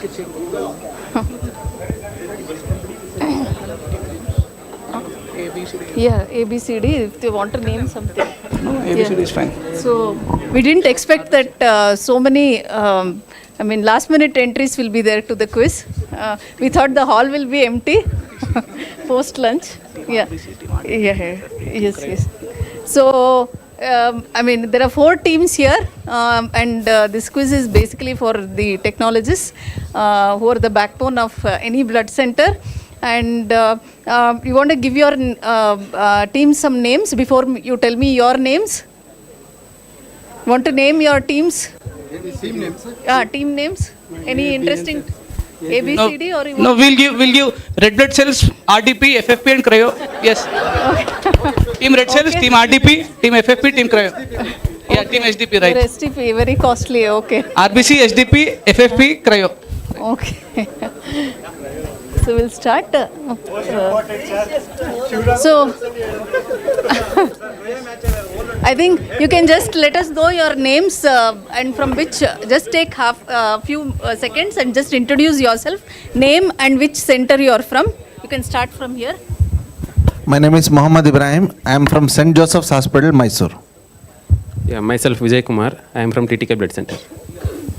I am Nagaraj from Sri Satya Sai Institute of Biomedical Sciences, Bangalore, Whitefield. ನಾನು ಕಿಮ್ಸ್ ಹಾಸ್ಪಿಟಲಿಂದ ಬಂದಿದ್ದೀನಿ ಬೆಂಗಳೂರು ಚಂದ್ರ H C ಅಂತ. I am Hridya from ESIC Rajajinagar. Myself Ambli, I am from ESIC Rajajinagar. My name is Sweetie, I am from St. John's Medical College, Kormangla. Myself Chandan, I am from Sri Shankara Cancer Foundation. Singh Rao from Sri Shankara Cancer Hospital and Research Center. Kumar, Sagar Hospital, Kumar Swami Levat. Ramesh, SS SPARSH Hospital.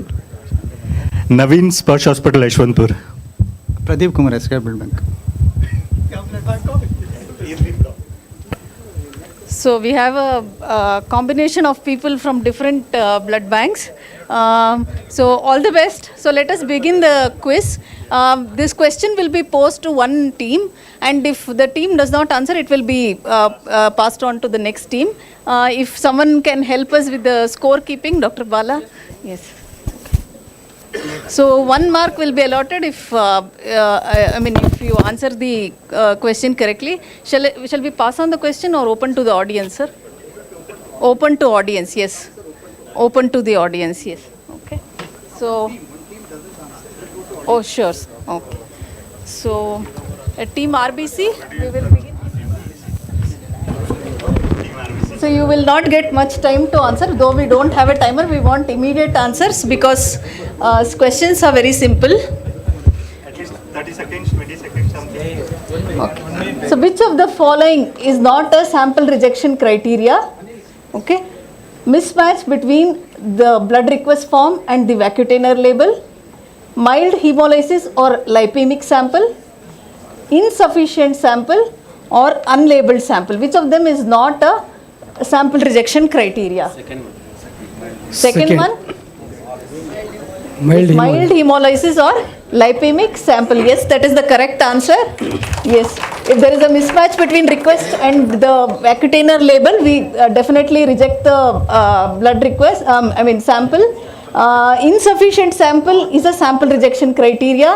Unlabeled sample is also a sample rejection criteria, whereas mild hemolytic or lipemic sample still are accepted for sample processing. So well done team A or team RBC, sorry. Okay. So the next question to team STP. Which of the following is not a sample acceptance criteria? Okay. The type of sample, the adequacy of sample, and correct labeling of sample with name and hospital number, and gross or gross hemolysis of sample. Which of them you don't accept the sample? Fourth. Okay. Yes, that is the correct answer. Okay. So whenever there is a gross hemolysis, you do not accept the sample, whereas other criteria like the type of the sample required, adequacy of the sample, and correct labeling of the sample are definitely looked into for sample acceptance. Okay. So next team, your team FFP. Yes. Okay, team FFP. Which of the following is false? Okay. So AB, the first option, ABO mismatch from clerical errors are the most common cause of hemolytic transfusion reaction. WBIT or wrong blood in tube is an important cause of mismatched transfusion. Blood grouping and cross matching should be done with the same sample to avoid discrepancies. And fourth option, in USA, TRALI, transfusion related acute lung injury, has overtaken clerical errors as the leading cause of death following transfusion. Now, which of the following is false? Okay, read the question carefully. Fourth option. Fourth one is the wrong option actually. Okay, in USA, trolley has overtaken the clerical errors as the leading cause of death following transfusion. Which of the following is false? Yes, the audience. So that is a wrong answer. Yes. Why do you think third is the correct answer, or the false answer? Because as in the lectures, correct answer is blood grouping and cross matching should be done with a different sample also sometimes to avoid discrepancies. That is the right answer. Yes, correct, ma'am. Because according to the lectures yesterday and all that given, I had followed it. Thank you.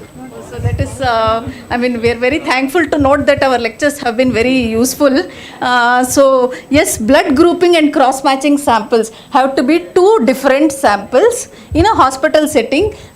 This is what is recommended. I know for standalone blood centers it will be difficult to practice, but this is what the recommendations say. But why do you think it is so? Why do we need a separate sample for blood grouping and a different sample for cross-matching? Confirmation.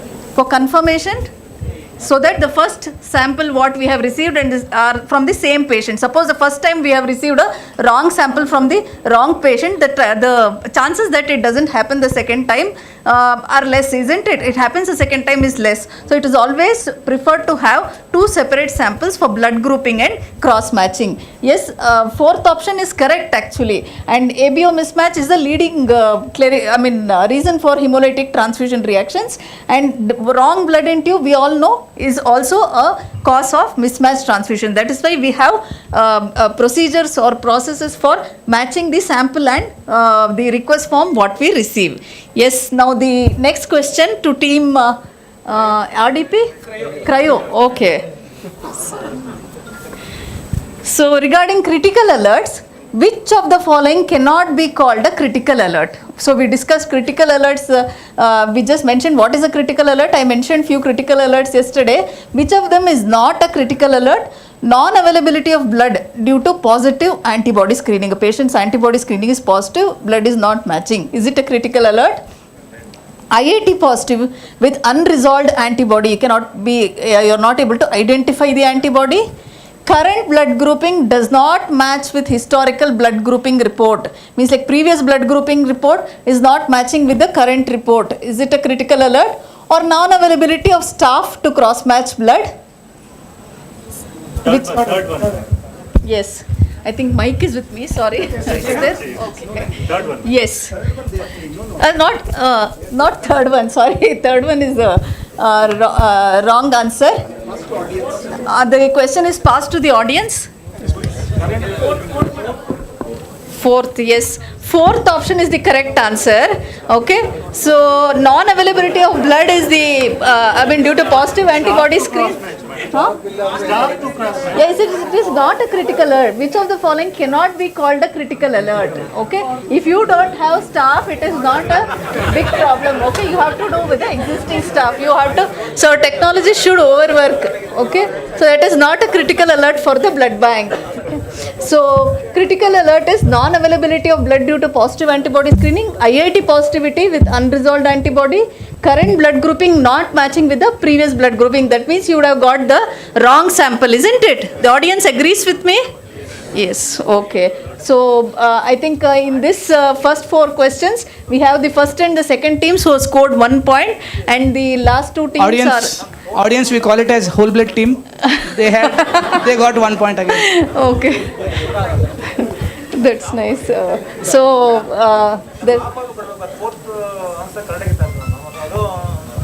Fourth answer? That is not a critical alert. Huh. No, trolley question, this fourth option is correct. I am asking which is false.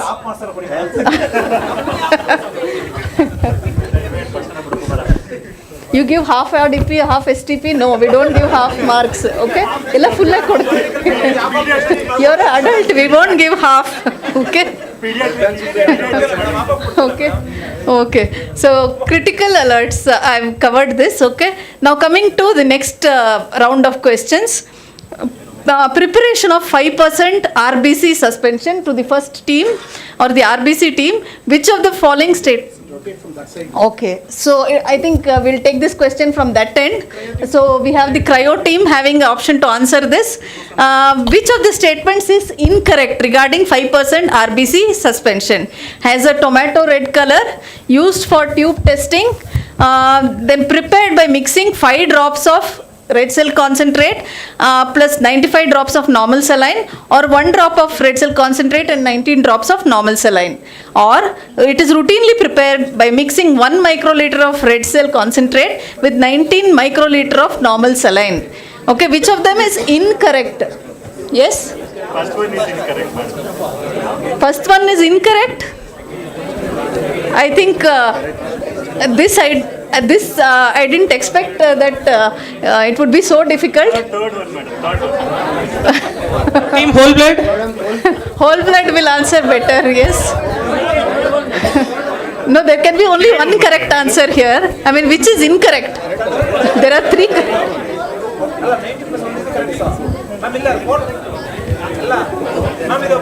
Which, all the teams, your chance is over.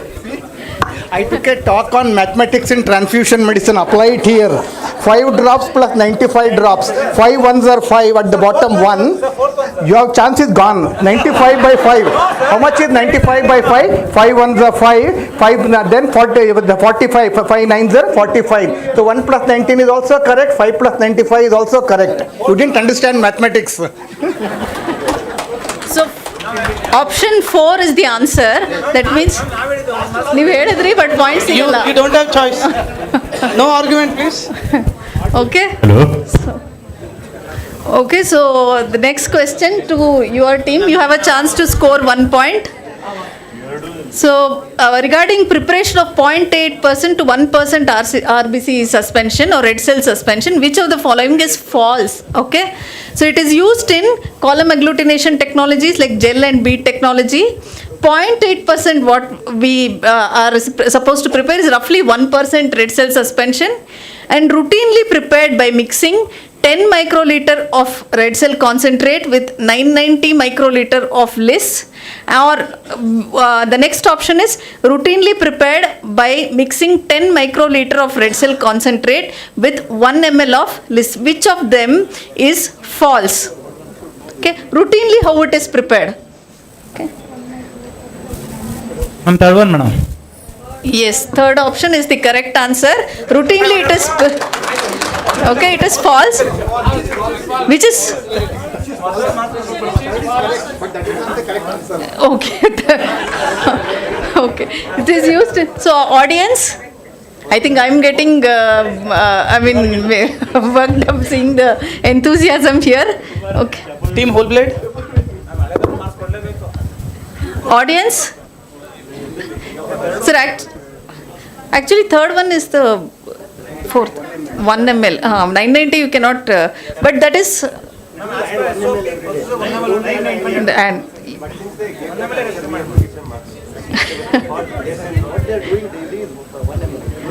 routinely it is, so it is, so it is used in column agglutination technology for gel and bead. 0.8% is roughly 1% red cell suspension, and routinely prepared by mixing 10 microliter of RCC with 1 ml of LIS.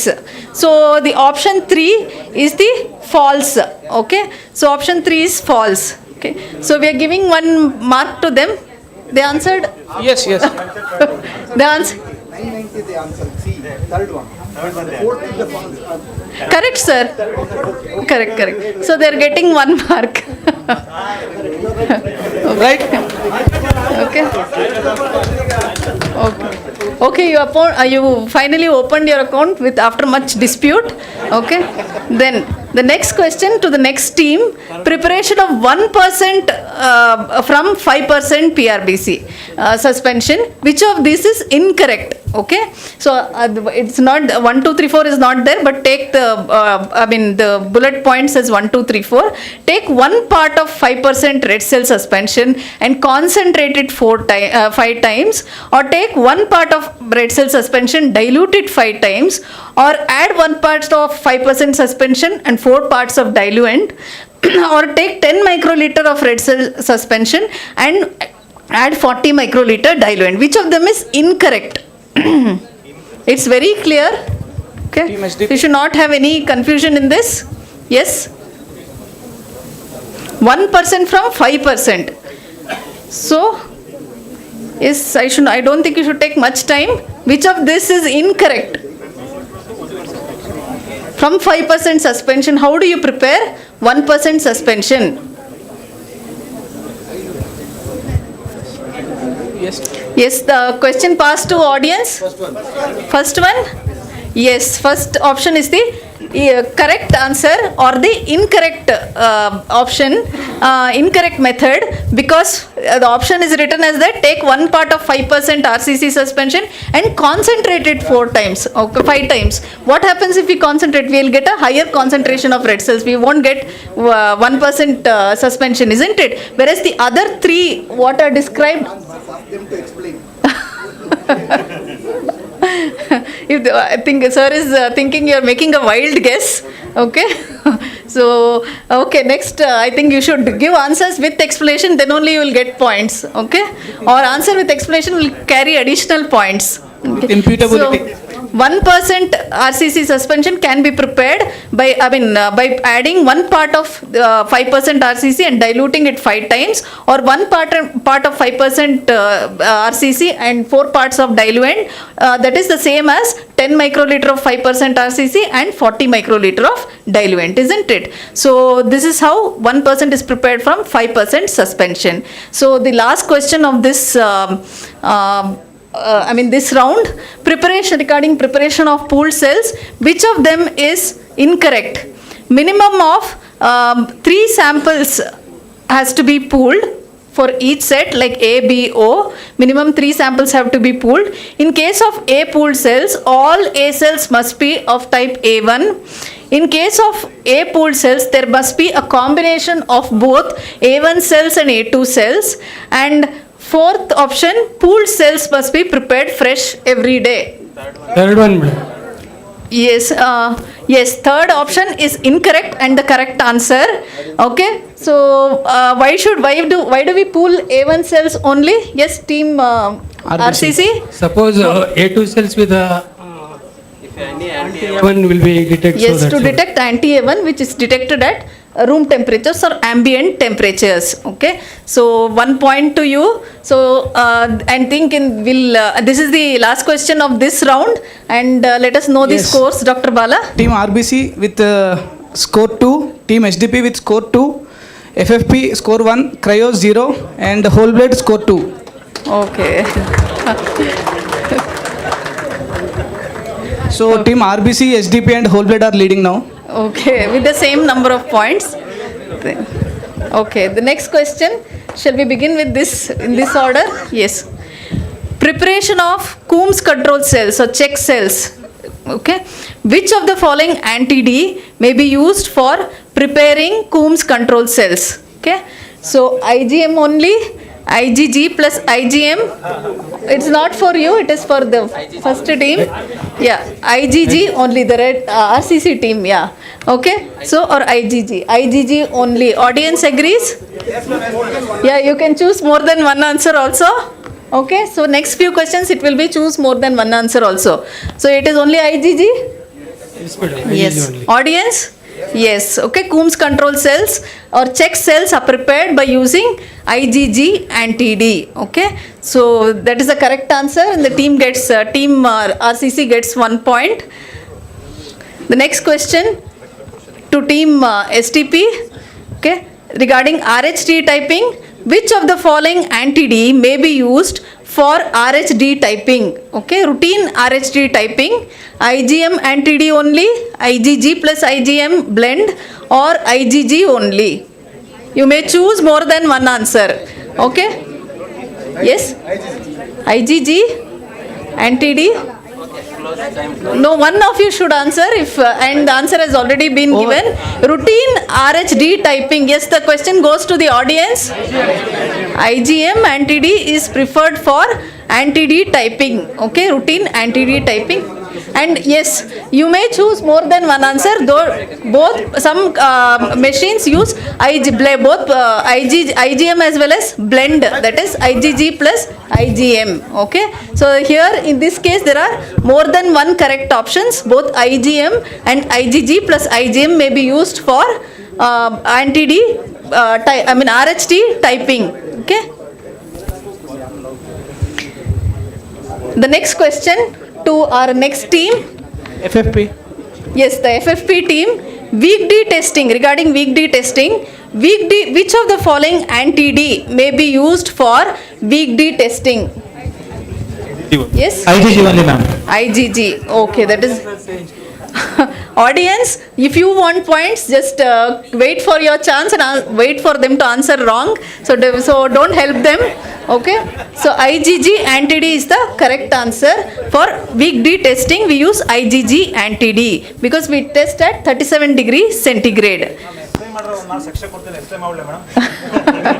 Okay. Continue with explanation. Okay. No, that was... minus. Okay, then we'll give a chance to explain. Okay, next regarding DAT testing, which of the following anti-D may be used for preparing positive control during DAT testing? Okay. It is IgG. IgG Yes. anti-D. Okay, that is the correct answer. Okay, so answers are quick now. So now in this round, I think Yes. 3 teams have scored. Yes, both the whole blood, RBC, FFP and cryo scored. Cryo opened their account, SDP is 0. Okay. Okay, so let us move to the next round. There is still a chance to, gain some points. So the next question regarding the D variants, which of the following is not a variant of D?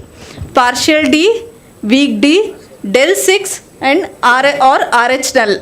Which of the following is not a variant of D type or D antigen? Yes, this question goes to? It's del 6.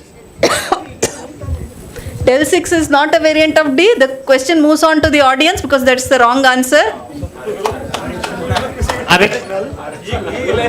Okay, over it. No Team guesses? Yes, audience?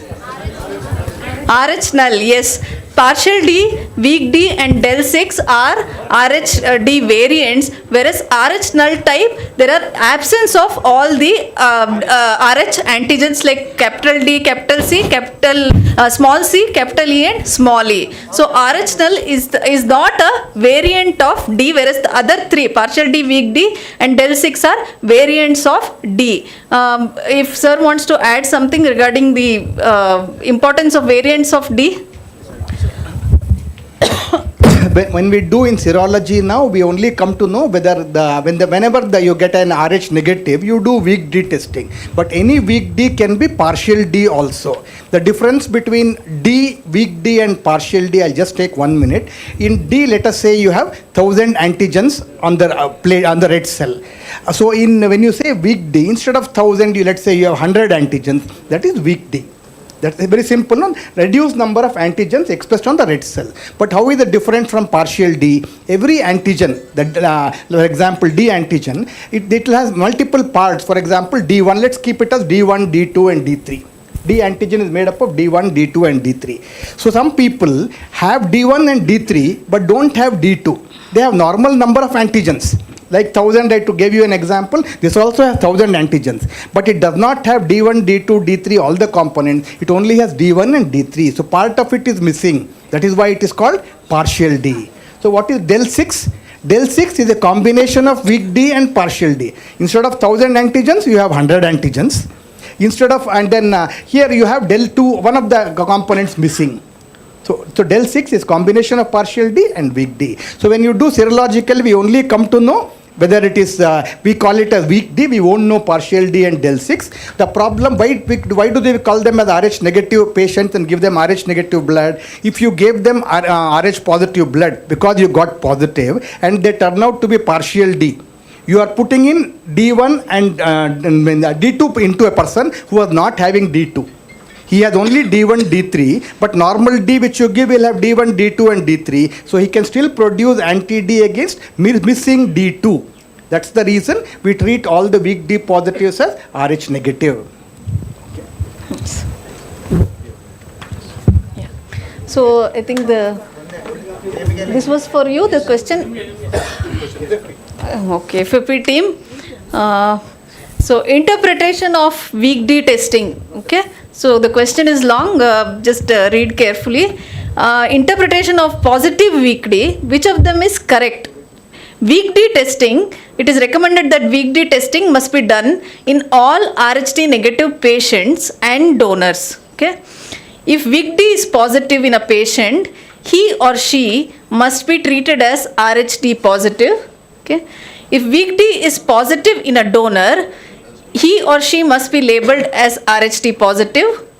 And anti-D administration is not recommended in a RHD negative woman with weak D positive who is pregnant. In a weak D positive lady with RHD negative, it is not recommended to give anti-D. Which of them is correct? There is only one correct answer. Okay.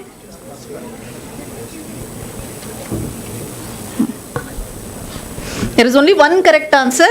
Okay, rest all are incorrect. Weak D testing must be done in all RHD negative patients and donors. First one, ma'am. Is it correct? What is the recommendation say? Wrong answer. Okay. The question passes to the audience. Yes. Third one is the correct answer. Okay. Weak D, it is not recommended that weak D testing is done for all patients. If a patient is tested RHD negative, he must be labeled RHD negative. No need to, it's not recommended that weak D testing is done. Okay. And if a patient is weak D positive, he is treated as RHD. Sometimes he is treated as RHD positive, but usually he is treated as RHD negative and given RHD negative blood.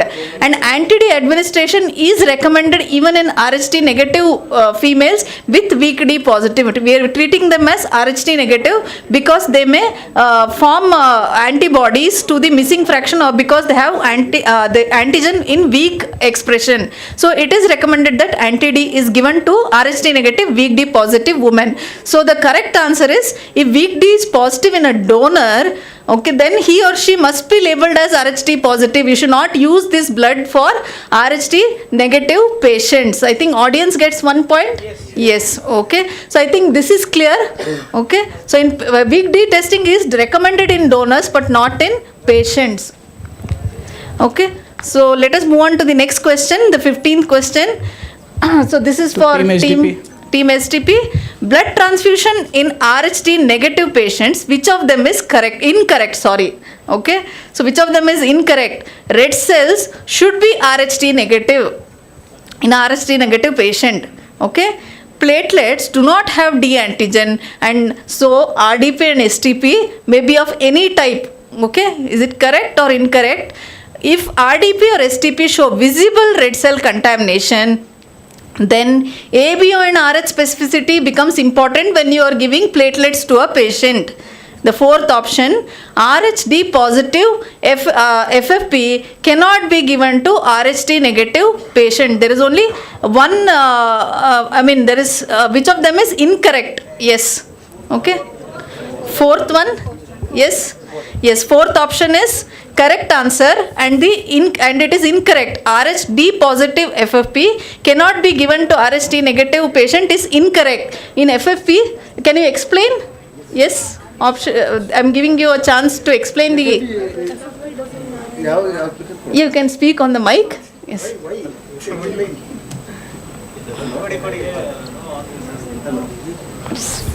Yes. Sir, Yes, FFP na FFP any group ಕೊಡಬಹುದು issue ಮಾಡಬಹುದು. Any group ಕೊಡಬಹುದು. We are speaking about RHD negative or RHD positive. Is RHD typing important while issuing FFP or fresh frozen plasma? You have answered the question. Yes, that is incorrect. But can we give RH positive FFP to RH negative patient and RH negative FFP to RH positive patient? Yes. Okay. Why? No. No? No antigens? Present plasma FFP. No antigens or antibodies? Which antibodies? Which RH antibody? Okay, so to get one answer, I have to ask 3 questions. Okay, so minus 3 points. No, okay, we'll give you 1 point. Okay, so that is the wrong. We can give RHD positive FFP to RHD negative patient and vice versa. Whereas all other options are correct. Red cells for RHD negative should be RHD negative type only. Platelets, they do not express RHD antigen, so we can give to RHD negative to RHD positive unless and until if there is no red cell contamination. If there is red cell contamination, it should be of the ABO compatible and RH specific type. Okay, is it clear? Audience, you are not feeling involved? Okay, so I am feeling some section of the audience are very silent. I think next few questions should go to the audience. Okay, so the next question to our red cell team. Direct antiglobulin test. Regarding direct antiglobulin test, which of the following is false? So if a DAT is positive, a direct antiglobulin test is positive, it indicates presence of antibody or complement or a drug coating the red cells. So which of them is false? DAT positivity a few days following blood transfusion indicates a delayed serological reaction. Okay. And that is positive, it may also suggest autoimmune hemolytic anemias or other autoimmune disorders. And the fourth option, that positive donor red cells may be used for transfusion. Okay, which of them is false? Fourth option? Yes. Yes, madam. Final? Yes, fourth option is the correct option. So it is false that positive red cells can be used for transfusion. Dat positive red cells cannot be used for transfusion. In case a donor dat turns out to be positive, then we cannot use the red cells. So usually we detect these problems when we are doing a cross match, isn't it? So we wouldn't have detected during a routine antibody screening on donor cells, but when we do antibody screening on donor plasma, but when we use the red cells for cross match, we find that the particular unit is incompatible with most of our patient serum. So when we go back and check, do a DAT on the donor red cells, we find that DAT is positive. Okay, so what do we do with such units? We discard such units. And should we inform the donor regarding this finding? It is always a good thing to inform the donor regarding his DAT positivity. So okay, so the team RBC scores 1 point. The next question to team, I think same order we are going? Yes, ma'am. No, this order, ma'am. Okay. So they get one more chance to score 1 more point. DAT or direct Coombs test in autoimmune hemolytic anemia. Which of these is incorrect? Okay. So most of the questions are correct, incorrect like that. So please read carefully. IgG or anti-human globulin used for initial DAT testing must always be monospecific or only IgM type. Anti-human globulin used for initial DAT testing must be polyspecific IgG plus C3d. IgG DAT positivity indicates warm autoimmune hemolytic anemia. And the fourth option, mere DAT positivity without correlation with clinical and lab evidence of hemolysis is not significant. So which of them is incorrect? First one? Yes, the first option is the correct answer. Okay, so the AG anti-human globulin used for initial DATs testing will be polyspecific IgG plus C3d. If it is positive, then you go ahead with monospecific DAT testing, isn't it? So, and as we have listened to previous lectures yesterday, we know the importance of DAT positivity. It indicates a delayed serological reaction. Okay, so DAT positivity following a blood transfusion, few days following a blood transfusion indicates a delayed serological reaction, and that always has to be correlated with with a clinical history as well as other laboratory findings. Mere DAT positivity does not carry any significance. Okay, so congratulations. The next question to the next team, I think team SDP. This is regarding indirect antiglobulin test. Which of the following regarding antibody screening is false? These questions are Dr. Shivram's questions. Okay, so he's tried to make it very complicated and make you think. Okay, so please think and answer. IAT detects atypical antibodies in serum or plasma in the anti-human globulin phase. Okay, is it correct or false? Which of them is false? Pooled O cells are normally used for IAT testing. Okay, 3-cell panel or reagent red cells are used for antibody screening and contain all clinically relevant antigens and may belong to group A, B or O. Okay, and A and B cells are used to detect naturally occurring antibodies, that is anti and anti-B. O cells are used to detect atypical antibodies. Which of them is false? Okay, just take few seconds to. IAT detects atypical antibodies in serum or plasma in anti-human globulin phase. Is it correct or wrong? Yes? Team STP, just go through each point. Sir is giving you bonus time. IAT detects atypical antibodies in serum or plasma in the AG phase. Correct or wrong? I don't think you should take so much time. Okay, move on to the next. Yeah? Third one. Yes, why? Can you explain? Third option is the correct answer. But why? Can you explain? Yes. Yes, please pass on the mic. Because the cell panel what we use, it's developed from the O cell. Yes, very good. Okay, so this this is a little complicated, twisted question, but you answered it correctly. Congratulations for that. The panel pooled cells, what we used. Will you give one extra point? Extra.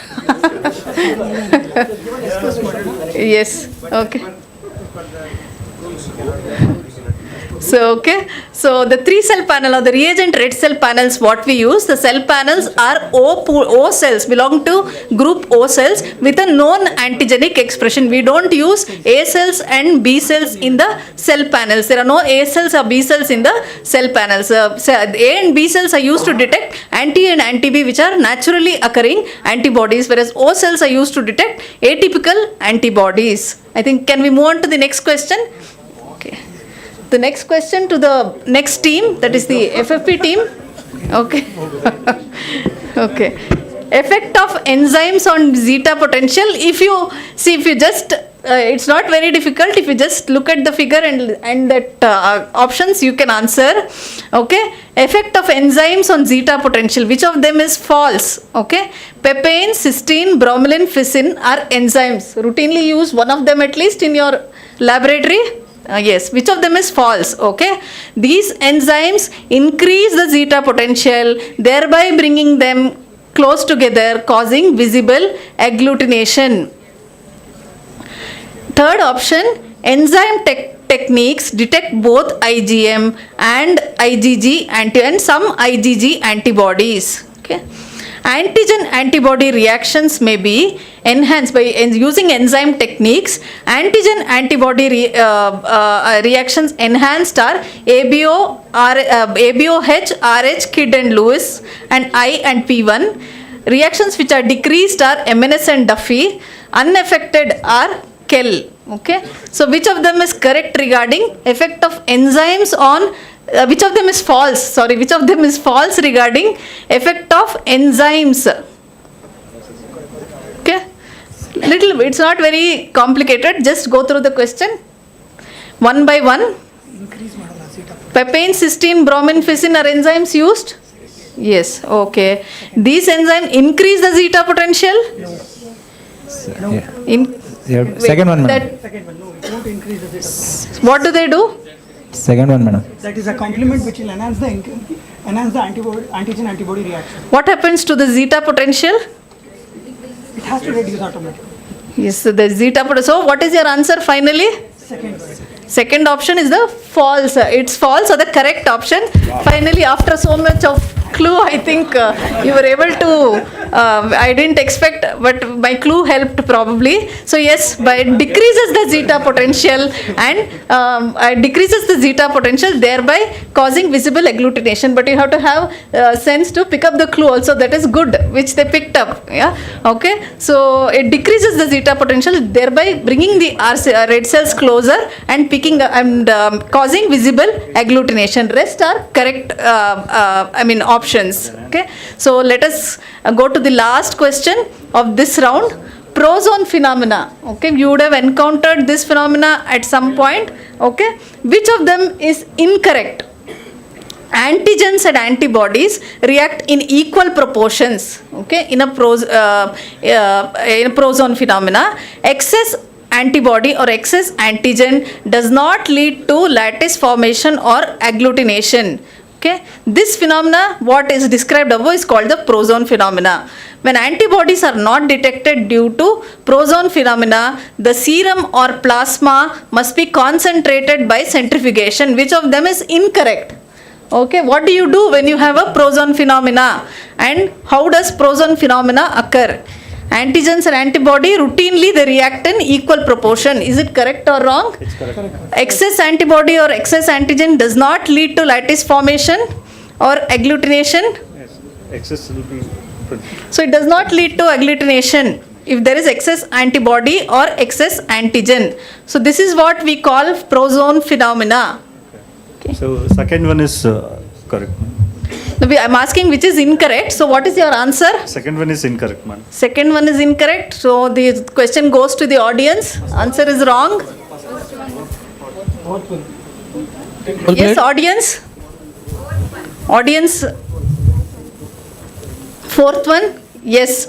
The fourth option, when antibodies are not detected due to prozone phenomena, what do we do? Yes, ma'am. Yes, we don't concentrate the sample, we dilute the plasma or serum. Because of high levels of antibodies, the prozone phenomena occurs, and so we dilute the sample and we don't concentrate the sample. So other three options are correct. The first, second and third answers are correct. The fourth option is wrong. We don't concentrate, we dilute it. Okay, so that's the correct. So 1 point for the audience. Okay, but whom will you give, prizes to the audience? How will you give prizes to the audience? We'll just clap. So after 5 rounds, whole blood team is leading with 6 points.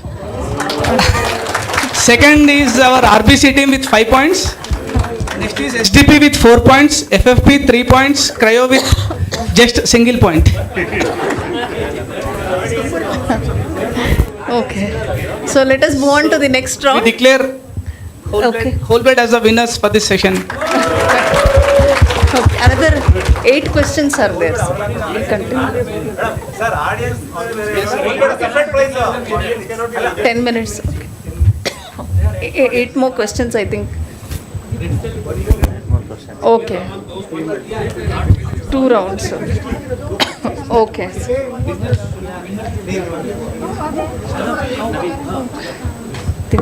Next question, who? Okay, the next question is for Cryo team. Okay. So, carbohydrate versus protein antigens. Okay. So, all these groups have protein antigens whose specificity is determined by amino acid sequence except. So, which of these antigens are protein antigens and which of them are carbohydrate antigens? The question is ABO, RH, MNS and KEL. Which of them are protein antigens and which of them, all but one is a carbohydrate antigen. Which of them is a carbohydrate antigen? You will be knowing, you have to just use a little bit. Yeah. RH is also, MNS is also. All are, yes, all are protein antigens except one antigen.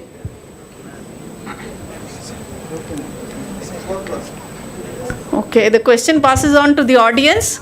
Audience? So all of them are protein antigens except one antigen. Team audience. ABO, yes. Okay, so ABO is a carbohydrate antigen. Dr. Shivram wants to explain this. You can see the red cell with all the antigens ABO, MNS, KEL, RH, DGO, KIT, Duffy. Whatever you are seeing here, all of them are protein antigens except the ABO group. ABO group has got the most common one. So that's a glycoprotein or a glycolipid. So the glycan portion is outside the red cell membrane. The oligosaccharides are carbohydrate portion. The protein or lipid portions are inside the red cell membrane. So only ABO blood group has got a carbohydrate portion whose specificity is determined by the oligosaccharide chains. Whereas in all other groups, it is the amino acid sequence of the protein that determines the specificity of the antigen. Okay. So the next question to the next FFP team. Okay. Which of the following is not a naturally occurring antibody? It is not a naturally occurring antibody. Anti-A and anti-B in the MNS in the ABO system. Sorry. Anti-H in the Bombay blood group system. Anti-M in the MNS system and anti-D in RH system. Okay. Which of them is not a naturally occurring? What do you mean by naturally occurring? Which of it is very simple. I think you can rule out. Just rule out anti and anti-B. Are they naturally occurring or anti-H? 11. Second one, ma'am. No, wrong answer. Wrong. Yes, the question goes to the audience.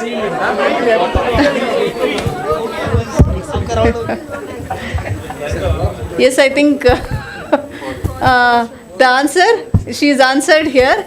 Okay, so anti-D is a immune antibody. It is clearly an immune antibody, whereas anti and anti-B, we all know it is naturally occurring. Anti-H is also naturally occurring antibody, isn't it? In Bombay blood group, the patient lacks H antigen on the red cells and has anti-H in the serum or plasma. So it is naturally occurring. Is not sensitized. Though not sensitized, patient has got anti-H. And anti-M sometimes may be naturally occurring. It can occur naturally, and whereas anti-D is it is a immune antibody. It never occurs naturally. It is an immune antibody which develops only due to sensitization episodes like pregnancy or previous transfusion with RHD positive red cells. Okay, so the point goes to the audience and not the again not the team members. Okay, so the next question: which of the following again, which the to team red cells? The next question to team red cells, isn't it? So which SDP. of the following? SDP. STP. Okay, sorry. Which of the following is not an example of an immune antibody? Anti-D, COVID antibody, auto-antibody, anti-A1 in A2 group. Which of the following is not a immune antibody? Anti-D is an immune antibody? You have answered in the previous. Yes? Yes, STP team, quick, loud. Anti-A1 in A2 group is not a immune antibody. We have asked which is not. So anti-D is an immune antibody. Yes. Okay. COVID antibodies are immune antibody. We don't have them naturally. Okay. So they develop only after exposure. Autoantibodies are also immune antibodies against the patient's own immune system, whereas anti-A1 in absence of in A2 blood group is not a immune antibody. Okay. With lack of A1 antigen, A1 antigen in A2 blood group can develop anti-A1. Okay, so it is not a immune antibody. More than 37 degrees. In have you seen anything? It's not probably not anti-A1. Did they answer, ma'am? Answer is fourth one. Anti-A1 in A2 blood group. Team SDP is right. Yeah, team SDP is right. Okay, so 1 point for team STP. The next question, this is in blood grouping of neonates. Okay, ABO antigen, which of the following is incorrect again? ABO antigens are usually well developed at birth. Okay, ABO antibodies are present at birth. Anti and anti-B antibodies develop during the first year of life in a neonate due to exposure to the environment. And the fourth option, if ABO antibodies are detected in neonatal blood sample, they're usually maternal IgG antibodies. So which of them is incorrect? Yes, team. Second one, madam. Second option, ABO antibodies are present at birth, right? Okay, we all know that anti and anti-B antibodies are not present at birth. They develop in 4 to 6 months of after birth. Okay, so rest options are correct. ABO antigens are developed at birth, and anti-B antibodies develop during the first year of life due to exposure to the environment. And if ABO antibodies are detected, it is usually maternal antibodies. Okay, so that happens in when the patient's mother's blood group is O and fetus blood group is anti or anti-B. We see hemolytic anemias, ABO hemolytic anemias, isn't it? Okay, so the next question, good 1 point to red cell team. The next question, so how will we go this time? Okay, so next question also regarding neonatal blood grouping. Which of the following is incorrect? Okay, in a neonatal blood group, only cell grouping is relevant. Only serum grouping is relevant. Okay, in neonatal blood group. Serum grouping in neonate causes blood grouping discrepancy. Okay. And neonatal blood grouping must include DAT testing as a part of pre-transfusion testing. Second, only serum grouping is relevant. Yes, that is a correct answer or the incorrect option. Okay, so because only in neonates there are no antibodies which are expressed, only cell grouping is relevant, and serum grouping in neonate causes blood grouping discrepancy. Why? Because of maternal antibodies. Sometimes it may cause blood group, or because of absence of antibodies or presence of maternal antibodies, it may cause blood group discrepancy. And neonatal blood grouping, it is always good to include DAT in as a part of neonatal blood grouping. So 1 point to team red cells. They're being lucky, I think. Okay, so okay, so next question. So there are 3 more questions, no more questions for them. There are only 3 more questions which are quite easy. So pre-transfusion testing, the next question goes to STP. Pre-transfusion testing, all are correct except, okay, as in pre-transfusion testing, blood grouping must be repeated fresh in every admission, even if previous blood grouping report is available.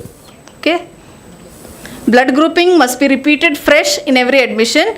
I've told that. Then second option, sample used for antibody screening must not be older than 48 hours. Post-transfusion samples must be stored for 7 days after transfusion, so that in case of reaction, any new antibody formed during storage may be detected. Or it is good to use 2 different samples for blood grouping and cross-matching. All are correct except, okay, blood grouping must be repeated fresh, or sample used must not be older than 48 hours. Post-transfusion samples must be stored.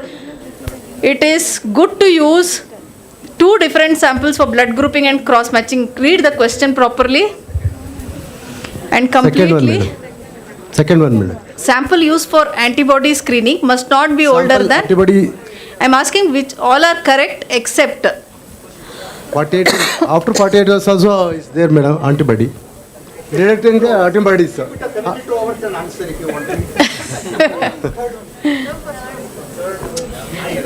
Yes. Except. No, the answer is wrong. Okay, so just read through the options carefully, and it's blood grouping, it has to be repeated every admission. Okay, so that is always recommended. Okay, not only blood grouping, antibody screening has to be repeated every admission to detect atypical antibodies. No discussion within yourself, just listen to the correct answers.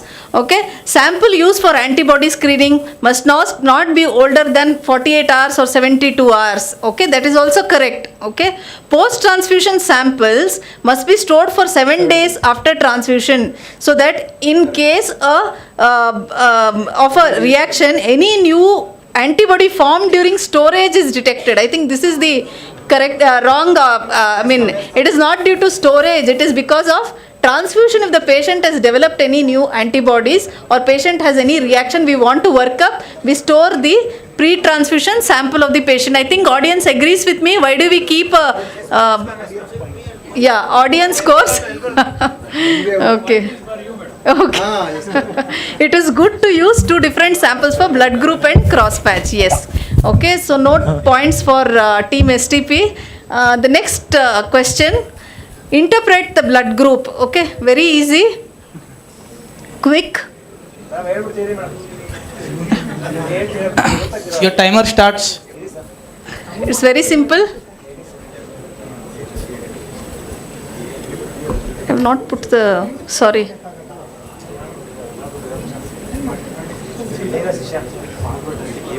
Ma'am, A2, ma'am.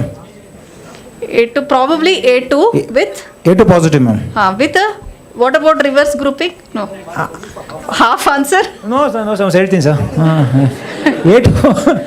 A2 positive and A1 weak antibody present, ma'am. ಅದು A2 ಇದ್ದಾಗ ನಿಮ್ಗೆ ಯಾವಾಗಲೂ ACಲಿ plus R minus 1+ ಬಂದೇ ಬರುತ್ತೆ madam.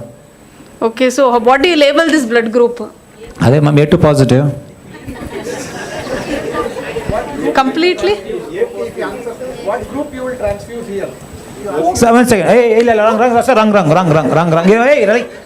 Sir A2 positive, ಅದಕ್ಕೆ A1 A2 ಒಂದು 4-5 cross matching ಮಾಡ್ತೀವಿ, ಅದರಲ್ಲಿ ಯಾವುದು ಕಂಫರ್ಟಬಲ್ ಬರುತ್ತೆ? ಯಾಕೆ ಸರ್? ಸರ್ 1 ಸೆಕೆಂಡ್ ಸರ್, A2ನೇ ಹುಡಿಕೊಂಡು ಹೋಗೋಕ್ಕಾಗಲ್ವಲ್ಲ ಸರ್, ಎಲ್ಲಿ ಸಿಗುತ್ತೆ ಸರ್? ಒಂದು 10 matching.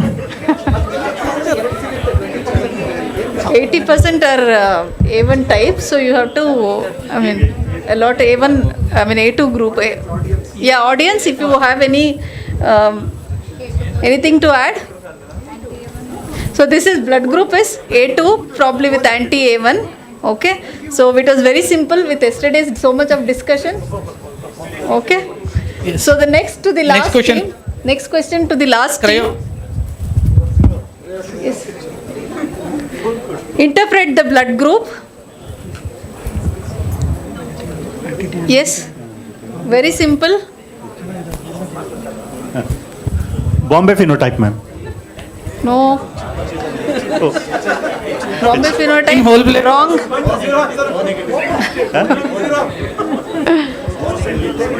Wrong. Okay. Audience, it's very clear. Okay. Yes. Look at anti-H.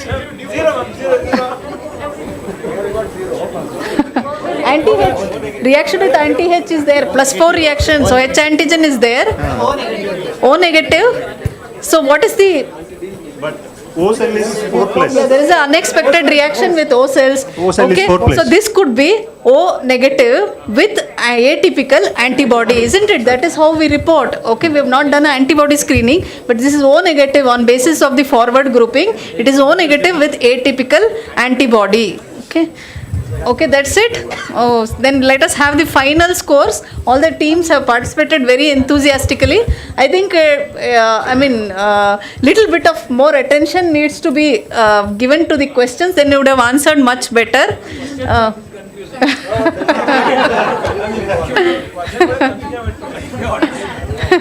So team RBC is the leading with 7 points, and the team SDP with 5 points. Okay. FFP 4 points, Cryo 1 point. Okay. Whole blood, which is audience, total 9 points, but we cannot declare you as the winner. So among the participants, team RBC is the winner. Okay. There is no tie. So there is no tie even. Yes. Or team RBC is the winner. FFP second prize, ma'am. Yes. SDP is the second prize. SDP is second with 5 points. Yes. And FFP is third. Okay, with 4 points. Okay. Yes, thank you everyone for active participation. So there are, after the end of the today's session, we will distribute prizes to first and second places. Yes, sir. Presentation ಇಲ್ಲ. See, we now want to move on to the second session, which will be either a quiz or open house. If one doctor and one technician come here, 4 teams, we'll continue this also as quiz. I think The topic is quality management. she was here. Okay. One doctor and one technician. One doctor and two doctors have registered. Yes. No, anybody else feel free. You can just sit down and enjoy. Just you have to choose the choice. Anybody? Any of the doctors? Yes. Okay, one technician, one doctor. We'll make a group like that this time. From St. John's. How many doctors? Come, all of you. Come, make 3 separate teams. No, we just need totally 8 people. How many doctors have come? Come. Any combination is okay. How many are there? How many of you?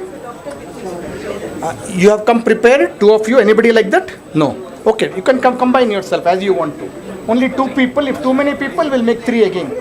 2 teams of 2 each.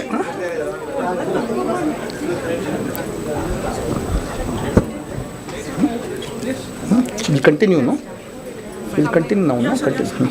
Don't want to waste. Okay. Yes.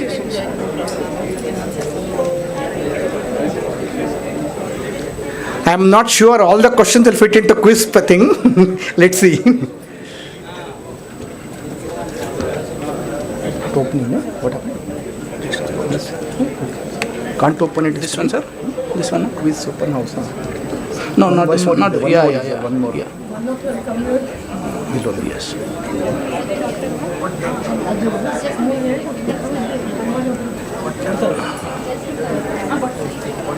Sir, I think this one.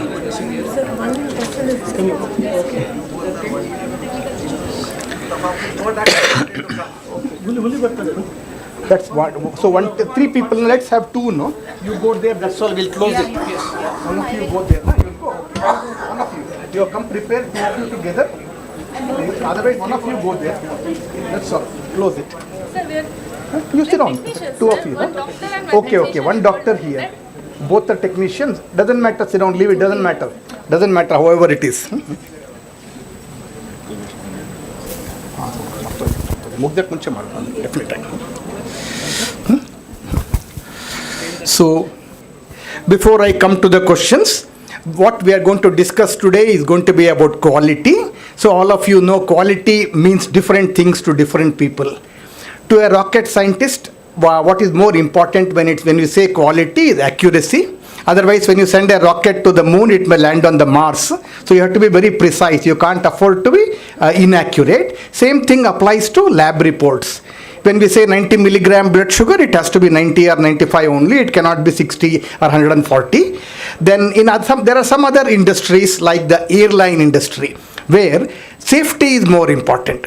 Similarly, in transfusion medicine also for us, safety is, we are not bothered so much about 90 or 95, whether our OD value is 1 or 1.5. As long as it is above cutoff, safety is more important for us. Then the degree, in some other institutions, the degree of excellence is important. If you go to a college, they are more worried about NAC accreditation, those kinds of things. Or if you go to a tutorials, they don't bother about how many people overall passed. They want to know how many people got ranks in the upper 100. Because they can portray that. So these are all examples for the degree of excellence is all they are bothered about. Mainly a tutorial, don't you think so? They are not bothered about rest of the people who fail. How many people score top ranks so that we can portray our institution. So quality means different things to different people. And sometimes we also take it as an attribute of a person. He is a quality conscious person. Don't we say that? Or he is a quality conscious company. Let's say TVS is a quality conscious company. So you describe quality in various ways. So the goal of quality assurance in laboratory is quantitative, whereas in the blood bank, it is more qualitative. So now I want to ask the first team here, whatever you want to call it. I'll call it A, B, C, D. I don't want to be confused with RBC, STP, RDP again. So let's call it A, B, C, D for convenience. So which of the following is not the question goes to team A. If they don't answer, it will go to the audience. Is not a audience, please don't discuss amongst yourself. You don't help them. It will come to you if you don't help them. If you help them, it will not come to you. Fitness for purpose, one definition. Meeting customer requirements, another definition. Making products and services affordable, another definition. Conformance to standards is another definition. Which of the following you think is not a definition of quality? Which is the wrong answer? Handheld mic. Michael. It's okay. Handheld mic is not there. You need that. You need that. If I move up. Yes, fitness for purpose, meeting customer. So fitness for purpose is not a no, is not a definition of quality. What does the audience say? That's the wrong answer. Yes. Okay. Who said third one? Please explain. Explain the answer. Why do you say third one? Making products and services affordable is not. Yes, not a definition of quality. If the purpose of quality is not to make it affordable, isn't it? Affordability is a different issue. In fact, when you add on some quality, sometimes cost can go up also a little bit. So that is not a definition of quality. So what do we mean by fitness for purpose? See, now you have come here, let us say, madam has come here in this saree. But madam, if you went to a wedding, would you go in the same saree or would you dress up in a, let us say something else, Kanjivaram saree or something, isn't it? So the clothes that we wear depend on the purpose, fitness for purpose. This saree is okay for to come to CME, but may not be okay to go to a wedding reception. That is, so quality has to be appropriate for the purpose. Second, meeting customer requirements. Let us, should it not meet customer requirements or not? So clothes we sleep, that one I gave you an example. So the customer requirements are not always stated. For example, when you go to buy a knife, you tell the shopkeeper, I want a sharp knife, I want a sturdy knife. Then you go home, start opening screw also with the tip of the knife, and it breaks. Whom will you blame? You will think the knife is not good. Because so customer requirements are not always clearly stated. He has something in his mind, but he will not tell you clearly. So you have, when you want to address quality, should address both the stated, what the customer wants, and probably a little more than that, stated and implied requirements. So conformance to standard, is it not a definition of quality? Conforming to ISI standards, ISO standards, NABA standards. So these are all definitions of quality. So next, so ISO defines quality as the degree to which a set of inherent characteristics fulfills requirements. We will not bother too much about theory. So next question is accuracy versus precision. So a TTI sample was tested by CLIA and found to be in the gray zone. Gray zone means all of you know, plus or minus 10% variation near the cutoff zone. And it was tested 4 times and 4 different readings were obtained. So if once you got the HIV OD was 0 point, the cutoff is the same. You can see the cutoff, the first row is the cutoff 1, 1, 1. In this assay, cutoff is fixed at 1. But the first time you got a result of 0.9, which made it negative result. Second one was 1.1, so it became positive. Third one, it was 1.2, it became positive. Then the fourth one is 0.8. Again that became negative. So out of 4 times we tested, 2 times we are getting negative, 2 times we are getting positive. So do these results reflect accuracy? This is going to this team, team B. Do these results reflect accuracy, precision, both accuracy and precision, or neither accuracy or precision? If you plotted a figure like this, where would this one stand? You think like that if you want to. Yeah. Is this, are the results accurate, precise, both or neither? Neither accurate nor precise. Audience? Audience? Both, yes. So these values are fitting in here. They are very close by. Isn't it? 0.9 is very close to 1, 0.8 is also very close to 1, 1.1 and 1.2 are also very close to 1. They are accurate and precise, but the accuracy may not be enough for our level. Isn't it? Otherwise, this is an accurate and precise result. If somebody is not still convinced about the result, I will show you one more graph. Why I am saying? Look at this. I plotted those 4 values on a Levy-Jennings chart. So this is the mean. 1 is the mean. This is 0.9. This is 0.8. This is 1.1. This is 1.2. You can see all of them are almost falling between one standard, not even 2 standard deviations. They are falling between 1 standard deviation only, almost. So these results are accurate and precise. But is this level of accuracy enough? That's a different question. So, if in a month I carry out about 1,000 to 2,000 units of blood are transfused. So 99.9% means 1 in 1,000 will be wrong. That means in a month I will have 2 wrong transfusions. Is it enough? Is it acceptable?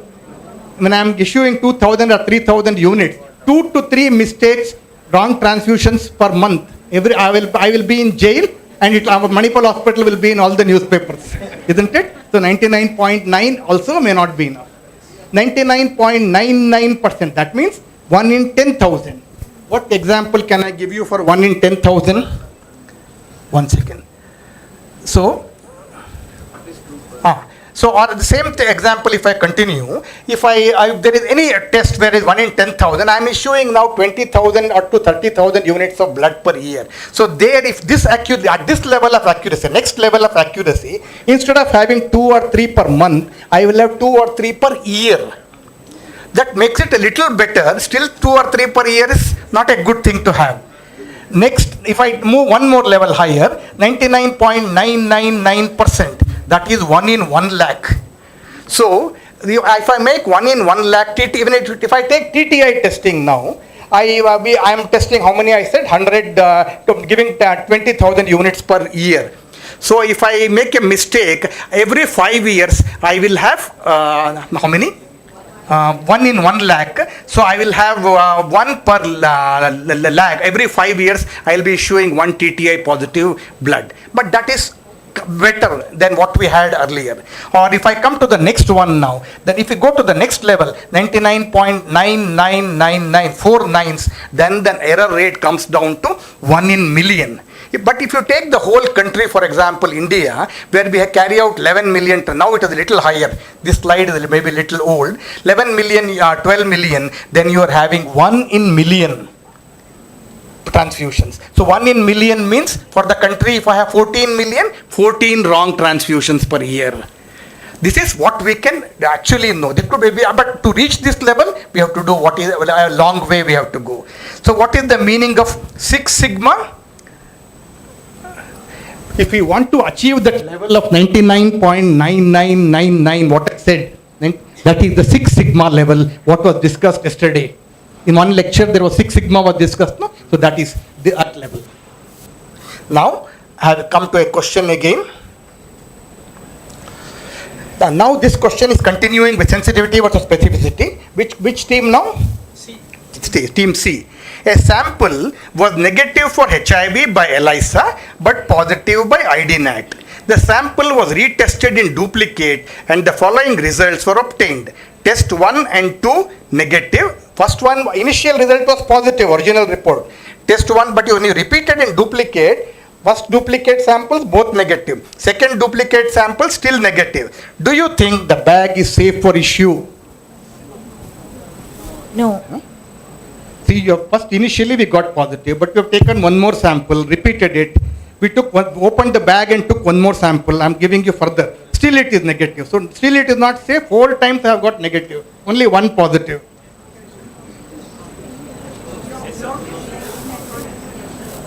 Don't get confused by what I asked you. You can stick to your answer. How many of you would like to issue this unit of blood? Audience? You have said no. I take yours. What is the audience? No. How many of you say no? But then you are violating that NBTC protocol which was said initially, that thing that when one is positive, you can repeat and duplicate and issue. Huh? Yes. The answer, right answer is, still it is not safe, because this is the question of specificity here. If you take a sample 10 times, and if you have its specificity is 80%, that means 8 out of 10 times you will get the positive result, but 2 times it can be negative. So once it is positive, treat it as positive only. So she is correct in saying that this blood should not be issued. Ultimately, the account is open. 1 point. So this is what, so let's understand what is sensitivity and specificity. So we tested original sample was positive, 1 and 2 was negative, 3 and 4 was negative. So how do we calculate specificity? True negative by true negative plus false positive. If I take how many negatives are there here? 4. 4 by 4, true negative 4, plus 1 positive, 4 by 5. So this has got a specificity of 80%. Understood? Whereas sensitivity, if you take, it is true positive by true positive plus false negative. So positive how many? Only 1. 1 by 1 plus 4, or 1 by 5, that is 20%. So sensitivity of this assay is 20%, specificity is 80%. So now, I'll move on to what is the difference between quality control and quality assurance. Okay? So this question is to Team D. So what are the options?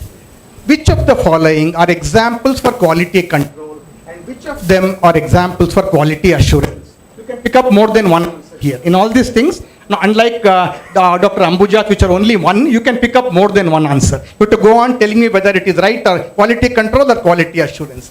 A blood center tests 1% of blood for quality every month and takes appropriate action in case of QC failure. Is the action in case of QC? This is quality control or quality assurance? Quality control. Okay, accepted, correct answer. Now I move to this team. A blood center promptly tests all bags for quality on a daily basis and prevents the bag which failed QC from going into the inventory. Is this quality control or quality assurance? They are testing all the bags daily, and then they are making sure that whatever is failed the QC is not issued at all. They are separating it and keeping it. So is this quality control or quality assurance? Quality assurance. Okay. I will not like to give out the answer, but remember the answer is quality assurance. Third, a blood center carries out regular. What about audience? What do you feel? A blood center, see, they are testing all the thing on a daily basis, not even monthly, and preventing the failed units from going into the inventory so that it will not get issued to patient. But is this quality example for quality control or quality assurance? Quality assurance, she is telling. What about you? She need not be right. You can say whatever you want to. Anybody says no, this is quality control? Anybody saying no, this is quality control? Okay, leave it. Huh? Control. They are doing more than 1% is the minimum. Even if they are doing more. Yes. Okay. Answer may be correct, but explanation is not still.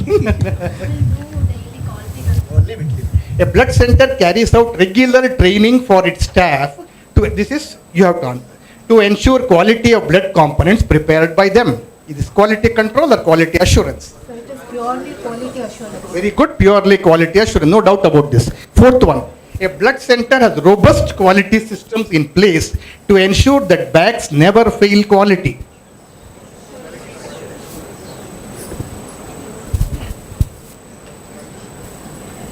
Quality assurance. Yes. So let me say now, the first one is quality control, second one is also quality control. This was wrong, you said quality assurance. Third and fourth are clear-cut examples for quality assurance. Why? We look at the next slide. What is the difference between quality control and quality assurance? And then come back to this. So quality control is a set of activities that ensure quality of the product Like if you are testing monthly QC, the products are already prepared. You cannot go back and correct it, but you are doing it, this one. So whereas assurance, set of activities that ensure quality of the process, not the product by which the products are manufactured. So quality control refers to the product, quality assurance refers to the process, not the product. Then second, goal of quality control is defect detection. Goal of quality assurance is defect prevention. Now go back to the second slide. You had confusion on the second answer, no? Everything else was okay? A blood center promptly tests all bags for quality on a daily basis and prevents the bags which fail QC from going into the inventory. They are doing a very good thing, but this is retrospective.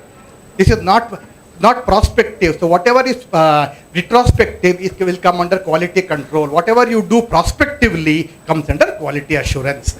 This is after you have detected the failed products, you are discarding it. If you had prevented manufacturing of the failed product, that would be quality assurance. So quality control is a reactive process. What they are doing is a reactive process, not a proactive process. Quality control is the responsibility of the quality team, whereas quality assurance is the responsibility of the entire blood bank staff and including the management. So when we test 1% of components monthly, what we are doing is quality control. Whereas putting in a mechanisms to ensure that components always meet quality is quality assurance. So now, I want to show you the difference between policy, process and procedure. What is a policy? Where are we now? You finished here, no? It comes here. We are going this way. Okay. Now I have got an interesting case here. A couple were happily married for 1 year. Okay? 1 year, everybody will be happily married first year. That's why I put a couple were happily married for 1 year. Then the wife complained that she was the only one getting up early and preparing coffee every day. He told her husband, I have to get up and prepare coffee every day. Why don't you also share? So they decided the following. They decided and laid down some guidelines for themselves. Out of this, I want you to identify which is a policy, which is a process, and which is a procedure in this one. Okay? So this may not come to you, only 3 choices in this one. So first they wrote, coffee preparation will be shared equally between them, with the husband preparing on even days and wife on odd days. You don't help them, no? Sure? They may not always be right, even if they are in majority. Okay. So next, very good.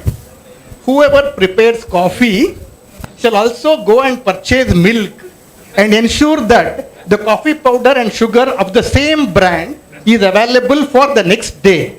To ensure standardization, both shall prepare the same way using the same kitchen apparatus and serve it hot in the dining room at the dining table. What is this? Process.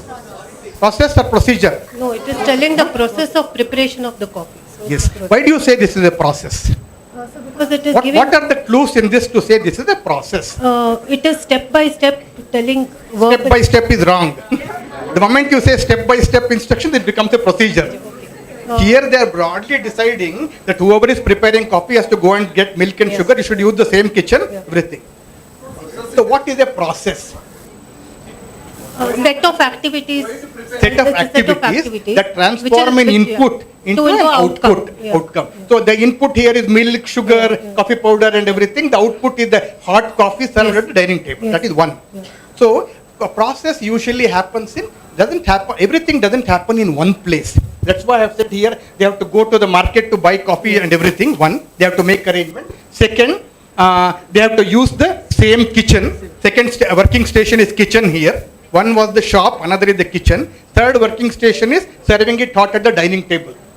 For example, when you get a blood grouping sample, let's say blood transfusion, is blood transfusion a procedure or a process? Entire blood transfusion, if you take, is it a procedure or is it a process? Yes, because there is somebody in the ward who is drawing a sample and said, somebody else in the serology department receives it, somebody else cross-matches it, then somebody in component room or somewhere else allots the blood, then somebody else will come and pick up the blood. So it's a process. The process is something which cuts across multiple workstations. So I don't think everything will come in order. There may be repetition also of the same thing. So detailed steps on how to make decoction, how much milk and sugar to add, and at what temperature the coffee must be served were written down for each to follow. Procedure. Sure? No, there's not a process. Okay, very good. All the three teams get 1 mark. So you know the difference between policy, process and procedure? And some of you might be relating to it if you have a similar quarrel with your husbands or wives. So what is a policy? It is a statement of intent. In a policy, you don't write, what you want to do, you will write. Preparing coffee equally, husband and wife is the policy. Like that, in blood donation, what can be our policy? We will collect blood from approved donors after counseling can be our policy. Similarly, you can have various policies like we will purchase equipments only based on certain laid down criteria which you have laid down in SOP number so and so you can write. So like this you can have, these are all policies. Policies will be small, usually in statements. It's a statement, it is not written in pages.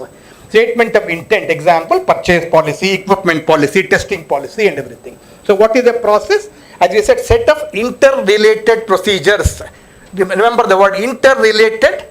Activities that transform an input into an output. Usually it is cross-functional. That means multiple people, multiple workstations are involved. Blood transfusion, testing of blood, these are all examples for process. Blood grouping report. The sample that you get is the input. The request that you get is the input. The report that you give out is the output. So even blood grouping is a unless if you're looking at only what you do in the serology, it's a process, it is not a procedure. So what is a procedure? Detailed step-by-step instructions to carry out particular task. How much coffee decoction to add, how much milk to add, or how many microliter of red cells you will take, how many microliter of serum you will add. That is procedure. Okay? So we go to the next one. I am not keeping track of who is winning, don't worry. we will run late. So this is which of the following is incorrect with respect to the quality manual. You know that all blood centers, ideally, if you are especially want to go for an accreditation like NABH or AABB, you should have a quality manual. All of this regarding the quality manual are correct, except this. Which of this is incorrect? Apex document in any quality management system. I am saying quality manual is the apex document in any quality management system. It comprises of, that means all of them, quality manual comprises of quality policies, objectives, indicators, and make references to other procedures, processes and procedures.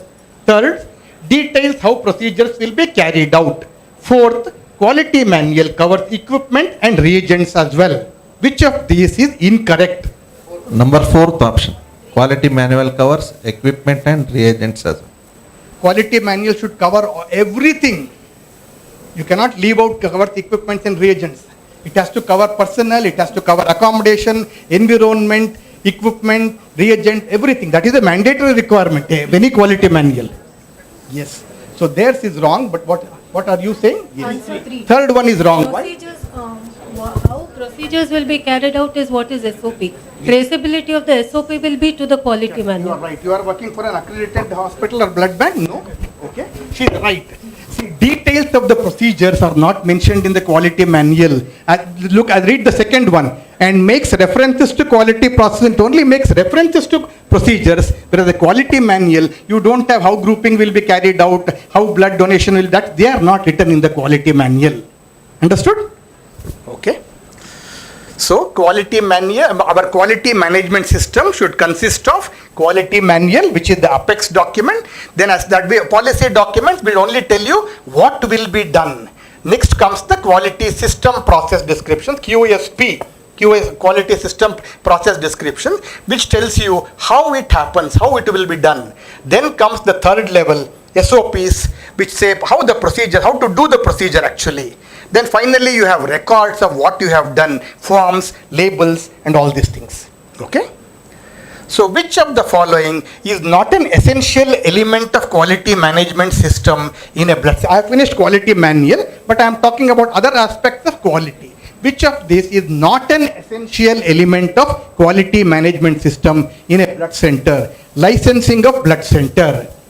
Helping non-accredited blood centers to go for accreditation. Method for staff selection, training and competency evaluation. Method for selection and validation of equipments and reagents in use. Whose turn is it? Whose turn is it? Your turn. Yes, helping non-accredited. That is not a requirement of quality management system. You can help, you need not help. All others are requirements for the quality management system. Very good. So, you know what is non-conformance? You know, whatever mistakes happen in the blood bank can be broadly called non-conformance. But let's see how much you know about non-conformance. Non-conformance is a deviation from standards. I want you to tell me true or false only for each statement. First one is true, sir. True. Okay. First one is true. Right answer. Non-conformance is deviation from SOP. True or false? False. False. False. Wrong answer. Pass it. So, a non-conformance can be deviation from laid down standards like ISO, NABH or even SOP also. Non-conformance can be detected by horizontal, vertical and examination audits. True or false? That's all you have to. Third one. True, sir. True? Sure? Why is it not? I am saying non-conformance can be detected by horizontal, vertical and examination audits. True or false? No, it's a false. False. One person says true, within the same team another person says false. What should I take? We can't measure in horizontal, vertical. It won't affect our this one. Okay. It's in structural this one statement. Okay. Every major NC, let's go to the next one. Or I'll give you one more option. Keep it with you only. Every major NC, there are 5 of them here, that's why. Every major NC should be followed by an RCA, root cause analysis, and CAPA, corrective and preventive action. This is true, sir. True? Okay. You had one less during policy process, you did not get. That's why I gave you one extra question here. Last one. All NCs detected during audit must be discussed with management during management review meeting. True, sir. True? Sure? You discuss it with your management? Yeah, sir. Okay. So, non-conform. What is the meaning of non-conformance? Deviation from standards, deviations from drug control rules, deviations from your own SOP that you have laid down. All these come under non-conformances. And how do you detect a non-conformance? Audits. Horizontal audit, vertical audit, examination audit. All these are methods of detecting non-conformance. Okay? That's why I didn't let you went on to the next question. So every major, whenever you have a non-conformance, especially if it is major in nature, you will have to do a root. If it is very trivial, maybe you might not do a root cause all the time. You must simply take corrective action if it is a very trivial one. Otherwise, most of them will need a root cause analysis as well as a CAPA. So types of audit, what's the meaning of horizontal audit? Horizontal audit examines one element in a process. Example, only blood donation. You audit only blood donation, that is a horizontal audit. Vertical audit, you take a unit of blood bag and follow it up from the donor till the issue, wherever the that blood bag, whatever records are there, the donor form, the component separation sheet, the TTI form, the blood issue record, the label, how it was transferred. If you go through it completely end to end, that becomes a vertical audit. We in our hospital, we do one vertical audit of one blood bag every month and document all the documents relating to that unit. Once to make sure that the entire system is in place. You must go to the ward also and see whether consent was taken for that unit, things like that. Okay? Examination audit simply means somebody is doing a test. You stand beside them and examine whether they are doing correctly or wrongly. Because sometimes theoretically you may say everything. Theory may be very good, but practically you may not be doing the right thing. That's called examination audit. Suppose if somebody is doing something, if you go to a hospital and they are written that cell grouping and serum grouping will be done by 2 different people. SOP says like this. But they are, actually you see only one person is doing cell grouping and serum grouping. That you can detect only with examination audit. So these are the different types of audit. So quality management system consists of 6 M's. These are also the different ways of doing a root cause analysis when something goes used in RCA. Which of these yums is not one among them? I'm telling, when you want to do root cause analysis in any quality management system, there are 6 yums. Dr. Ambuja has described, yesterday also somebody described, which yum is not one of the components of root cause analysis or not a part of quality management system. Man, machine, material, method, management, Mother Earth, management. Management doesn't come under one of the yums. Somebody else said Mother Earth. Who said Mother Earth? No, somebody else said Mother Earth here only. Mother Earth means temperature and humidity, only made to rhyme with other yums. But it is done by, everybody uses it. So temperature and humidity also is a part of this. So the only thing, management is not a part of this one. So which are the 6 yums? Whenever things go wrong, whenever something goes wrong, how do you see? So what are the things to see? Man. Who is the person doing the test? Is that person trained properly? Is he competent to do the test? Which machine has been used? Has that machine been calibrated? Has that machine been verified? Then Mother Earth, what was the temperature and humidity that day? Atmosphere, that machine. Then measurement. Maybe you have done everything correctly but did not make mistakes in mathematical calculation. That is what I mean by measurement. Okay. Then method. Was the SOP followed? Was the process followed or the procedure clearly followed? Material. Or was there a problem with the reagents? Were the reagents validated? These are the things you must look at when you are doing root cause analysis for a quality management system. So now we will understand the difference between, what's the time? 4:15. Another 5 minutes. The difference between licensing, certification, or should we stop and come back?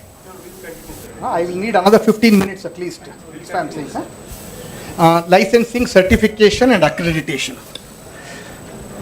So licensing meets the minimum requirements, whereas accreditation is for higher requirements. So basic minimum standards, legislation. Higher benchmarks, accreditation.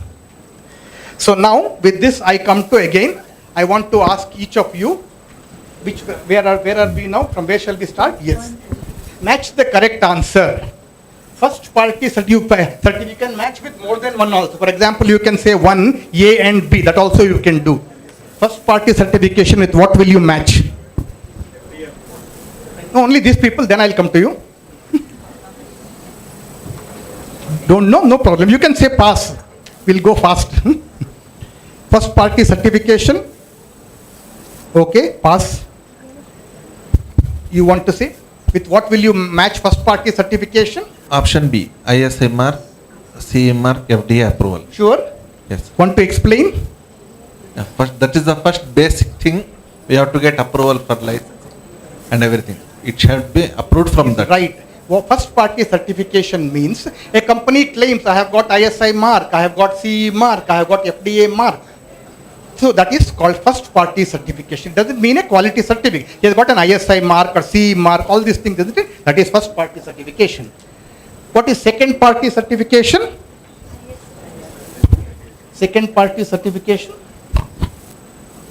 There is what all is remaining? AABB, AATM quality certificate, NABH accreditation, ISO certification. Quality certificate.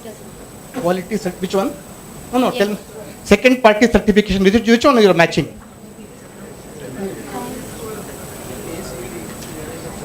ISO. ISO, again this also is ISO you are telling? C, what is C? NABH accreditation. Then what is third party certification? First quality certificate. Second part is the quality. Second party certification? Which quality? You tell me there are so many quality certifications. AABB. Why are you saying that is second party certification? Okay, answer is right. Second party certification is AABB, what we are going now. Some of us AABB, AATM. Second will need the quality. Second party certification, you need the quality. If you talk more, I'll take away your marks. Answer is correct, so keep quiet now. So second party, I think AABB is right. Third party, NABH. Why do you say AABB is right? Sir, it is still within the purview of Association of Blood Bankings. We are still in the same field. Third party is Yes, somebody yes. who's totally The same field. unrelated to the... Somebody known to us is Yeah, doing known it. to We us. are a So part of the NABH is- association. Yeah, so NABH is a totally unrelated national level monitoring body. Yes. So I think Okay. So now let's understand the difference between these things. So first party certification is assurance given by an individual or an organization that it meets quality. Example, ISI mark, CE mark, FDA approved drugs. All these are first party certification. What is second party certification? Assurance given by an association to which the individual or organization belongs. I get a certificate from IMA. I get a certificate from AABB, AATM. Though it is as good, we know it is quite difficult to get it, it is still regarded as a certification. For example, I have got a AABB quality certificate, but I have got NABH accreditation. That is not called accreditation. So, but when you get it from an independent third party, which has got traceability to ISQA, International Society for Quality Assurance, ISQA, like NABH, then you can call it third party certification. ISO is also an independent body. So though it is called ISO certification, that is also a third party certification, not a second party. Only I would say AABB, AATM certificate that is available in India is a second party quality certificate, not a third party certification. Understood the difference? Difference between licensing and accreditation, and what is first party, what is second party, and what is third party certification. What about NABH for blood bank? There is a separate NABH for blood bank. That is third party only. It's got traceability to ISQA. NABH is an independent organization, completely independent organization. So that is that's the best example for third party certification. Even CAP accreditation now, it's called CAP accreditation. In US, AABB accreditation, it is independent, like NABH in India. But here, this is specially designed for India, AABB, AATM certification. So what is accreditation? It is the process by which a certification of competency, authority or credibility is given by an official agency or a professional body. I will not go into details of theory. I want to finish quickly. So which of the following is not a, I'll finish in 5 minutes now. Which of the following is not a document? You can choose none. You can say none of them are a document, or one out of this, or more than one. In all these questions now, you can choose none, one, or more than one. Policy statements SOP, is it a document? I'll go fast, I will not bother about quiz. It's a document. Huh? Information or work instructions given to the staff. Anybody answer? Yes. A document? Yes. Specifications, calibration, tables, biological reference intervals. Document? No? Not a document? Yes, document. Yes or no? It's a document. Charts, posters, notices, textbooks, reference article. Document? Yes. Not a document. She said not a document, you're saying document. Huh? Document, sure. Charts, posters, notices, textbooks are a document? Yes or no? Yes? Document. Yes, let's see. DC rule, drug controller rules, NABH standards, AABB standards. Document. Document. Blood bank information software, document? No. No? Out of 4, 2 people are saying no here. Blood bank information system, document or not a document? Huh? Document. So which of them is not, I mean, do you think there is anything which is not a document here? Yes, all are documents. So whatever I have written down here, all of them come under the heading of documents. So document versus record. Which of the following is not a record? Choose none, one or more than one correct answer. Master register, blood donor form, component register, TTI printout, IEC material. Which of them can be clearly called a record? Which of them cannot be called a record? Like that you think. Blood donor form is not a record?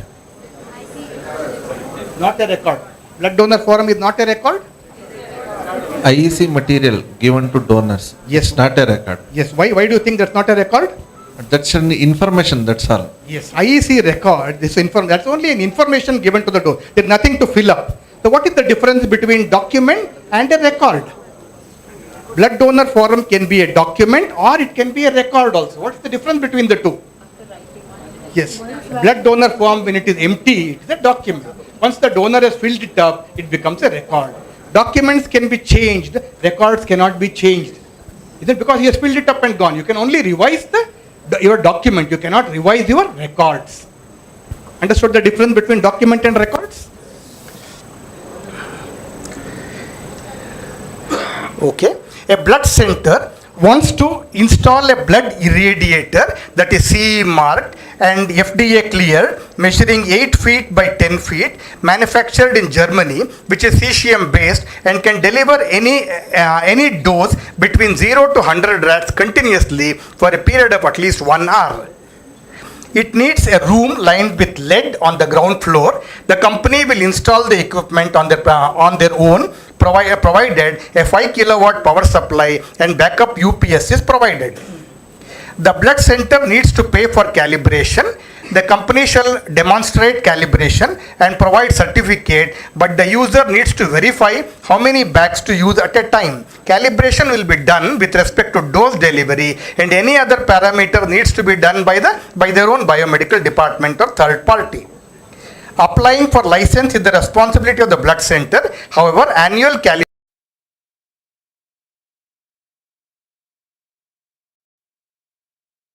intermittent checks need to be done by the blood center themselves. Which of this is a design qualification? Which of this is an installation qualification?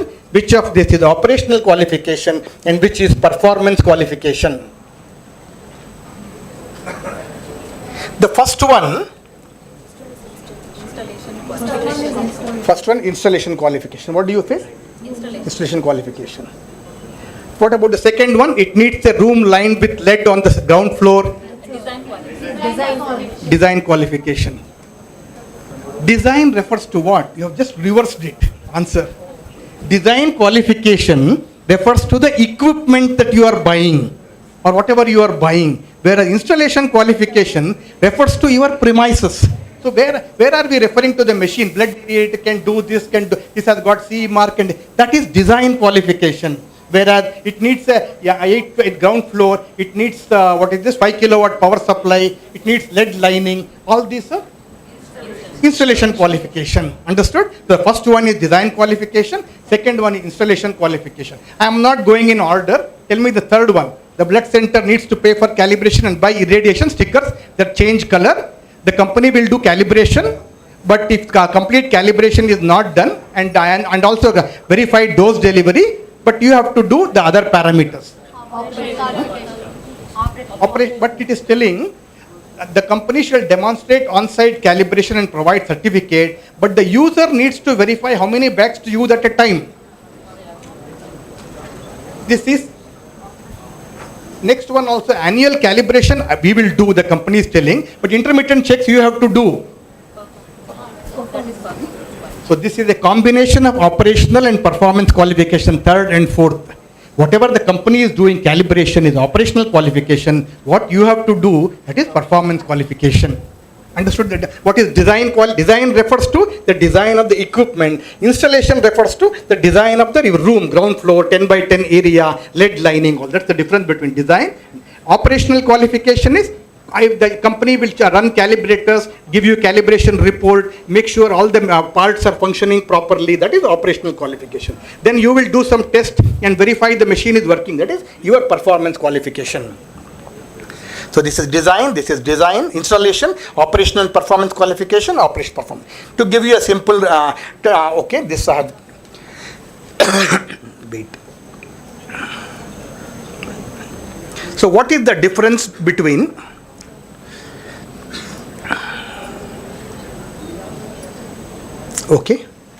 I think I've run out of time, so I want to, no more questions as such. I have got one question otherwise.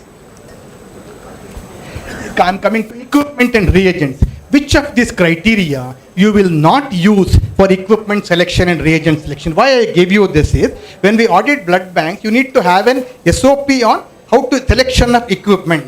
And most people don't know how to write an SOP on equipment selection. That has been my experience. So I am asking you, what all would you like to include So which of these criteria you will not use for equipment selection or reagent selection? When you want to buy this one, you may include some of this, but not all of them. So popularity or number of users, yes or no? Yes. Cost of equipment or reagent, will you consider? Yes. Availability of spares. Availability of spares? No. We no need to check for availability of spares.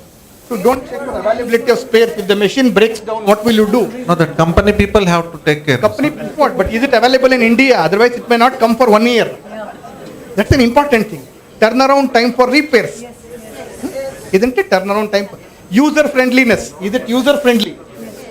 First party certification. Why you don't want ISO mark, CE mark, FDA? First party means ISO mark, CE mark, FDA mark. You don't want to look at those things? Third party certification. NABH certificate. That we are not bothered about, third party. But you want first party certification. So when you write an SOP on this, these are the things you can look at. Why I stopped the scoring and going ahead is people will get tired if we don't break for copy quickly. So these are the elements of quality management system. So I've come to the end of this, but before I just wanted to show you one slide in this one. In the morning, I think somebody described that when you do calibration, you must look at all the parameters for calibration.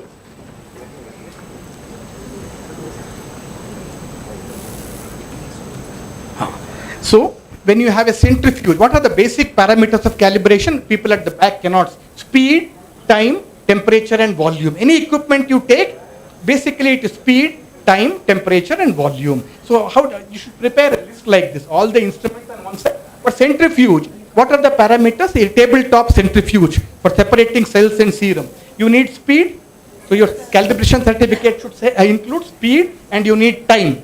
But do you need temperature and volume there? No, temperature and volume is not there. If you take a refrigerated centrifuge for blood bags, you need speed, you need temperature, time, you need temperature also then, because it's a refrigerated centrifuge. If you take cell separator, what are the things you need? Speed, time, then you need volume. It is measuring 300 ml SDP, your cell separator, isn't it? So you need volume there. You go back and look at your calibration report. I will guarantee that in your report, one of these parameters will be missing. So call the company people and tell him, see, I want it, I include this parameter and give me the certificate. ELISA, CLIA reader. Speed is not there. Time is important, because incubation period is there. Temperature, because it's got a built-in incubator. Then volumes, you've got a pipetting system, so volumes have to be calibrated.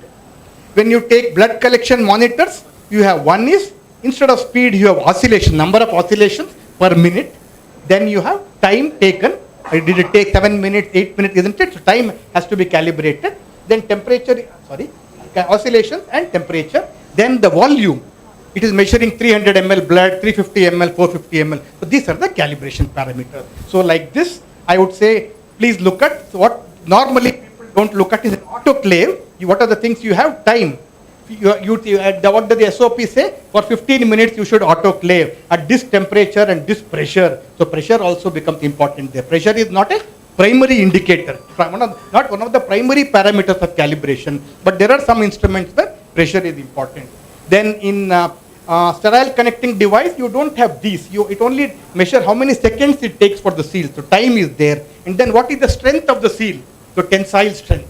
So these are the things. So like this, when you go back, please prepare a chart showing the various calibration parameters for every instrument. And when you get the certificate, match it against it. I hope you have enjoyed the last 2 sessions. Thank you very much.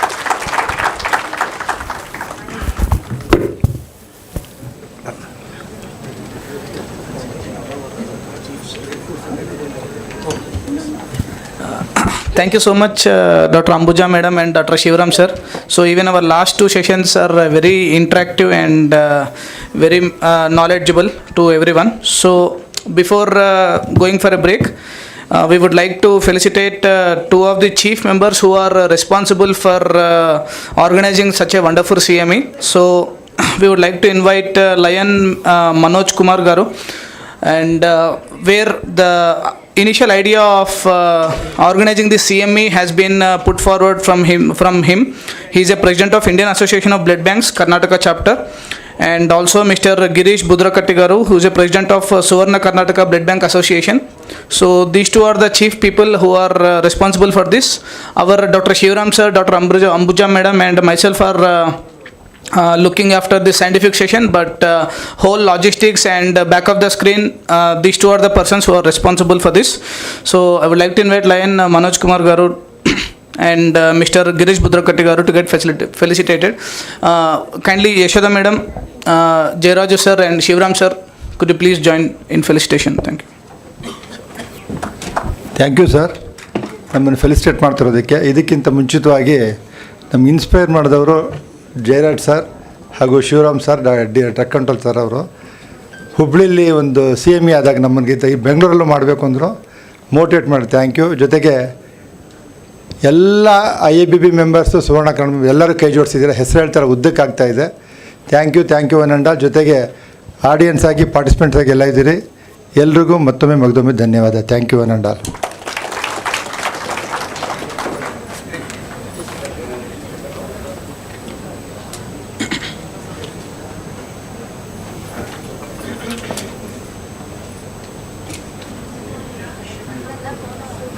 So all the work behind organizing this, all the monitorial part, getting all the sponsors for the sessions, including the live YouTube streaming and the screen which is available in the canteen, everything are been taken care of by these two wonderful guys.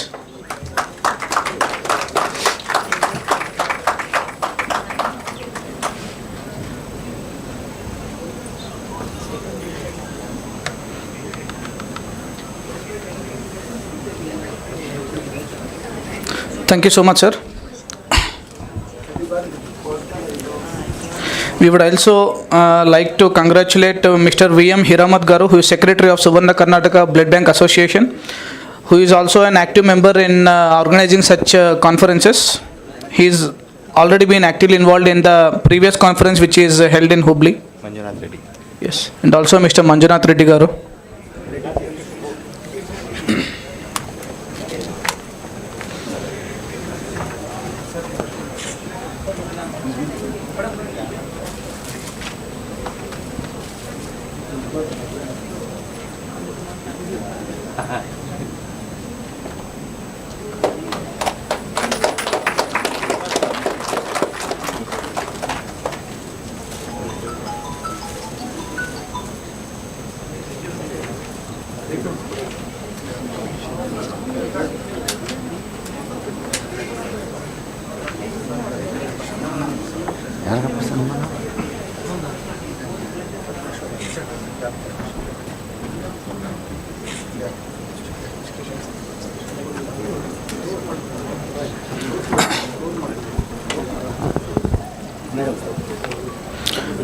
We would like to felicitate DAPCO officials, Hanmant Rayappa garu and Yashoda madam.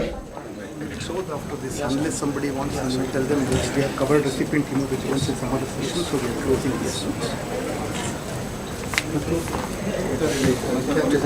Yeah, informed, sir.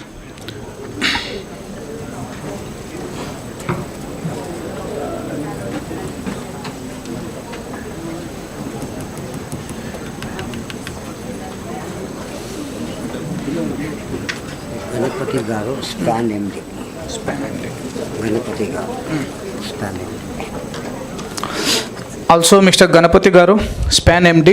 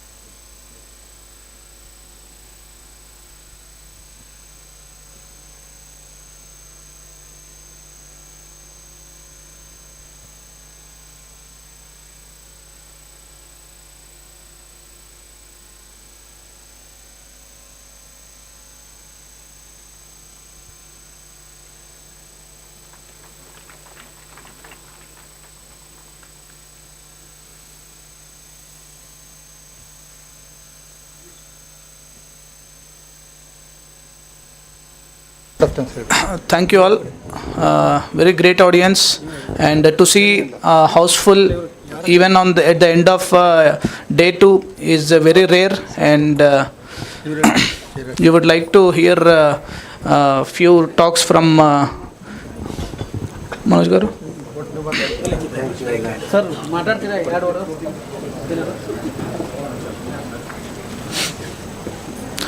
So, Jairaj Garu and Dr. Susan Williams Madam will be giving the vote of thanks. Yes, over to you, sir.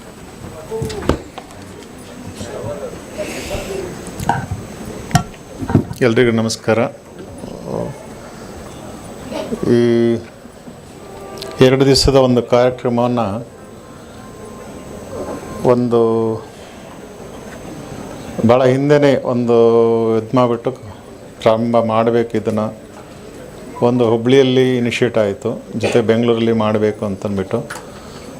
So ಇದು ಒಂದು ಟೀಮಾಗಿ ಮಾಡಲಿಕ್ಕೆ ಮತ್ತು ಜೊತೆಗೆ academic sessions ಸಹ ಮಾಡಲಿಕ್ಕೆ ನನಗೆ ಒಂದು ಕೂತ್ಕೊಂಡು ಚರ್ಚೆ ಮಾಡಿದ್ವಿ. ಡಾಕ್ಟರ್ ಶಿವರಾಮು ಹಾಗೆ ಮನೋಜ್ ಆ್ಯಂಡ್ ಇವರು ಬಿದಿರುಕಟ್ಟಿಯವರು ಮತ್ತು ಜೊತೆಗೆಲ್ಲ ಒಂದು ಟೀಮ್ ಬ್ಯಾಂಗ್ಳೂರು ಮತ್ತು ಎಲ್ಲ ಸುತ್ತಮುತ್ತ ಎಲ್ಲರೂ ಬಂದಾಗ ಮಾಡಬೇಕು ಅಂತಂದಾಗ ಯಾವ ಚಾಪ್ಟರ್ಗಳು ಯಾವ ಟಾಪಿಕ್ಸ್ ತೊಗೋಬೇಕು ಅಂದಾಗ ಒಂದು ಕೂತ್ಕೊಂಡು ಚರ್ಚೆ ಮಾಡಿ ಯಾರನ್ನು ಕರಿಬೇಕು, ಇನ್ವೈಟ್ ಮಾಡಬೇಕು, ಯಾರ್ಯಾರು ಎಕ್ಸ್ಪರ್ಟ್ಸ್ ಕರಿಬೇಕು ಅಂತಂದಾಗ ಡಾಕ್ಟರ್ ಶಿವರಾಮ್ ಅವರು ಭಾಳ ಒಂದು ಅವರು ಪ್ರತಿಯೊಂದನ್ನು ಸಹ ಅವರು ಈಸ್ ದ ನನ್ನ ಕ್ಲಾಸ್ಮೇಟು. ಜೊತೆಗೆ ನಾವು ಟೇಬಲ್ ಮೇಟು ಸಹ ಅನಾಟಮಿ ಇದರಲ್ಲಿ ಟೇಬಲ್ ಮೇಟ್ ಇಬ್ಬರು. ಅವರಿಗೆ ಮೊದಲನೇ ಬಿಗಿನಿಂಗಿಂದ ಪ್ರೊಫೆಸರ್ ಅಂತ ಕರಿತಿದ್ವಿ ಸ್ಟೂಡೆಂಟ್ ಇದರಲ್ಲೇ, ನಾವು ಕ್ಲಾಸ್ಮೇಟ್ಸ್ ಇದರಲ್ಲೇ ಫಸ್ಟ್ MBBS ಅಲ್ಲಿ ಪ್ರೊಫೆಸರ್ ಅಂತ ಕರಿತಿದ್ವಿ ಅವರಿಗೆ. ಸೊ ತುಂಬ ನಾವು ಒಡನಾಟ ಜಾಸ್ತಿ ಇದೆ, ಯಾವಾಗಲೂ ಡಿಸ್ಕಷನ್ ಮಾಡ್ತಾ ಇರ್ತೀವಿ. ಸೊ ಹಾಗೆ ಅವರು ಇಂಟರ್ನ್ಯಾಷನಲ್ ಜರ್ನಲ್ಲಿಗೂ ಸಹ ಎಡಿಟರ್ ಆಲ್ಸೋ ಅವರು. ಆಮೇಲೆ ಜೊತೆಗೆ ನ್ಯಾಷನಲ್ ಇಂಟರ್ನ್ಯಾಷನಲ್ ಕಾನ್ಫರೆನ್ಸಸ್ ಸಹ ಅಟೆಂಡ್ ಮಾಡ್ತಾ ಇರ್ತಾರೆ, ISPTC ಮತ್ತು ಈ ಥರ ಇದರಲ್ಲಿ. ಸೊ ಇಂಥವೆಲ್ಲ ನಮಗೇನು ಅಂತಂದರೆ ಮುಖ್ಯವಾಗಿ ನಾಲೆಡ್ಜ್ ಅಪ್ಡೇಟ್ ಆಗಬೇಕು, ಜೊತೆಗೆ capacity building, future human resource man power so enhance ಆಗಬೇಕು, ಜೊತೆಗೆ ಡೆವಲಪ್ ಆಗ್ತಾ ಹೋಗಬೇಕು. So we have to build all the human resource. So immuno ಏನು ಟ್ರಾನ್ಸ್ಫ್ಯೂಷನ್ ಮೆಡಿಸಿನ್ ಏನಿದೆ ಅದು ಫ್ಯೂಚರ್ ಇದರಲ್ಲಿ ಸಾಕಷ್ಟು ಡೆವಲಪ್ ಆಗಬೇಕಾಗಿದೆ. ಅಕಾಡೆಮಿಕ್ ಇದರಲ್ಲಿ ಎಲ್ಲ ಮೆಡಿಕಲ್ ಕಾಲೇಜಲ್ಲಿ, ಜೊತೆಗೆ HR ಔಟ್ಪುಟ್ ಇನ್ನು ಬರುವ ದಿವಸಗಳಲ್ಲಿ ಸೊ ಎಕ್ಸ್ಪರ್ಟೈಸ್ ಆಗಂಥವ್ರು ಇನ್ನೂ ನಮ್ಮ ಇದರಲ್ಲಿ ಏನು transfusion medicine either it is a stand alone or hospital based ಅಥವಾ ಮೆಡಿಕಲ್ ಕಾಲೇಜ್ ಅಥವಾ ಎಲ್ಲೇ ಇದಾಗಲಿ ಸೊ ಮಾಡಬೇಕಾಗಿದೆ. ಸೊ ಇದರ ನಿಟ್ಟಿನಲ್ಲಿ ನಾವು ಫ್ಯೂಚರ್ ಅಕಾಡೆಮಿಕ್ ಇದರಲ್ಲಿ ಕೆಲವೆಲ್ಲ ಇನ್ಸ್ಟಿಟ್ಯೂಷನ್ಸ್ ಆಲ್ರೆಡಿ ಸ್ಟಾರ್ಟ್ ಮಾಡಿದ್ದೇವೆ. ಎಲ್ಲ ಇನ್ಸ್ಟಿಟ್ಯೂಷನ್ಸ್ ಸ್ಟಾರ್ಟ್ ಮಾಡಿದರೆ ಸ್ಟ್ರೆಂಥನ್ ಮಾಡಿದರೆ ಸೊ NMC ಅಥವಾ ನಮ್ಮ ಮೆಡಿಕಲ್ ಎಜುಕೇಷನ್ ಡಿಪಾರ್ಟ್ಮೆಂಟ್ ಸೊ ಯಾರ್ಯಾರು ಮುಂದೆ ಬಂದು ಅದನ್ನು ಮಾಡಲಿಕ್ಕೆ ಪ್ರಯತ್ನ ಪಡ್ತಾ ಇದ್ದಾರೆ, ನಾವು ಇದು ನಿಟ್ಟಿನಲ್ಲಿ ಯೋಚನೆ ಮಾಡಬೇಕಾಗಿದೆ. ಸೊ ಇಂಥ ಒಂದು ಕಾರ್ಯಕ್ರಮನ ಆಯೋಜನೆ ಮಾಡಿದ್ದಕ್ಕೆ ಸೊ ಎಸ್ಪೆಷಲಿ ನಾವು KSPTC ಇದರಿಂದನ so we told that so it has to percolate to the government of India also. ನಾನು ಅದನ್ನು ಒಂದು ಇದು ಮಾಡಿಬಿಟ್ಟು ಸೊ ನಮ್ಮ ರಾಜ್ಯದಲ್ಲಿ ಈಗ ಅದು ಈ ಥರ 2 ಕಾರ್ಯಕ್ರಮ ಆಗಿದೆ. ಹಾಗೆ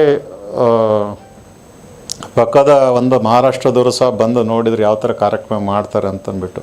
ಸೊ ಇದನ್ನು ನಾವು ಗೌರ್ಮೆಂಟ್ ಆಫ್ ಇಂಡಿಯಾಗೂ ಸಹ ಕಳಿಸ್ಕೊಡ್ತೀವಿ, ಯಾವ ಥರ ಕಾರ್ಯಕ್ರಮ ಮಾಡಿದ್ದೀವಿ ಹೇಗೆ ಅಂತನ. ಸೊ ಇದರಲ್ಲಿ ನೀವೆಲ್ಲರೂ ಭಾಗಿಯಾಗಿದ್ದೀರಾ. ಮತ್ತು ಜೊತೆಗೆ ಇದನ್ನು ಯೂಟ್ಯೂಬಲ್ಲೂ ಸಹ ಅಪ್ಲೋಡ್ ಇದರಲ್ಲಿ ಲೈವ್ ಇದಾಗಿದೆ, ಟೆಲಿಕಾಸ್ಟ್ ಆಗಿದೆ ಅಥವಾ ಅವರಲ್ಲಿ ಮೀಡಿಯಾ ಮುಖಾಂತರ ಎಲ್ಲರಿಗೂ ಮಾಧ್ಯಮದಲ್ಲಿ ತಿಳಿಸಿದೆ. ಸೊ ಇಲ್ಲಿ ಮುಖ್ಯವಾಗಿ ನಮ್ಮ ಈ ಕಾರ್ಯಕ್ರಮಕ್ಕೆ ನಮ್ಮ ರಾಜ್ಯ ಸರ್ಕಾರದ ಕರ್ನಾಟಕ ಸರ್ಕಾರದ ನಮ್ಮ ಆರೋಗ್ಯ ಮತ್ತು ಕುಟುಂಬ ಕಲ್ಯಾಣ ಸಚಿವರಾದ ಸನ್ಮಾನ್ಯ ದಿನೇಶ್ ಗುಂಡೂರಾವ್ ಅವರು ಬಂದಿದ್ದರು.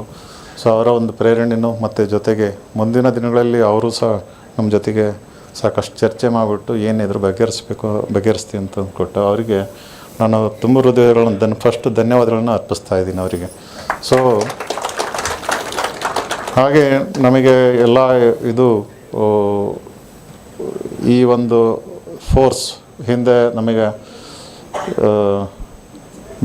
ಇವರು ಮನೋಜ್ ಕುಮಾರ್ ಇವರು ಅಸೋಸಿಯೇಷನ್ ಅಧ್ಯಕ್ಷರು. ಹಾಗೆ ಒಳ್ಳೆ ಟೀಮ್ ಇದೆ. ನಿಜವಾಗೂ ನನಗೆ ಭಾಳ ಖುಷಿ ಆಯಿತು. ಎಲ್ಲರೂ ಒಂದು ಟೀಮಲ್ಲಿ ಏನು ಬೇಕಾದ್ರೂ ಮಾಡ್ಬೋದು ಅನ್ನೋ ಒಂದು ಇದನ್ನು ತೋರಿಸಿದ್ದಾರೆ. So coordination, team work is A most important any success. So ಹಾಗೆ ಅವರಿಗೆ ನಾನು ಒಂದು ನಿಜವಾಗೂ ನಮ್ಮ ಇದರಿಂದ KSPTC ವತಿಯಿಂದ ಧನ್ಯವಾದಗಳನ್ನು. ಪ್ಲೀಸ್ ಟೀಮ್ ಸ್ಟ್ಯಾಂಡಪ್ ಮಾಡಿ. ಹಾಗೆ ಗಿರೀಶ್ ಬಿದ್ರಕಟ್ಟಿಯವರು, ಇವರಿಬ್ಬರು ಸಹ ಆರ್ಗನೈಸಿಂಗ್ ಚೇರ್ಮನ್. ಸೊ ಹಾಗೆ ಹೆಬ್ಬಳ್ಳಿಯಲ್ಲಿ ಮಾಡಿದಂಥ ಹಿರೇಮೆಟ್ ಅವರು. ಸೊ ಹಾಗೆ ಎಲ್ಲ ಒಂದು ಲಯನ್ಸ್ ಮತ್ತು ಇತರ ಎಲ್ಲ ಸಂಘ ಸಂಸ್ಥೆಗಳು ನಿಜವಾಗೂ ಅವರು ಜೊತೆಗೆ ನಮಗೆ ಎಲ್ಲಿ ಇವರು ಡಾಕ್ಟ್ರು ಅವರೆಲ್ಲ ಟೀಮ್ ಇದು ಜೊತೆಗೆ ಅವರೆಲ್ಲ ಇದ್ದರು ಪ್ರತಿಯೊಬ್ಬರು ಸಹ. ಸೊ ಅವರಿಗೆ ಎಲ್ಲರಿಗೂ ನಾನು ನೆಕ್ಸ್ಟ್ ಹೇಳ್ತಾ ಹೋಗ್ತೀನಿ. ಸೊ ನಿಮಗೆಲ್ಲ ತುಂಬ ಧನ್ಯವಾದಗಳು. ತುಂಬ ಚೆನ್ನಾಗೇ day and night mostly work ಮಾಡಿದ್ದೀರಾ. ಸ್ಟಾರ್ಟಿಂಗ್ ಫ್ರಮ್ ದಿ ಇದರಿಂದ ಎಲ್ಲ ಒಂದು ಲಾಜಿಸ್ಟಿಕ್ಸ್ ಎಲ್ಲ ತುಂಬ ಚೆನ್ನಾಗಿ ಆರ್ಗನೈಸ್ ಮಾಡಿದ್ದೀರ. Thank you very much all of you. ನಮ್ಮ ಟೀಮ್ ಹೆಡ್ ಎಸ್ಪೆಷಲಿ ಅಕಾಡೆಮಿಕ್ಸ್ ಸೆಷನಲ್ಲಿ ಟೀಮ್ ಹೆಡ್ ಡಾಕ್ಟರ್ ಶಿವರಾಮ್ ಮತ್ತು ಡಾಕ್ಟರ್ ಭಾಸ್ಕರ್ ಮತ್ತು ಮೇಡಮ್ ಎಲ್ಲಿದ್ದಾರೆ ನೀವು? ನಾನು ನಿಜವಾಗೂ ಎಲೆಮರೆಯ ಕಾಯಾಗಿದ್ರಿ ಅಲ್ಲೆಲ್ಲ. ನಿಜವಾಗೂ ನನಗೆ ಆಶ್ಚರ್ಯ ಆಯಿತು. ನಾನು ಒಂದು ಸರಿ 2 ಸರಿ ಬಂದಿದ್ದೆ ನಾನು ನಿಮ್ಮ ಇದಕ್ಕೆ ಬಂದಾಗ. ಸೊ ಶಿವರಾಮ್ ಅವರು ಚೆನ್ನಾಗಿ ಇದು ಮಾಡಿದ್ದಾರೆ. ತಾವೆಲ್ಲ ಟೀಮ್ ತುಂಬ ಚೆನ್ನಾಗೇ ಇದು ಮಾಡ್ತಾಯಿದ್ದಾರೆ. ನಾನು ಅವತ್ತು ಒಂದು ದಿವಸ ಸ್ಪೆಂಡ್ ಮಾಡಬೇಕು ಅಂತ ಇದ್ದೆ, but I could not able. Okay, ಬರ್ತೀನಿ. ನಾನು ಮತ್ತೊಮ್ಮೆ ನಿಮ್ಮಲ್ಲಿ ಕಲಿಯೋಂಥದ್ದು ಭಾಳ ಇದೆ. I am always interested to take all the ಇದನ್ನು. ನಾನೀಗ ಕಲಿಬೇಕು, ಇನ್ನೂ ಕಲಿಬೇಕು. Because we are the learners, always we are learners, students. Till our death we are a students. So we are not ಎಲ್ಲ ನಮಗೆ ನಾಲೆಡ್ಜ್ ಇದೆ ಅಂತನಕ್ಕಿಂತ ಹೆಚ್ಚಾಗಿ ಎಷ್ಟು ನಾಲೆಡ್ಜ್ ಸಿಗ್ತದೋ ಅಷ್ಟನ್ನು ಕಲಿಬೇಕು, ಇದು ಮಾಡಬೇಕು. ಬಟ್ ಜೊತೆಗೆ ಅದನ್ನು so we have to give it back to the society. So that is the most important thing. ನಾವೇನು ಕಲ್ತರೂ ಸಹ ಸೊಸೈಟಿಗೆ ಹೋಗ್ಬೇಕು. ಸೊ ಆ ನಿಟ್ಟಿನಲ್ಲಿ ನಾವು ಕೆಲಸ ಮಾಡಬೇಕಾಗಿದೆ. ಅದರಲ್ಲಿ ಡಾಕ್ಟರ್ ಶಿವರಾಮ್ ಅವರು ಮತ್ತು ಡಾಕ್ಟರ್ ಅಂಬೂಜಾ ಮತ್ತು ಡಾಕ್ಟರ್ ಬಾಲಭಾಸ್ಕರ್ ಅವರು ಟೀಮ್ ಮತ್ತು ಎಲ್ಲ ಏನಿದ್ದಾರೆ all expertise from the different ಇದರಿಂದ ಹಾಸ್ಪಿಟಲ್, ಬ್ಲಡ್ ಸೆಂಟರ್ಸ್ ಮತ್ತು ಕಾಲೇಜ್ಗಳಿಂದ ಬಂದಂಥವ್ರು. ನಿಜವಾಗೂ ತುಂಬ ಚೆನ್ನಾಗಿತ್ತು. It is a really knowledge ಮತ್ತು ಏನು ಟಾಪಿಕ್ಸ್ ಏನಿದ್ದು ರಿಯಲಿ ಎಕ್ಸೈಟಿಂಗ್. ಮತ್ತು ಇಷ್ಟು ಜನ ಇವತ್ತು ಎಲ್ಲ ಡೆಲಿಗೇಟ್ಸು ಇದಾಗಿದ್ದಾರೆ ಅಂತಂದರೆ it's a wonderful, very great success. ನಿಜವಾಗ ನಾವು ಕಾನ್ಫರೆನ್ಸ್ ಮಾಡ್ತೀವಿ, ಬಟ್ ಇಷ್ಟು ಇದರಲ್ಲಿ ಬಂದು ಎದ್ದೋಗ್ಬಿಡ್ತಾರೆ, ಎಲ್ಲ ಹೋಗ್ತಾರೆ ಅಲ್ಲಿ ಇಲ್ಲಿ ಸೈಟ್ ಸೀಯಿಂಗ್ ಅಂತ ಅಥವಾ ಇನ್ನೊಂದು ಇದಕ್ಕೆ ಅವ್ರ ಸ್ವಂತ ಕಾರ್ಯಗಳು ಏನಾರು ಇದ್ದರೆ ಹೋಗ್ಬಿಡ್ತಾರೆ. ಬಟ್ ಇಷ್ಟು ಚೆನ್ನಾಗಿ ಎಲ್ಲರೂ ಆ್ಯಕ್ಟಿವ್ ಪಾರ್ಟಿಸಿಪೇಷನ್, ವೆರಿ ಇಂಟ್ರೆಸ್ಟಿಂಗಲ್ಲಿ ಮತ್ತು ನಾವು ಕಲಿಬೇಕಂತ ಒಂದು ಇದರಲ್ಲಿ ಬಂದಂಥವ್ರು. ಅದಕ್ಕೆ ಎಲ್ಲ ಮಾಡಿಕೊಡ್ಲಿಕ್ಕೆ ನಮಗೆ doctor Shivaram and team and ಎಲ್ಲ ಎಕ್ಸ್ಪರ್ಟೈಸ್ ಇದ್ದಾರೆ. ಅವ್ರಿಗೆ ನಾನು ತುಂಬ ಧನ್ಯವಾದಗಳನ್ನು, ತುಂಬ ಹೃದಯದ ಒಂದು ಕೃತಜ್ಞತೆಗಳನ್ನು ಸಹ ನಾನು ಸಲ್ಲಿಸ್ತಾ ಇದ್ದೀನಿ. ಇನ್ನು ಮುಂದೇನೂ ಅದೇ ಥರ ನಮಗೆಲ್ಲರಿಗೂ ನಮ್ಮ ಒಂದು ಕರ್ನಾಟಕದ ಒಂದು ನಾಲೆಡ್ಜ್ ಬ್ಯಾಂಕನ್ನು ಇನ್ನೂ ಹೆಚ್ಚಾಗಿ ಮಾಡಲಿ ಅಂತಂದ್ಬಿಟ್ಟು, ಜೊತೆಗೆ ನಾವೇನೋ ಚರ್ಚೆ ಮಾಡಿದ್ವಿ ಆ ವಿಷಯದಲ್ಲಿ, ಇನ್ನೂ ಏನೋ ಮಾಡಬೇಕು ಅಂತಲೂ. Let us hope for the best future ಇದರಲ್ಲಿ. ಹಾಗೆ ಒಂದು ಮ್ಯಾಗ್ಝೈನು ಅದೆಲ್ಲ ತರಬೇಕು. ವಾಟ್ ಆಲ್ ದಿ ಪ್ರತಿಯೊಂದು ಇದರಲ್ಲೂ ಸೆಂಟ್ರಿಗೂ ಸಹ ಅದೇ ಥರ ಕಳಿಸ್ಕೊಡ್ಬೇಕು ಪೀರಿಯಾಡಿಕಲಿ ಅಂತಂದ್ಬಿಟ್ಟು ನಾವೇನೋ ಚರ್ಚೆ ಮಾಡಿದ್ವಿ. ಸೊ ಅದೇ ಥರ ಏನೇ ಗೈಡ್ಲೈನ್ಸ್ ಅಥವಾ ಏನೇ ಇದು ಮಾಡೋದು ನಮಗೆ ಸಪೋರ್ಟಿವ್ ಆಗಿ ಅವರು ಸಾಕಷ್ಟು ಇದ್ದಾರೆ. ಹಾಗೆ ಎಲ್ಲ ಇದರಿಂದ ಸೆಂಟ್ರಿಂದನೂ ಎಲ್ಲ ಡಾಕ್ಟರ್ಸ್ ಮತ್ತು ಆಲ್ ಎಕ್ಸ್ಪರ್ಟೈಸ್ ಮತ್ತು ಟೆಕ್ನಿಕಲ್ ಸೂಪರ್ವೈಸರ್ಸ್, ಲ್ಯಾಬ್ ಟೆಕ್ನಾಲಜಿಸ್ಟ್ ಮತ್ತು ಈ ಥರ ಎಲ್ಲ ಬಂದಿದ್ದೀರಾ. ನೀವೆಲ್ಲ ನಾಲೆಡ್ಜ್ ತೊಗೊಂಡಿದ್ದೀರಾ. But hope for the best. ನಮ್ಮ ಈಗೇನು ನಾವು NABH ಇಷ್ಟೊಂದು ಕ್ವಾಲಿಟಿ ಪ್ರೊಸೆಸ್, ಕ್ವಾಲಿಟಿ ಇದನ್ನು ಅಡಾಪ್ಟ್ ಮಾಡ್ಕೋಬೇಕು ನಮ್ಮ ಇದರಲ್ಲಿ. So you have to give it to the best to the society ಅನ್ನೋ ನಿಟ್ಟಿನಲ್ಲಿ ಎಲ್ಲರೂ ಸಹ so I request all of you to take it forward periodically ನಮ್ಮ ಇದನ್ನು ನಾಲೆಡ್ಜನ್ನು ಅಪ್ಡೇಟ್ ಮಾಡ್ಕೊಳ್ಳಿ. ಜೊತೆಗೆ ಒಂದು ಇದನ್ನು ವೇರ್ ವಿ ಆರ್ ಸ್ಟ್ಯಾಂಡಿಂಗ್ ಅನ್ನೋದು, ನಮ್ಮ centre where we are standing ಅನ್ನೋದು ಸಹ ಒಂದು ಇದು ನೋಡಬೇಕು. ಅದನ್ನು ಆ ನಿಟ್ಟಿನಲ್ಲಿ ಎಲ್ಲರೂ ಈ ಒಂದು ಏನು ಇದಿದೆ 2 days ಪ್ರೋಗ್ರಾಮು ಡೆಫಿನೆಟ್ಟಾಗಿ ನಿಮಗೆಲ್ಲ ಹೆಲ್ಪ್ಫುಲ್ ಆಗಿದೆ ಅಂದ್ಕೊಂಡಿದ್ದೀನಿ, ಭಾವಿಸಿದ್ದೀನಿ. ಹಾಗೆ ಇದೆಲ್ಲ ನಿಮಗೆ ಫ್ಯೂಚರಲ್ಲಿ ಒಂದು ಒಳ್ಳೆ ಗುಣಮಟ್ಟದ ಒಂದು ಸೇವೆಯನ್ನು ನಾವು ಸಲ್ಲಿಸಲಿಕ್ಕೆ ಅನುಕೂಲ ಆಗುತ್ತೆ ಅನ್ನೋದು ತಮ್ಮೆಲ್ಲರಿಗೂ ಒಂದು ಹೃತ್ಪೂರ್ವಕ ವಂದನೆಗಳನ್ನು ಸಲ್ಲಿಸ್ತಾ ಇದ್ದೀನಿ. ಜೊತೆಗೆ ಈ ಒಂದು ನಿಜವಾಗೂ ಈ ಒಂದು ಸ್ಪರ್ಶ ಹಾಸ್ಪಿಟಲ್ ಇಷ್ಟು ಸುಂದರವಾಗಿದೆ ಮತ್ತು ಜೊತೆಗೆ ಇಷ್ಟು ಸ್ಪೇಸ್ ಮತ್ತು ಇದನ್ನು 2 ದಿವಸ ನಮಗೆ ಅವರೆಲ್ಲ ಸಹಕಾರ ಇಲ್ಲಿ ಮತ್ತು ಹೊರಗಡೆ ಪ್ಯಾಂಟ್ರಿ ಕ್ಯಾಂಟೀನಲ್ಲೂ ಸಹ ಒಂದು ಜಾಗವನ್ನು ಕೊಟ್ಟಿದ್ದಾರೆ. ಸೊ ಅವರು ನಿಜವಾಗೂ ನನಗೆ ಅನಿಸ್ತು, ಫಸ್ಟ್ ಬಿಗಿನಿಂಗಲ್ಲಿ ನಾನು ಇದು ಸ್ಪೇಸ್ ಆಗಲ್ಲ ಅಂತ ನಾನು ಹೇಳಿದೆ. ವಾಟ್ ಆಲ್ಟರ್ನೇಟಿವು ಜಾಸ್ತಿ ಆಗುತ್ತೆ ಅಂತಲೇ ಚರ್ಚೆ ಮಾಡಿದ್ದೆ ನಾನು. ಬೇಗ ಕ್ವಿಕ್ಕಾಗಿ ಇದು ಮಾಡಿ ಡಿಸೈಡ್ ಮಾಡಿ ದೆರ್ ವಿಲ್ ಬಿ ಅಡಿಷ್ನಲ್ ಇದು ಅಂತ ನಾನು ಹೇಳಿದೆ. 170 ಆಗಲ್ಲ ಅಂತಲೂ. ಅದಾದಮೇಲೆ ಅವರು ಅಡಿಷ್ನಲಾಗಿ ಕ್ವಿಕ್ಕಾಗಿ ಥಿಂಕ್ ಮಾಡಿಬಿಟ್ಟು ಹೊರಗಡೆನೂ ಮಾಡಿದ್ದಾರೆ. ಅದಕ್ಕೆ ಈ ಹಾಸ್ಪಿಟ್ಲು ಇದಕ್ಕೆ ನಾನು ತುಂಬ ಸ್ಪರ್ಶ ಹಾಸ್ಪಿಟಲ್ ಒಂದು ಅಡ್ಮಿನಿಸ್ಟ್ರೇಷನ್ನು ಮತ್ತು ಇವರಿಗೆ ಚೀಫ್ ಆಫ್ ಹಾಸ್ಪಿಟ್ಲಿಗೆ ನಾನು ಧನ್ಯವಾದಗಳನ್ನು ಸಲ್ಲಿಸ್ತಾ ಇದ್ದೀನಿ. ಹಾಗೆ ಎಲ್ರಿಗೂ thank you very much for cooperation.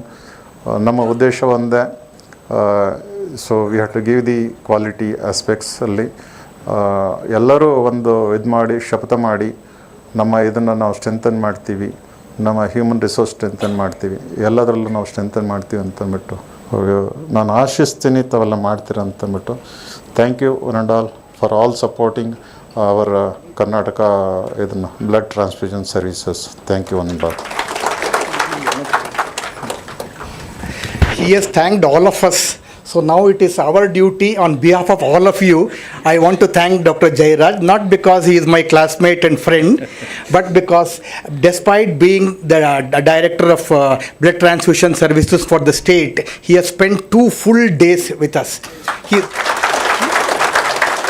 I don't think, I can't remember anybody else spending so much time with us, completely being here from morning till evening. And then you can see the keen interest that he shows, despite not being a pathologist or a transfusion medicine expert. He is very keen to come and observe everything, learn things so that he can administer the state well. So we wish you all the best, and we assure you of all our support in whatever you want to do, so that the state of Karnataka should be the best in transfusion medicine in India. That is our goal, and we will stand by you. Thank you. Thank you, Jairaj sir. So I would like to request Yeshwadha Madam, ADC Karnataka State, to distribute prizes to our quiz winners, team RBC members and team HDP. Kindly come on to the stage.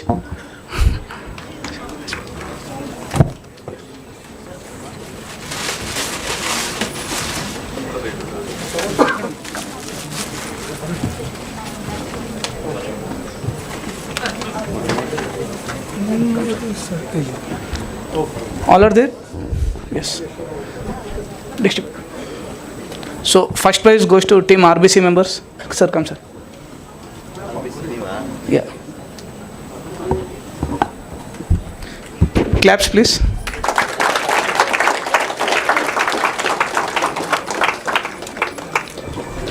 Second is our team HDP. Yes.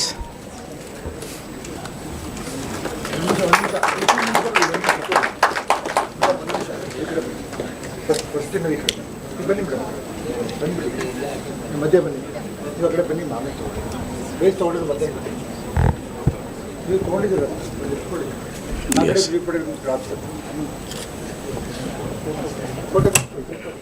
Photo photo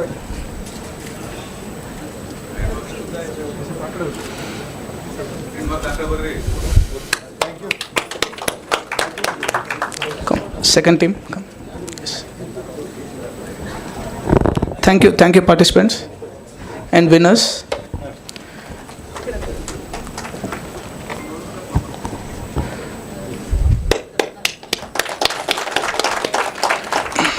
We would like to thank Yeshwadha Madam for gracing this occasion, and we would like to felicitate her. Yeah, done. Yes. Yes, thank you. Thank you, ma'am. Thanks for coming here. And you are a very wonderful audience. So we like your energetic participation and staying here till the end of the session. And QR code is available on the screen, which will be available all the time, which has recordings of both the days. Now, vote of thanks. I would like to invite Dr. Susan Williams, madam, to conclude this session and representing SPARSH Hospital. Thank you.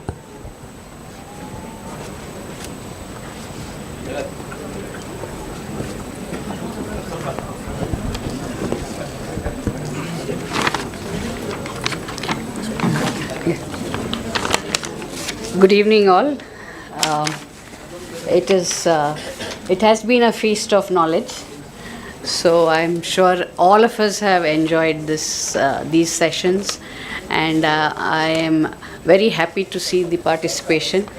And Dr. Jayaraju has spoken, and Dr. Shivaram has taken away my words regarding Dr. Jayaraj.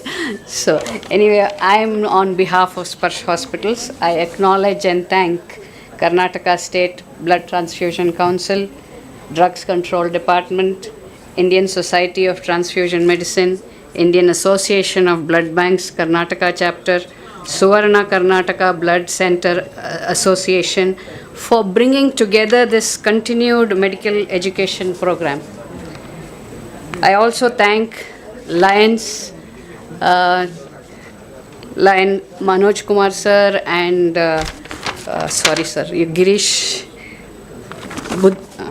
Girish sir and your wonderful team.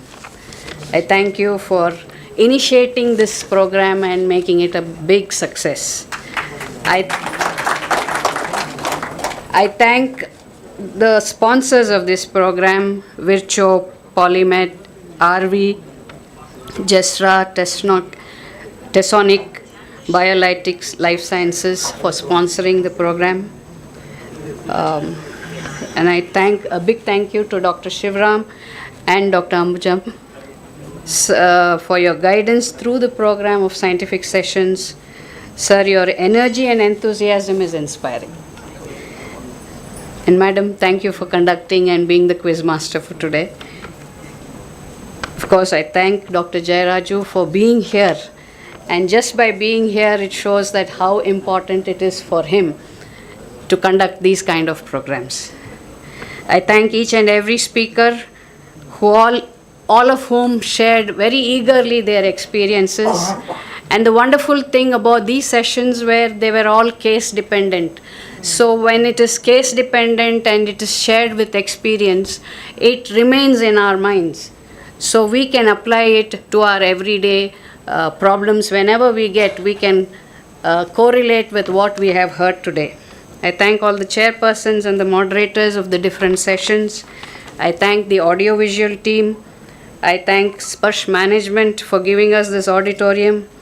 I thank Dr. Bala and the marketing team and all of our SPARSH team for working tirelessly to make this program a success. I thank the food and beverages department for catering us with tasty meals.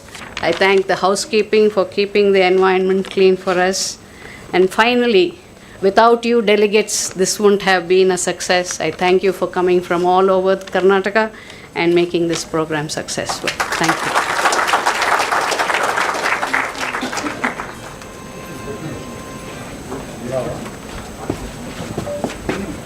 Yes, so thank you everyone. So we will wind up now. So certificate distribution will be there. So we'll call upon the names. So whoever is present here can come and collect the certificates. Dr. Ramesh BH. Sir. Come, sir. Next. Quickly. Mr. Arun CK.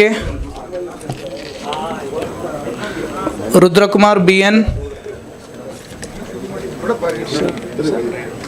I have, sir. I will give it in 5 minutes. Yeah, Srinivas Shetty. Sir, you announce, sir. Mr. Srinivas Shetty. Sir, all will wind up. We'll take on group photo. जा रहा है सब लोग हो गया जा रहा नंजेगौड़ा जीवी ಅಯ್ಯೋ sir.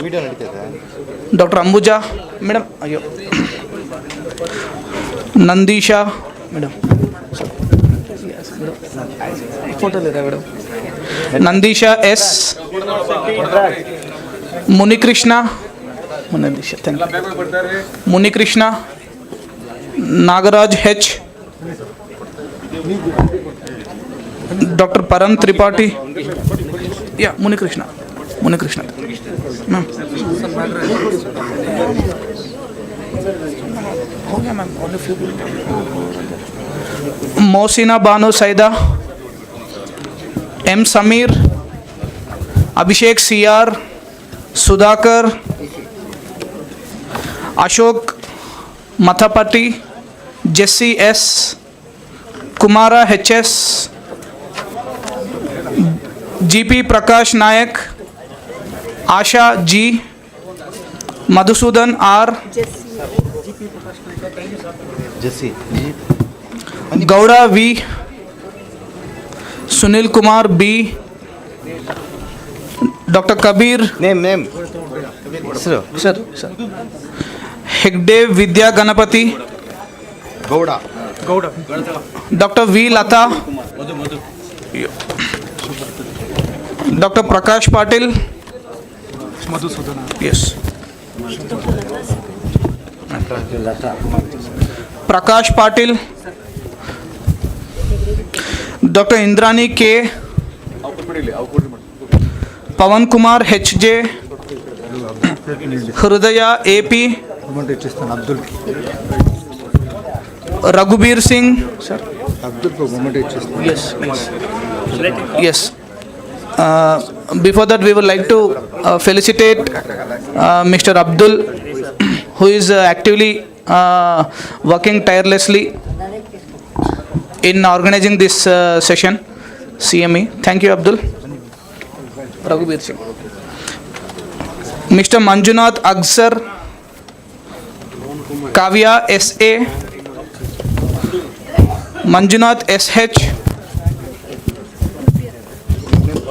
Dr. Ashwin Kumar Vaidya. Santosh Babu SS.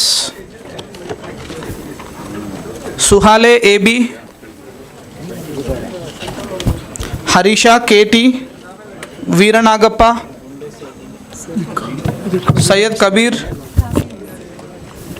Dr. Revati.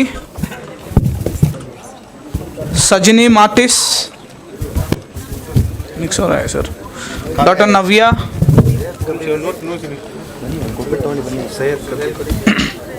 Pramita.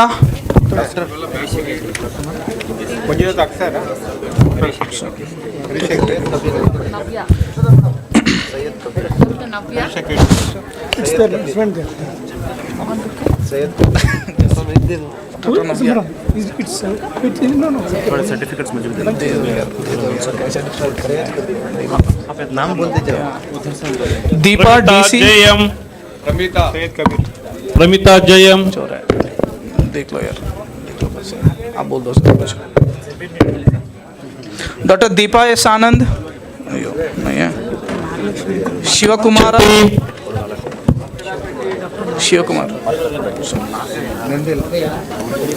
Chandrashekhar Patil. Archana. Doctor KR रेखा.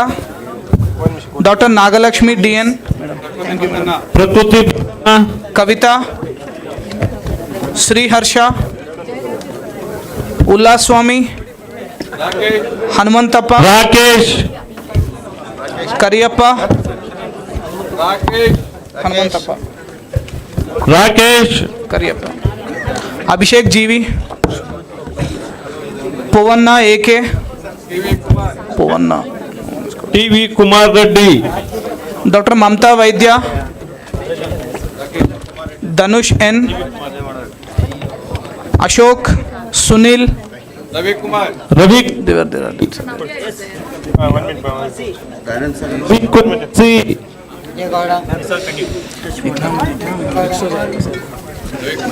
संजय गौड़ा जीवी.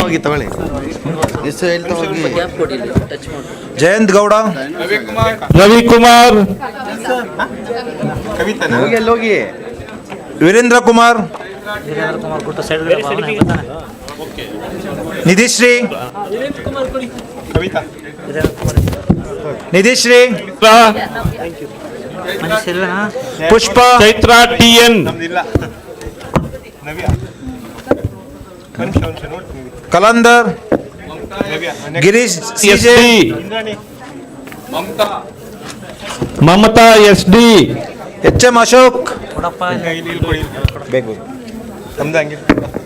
ಜಗದೀಶ್ R, ಮೋಹನ್ ಪಾತ್ರ, ಜಗದೀಶ್ R, ಸುಮಾ ಮಮದಾಪುರ, ಮಮದಾಪುರ್, ವಿಶ್ವೇಶ್, ಗೀತಾ DH,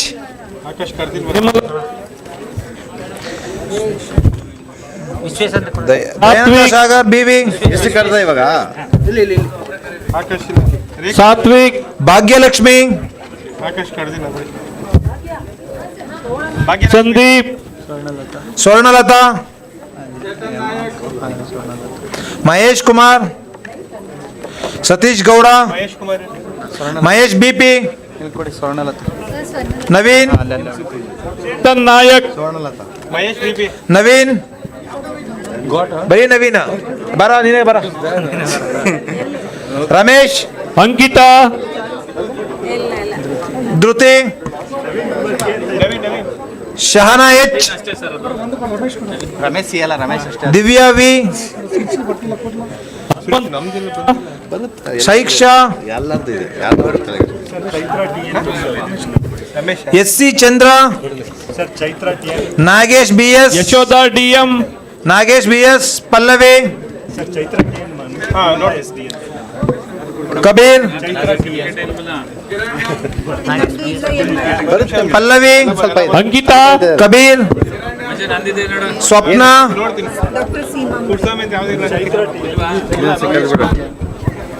ಮಹಮ್ಮದ್ ಉಸ್ಮಾನ್, ಮಮತಾ ವೈದ್ಯ ಇದೆಯಾ madam, Dhanush, Ashok, Sunil,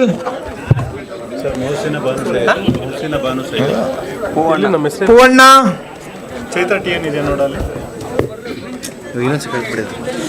Divya, Mahesh BP, Satish Gowda, Kritika Shri, Geeta DH, Tapti Mohan ಪತ್ರ, ಕೊಡು ಬಾಬು ಕೊಟ್ಬಿಡು, ಗಿರೀಶ್ CJ, ಕಲಂದರ್, ಗುಣವಂತ, ಹನುಮಂತಪ್ಪ, ಶಿವಕುಮಾರ,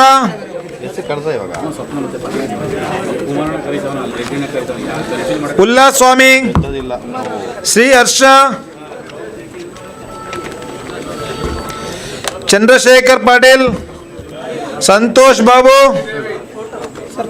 ಅಶ್ವಿನ್ ಕುಮಾರ್ ವೈದ್ಯ. ಯಾವ ಸರ್ಟಿಫಿಕೇಟ್ ಬಂದಿಲ್ಲೋ ಏನು ಎದುರುವಂಥ ಅವಶ್ಯಕತೆ ಇಲ್ಲ, ಲೇಟಾಗಿ ಬಂದಿರ್ತೀರಾ, ನಮ್ಮ ಇವ್ರನ್ನ ಕಾಂಟ್ಯಾಕ್ಟ್ ಮಾಡಿ ಬರ್ಕೊಡ್ತಾರೆ ಹೊಸದಾಗಿ. Thank you. ನಂಜೇಗೌಡ, ಮಿಸ್ಟರ್ ನಂಜೇಗೌಡ್ರ,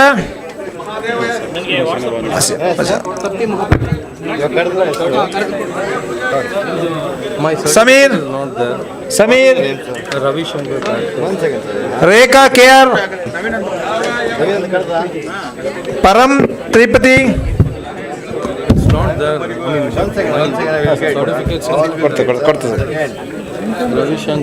ಅಲ್ಲ ಇನ್ನೇ ಬೇರೆ ಇದೆಯಾ ಸರ್ಟಿಫಿಕೇಟ್, ಬೇರೆ ಕಡೆ ಇದೆಯಾ? ರೆಡ್ಡಿ ಸರ್ ಸರ್ಟಿಫಿಕೇಟ್ ಕೊಡಿ ಇಲ್ಲಿ ಈ ಕಡೆ.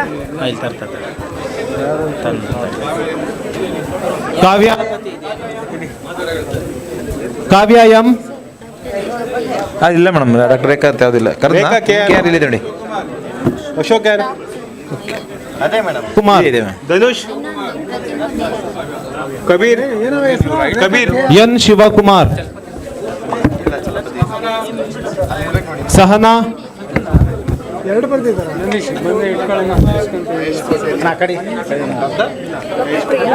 ಹುಣವಂತ್, Nandish, Mouneshwara NH, ಹಳಂದರ್,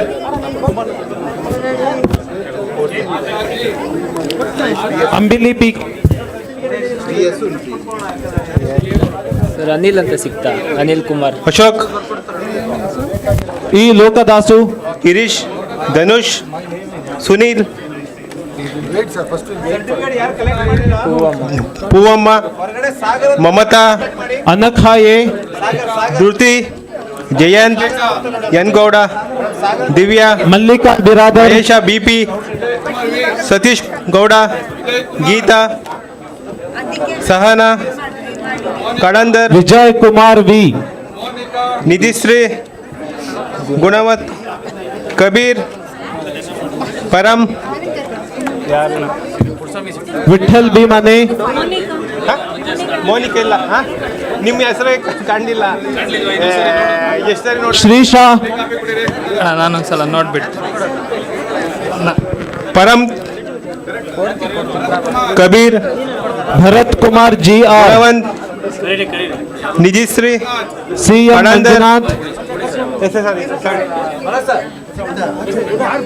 Sahana Geeta D H Satish Gowda Mahesh B P Divya ಇಲ್ಲ ಯಾರೋ ಇದ್ದಾರ ಅಂತ ಇದ್ರೆ ಬಂದು ತಗೊಂಡು ಹೋಗ್ತಾರೆ ಇಲ್ಲಾಂದ್ರೆ ಮಿಸ್ ಆಗುತ್ತೆ ಸರ್ಟಿಫಿಕೇಟು ಎಲ್ರಿಗೂ ಸಿಗುತ್ತೆ. ಟೀ ಕುಡ್ಕೊಂಬನ್ನಿ. ಯಾರ್ದಿಲ್ವೋ ಅವ್ರು ಮತ್ತೆ ಬರ್ಕೊಡ್ತೀವಿ. ಸರ್ಟಿಫಿಕೇಟ್ ಬ್ಲ್ಯಾಂಕ್ ಸರ್ಟಿಫಿಕೇಟ್ಸ್ ಇದೆ, ಇರೋರು ಕಲೆಕ್ಟ್ ಮಾಡ್ಕೊಳ್ಳಿ. ಒಂದು 10 ನಿಮಿಷ ಟೀ ಕುಡ್ಕೊಂಬನ್ನಿ. ಸರ್ಟಿಫಿಕೇಟ್ ರೆಡಿ ಮಾಡಿ ಸರ್. ಅಲ್ಲ ಮೇಡಮ್, ಇಲ್ಲಿ ಹುಡ್ಕೋಣ ಮೇಡಮ್. ಅಲ್ಲ ಇನ್ನು ಹುಡ್ಕೋಣ ಒಂದು 2 ನಿಮಿಷ ಟೈಮ್ ಇಲ್ಲ ಗ್ಯಾರಂಟಿ ಕೊಡಿ. ಹೆಸರು ಹೇಳಿ. ನರಸಿಂಗರಾವ್ ಇಲ್ಲ ಬಿಡಿ. ಡಾಕ್ಟರ್ ನಂದಿನಿ ಇಲ್ಲ. Abhishek G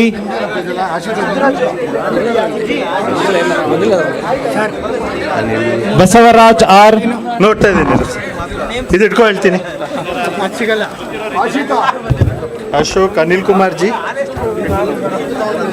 KR Rekha, Sameer Nanjegowda, Vijayakumari R Chandrashekhar Patil, Shri Harsha, Shivakumar, Deepa S Anand, Nirmala D G, Dhriti, Asha G, Mamata, Damodar K P, Poovamma, Abhishek G, Saumi, Poovamma ಏಕೆ, Poovanna, Bharat Kumar G R Dhanush, Girish, Divya, Mahesh B P, Geeta DH, Sahana, Kalandar, Nidhishree, Gunavanth, Kabir, ಪರಂ,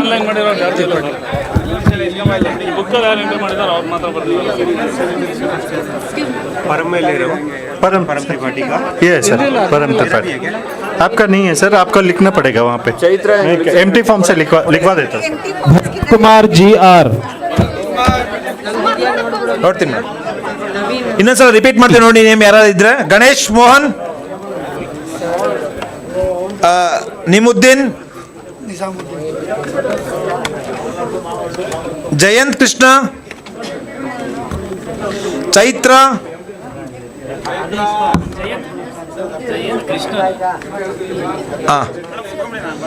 ಅಕ್ಷತಾ, ಅಂಕಿತಾ, ಚೇತನ್ ನಾಯಕ್,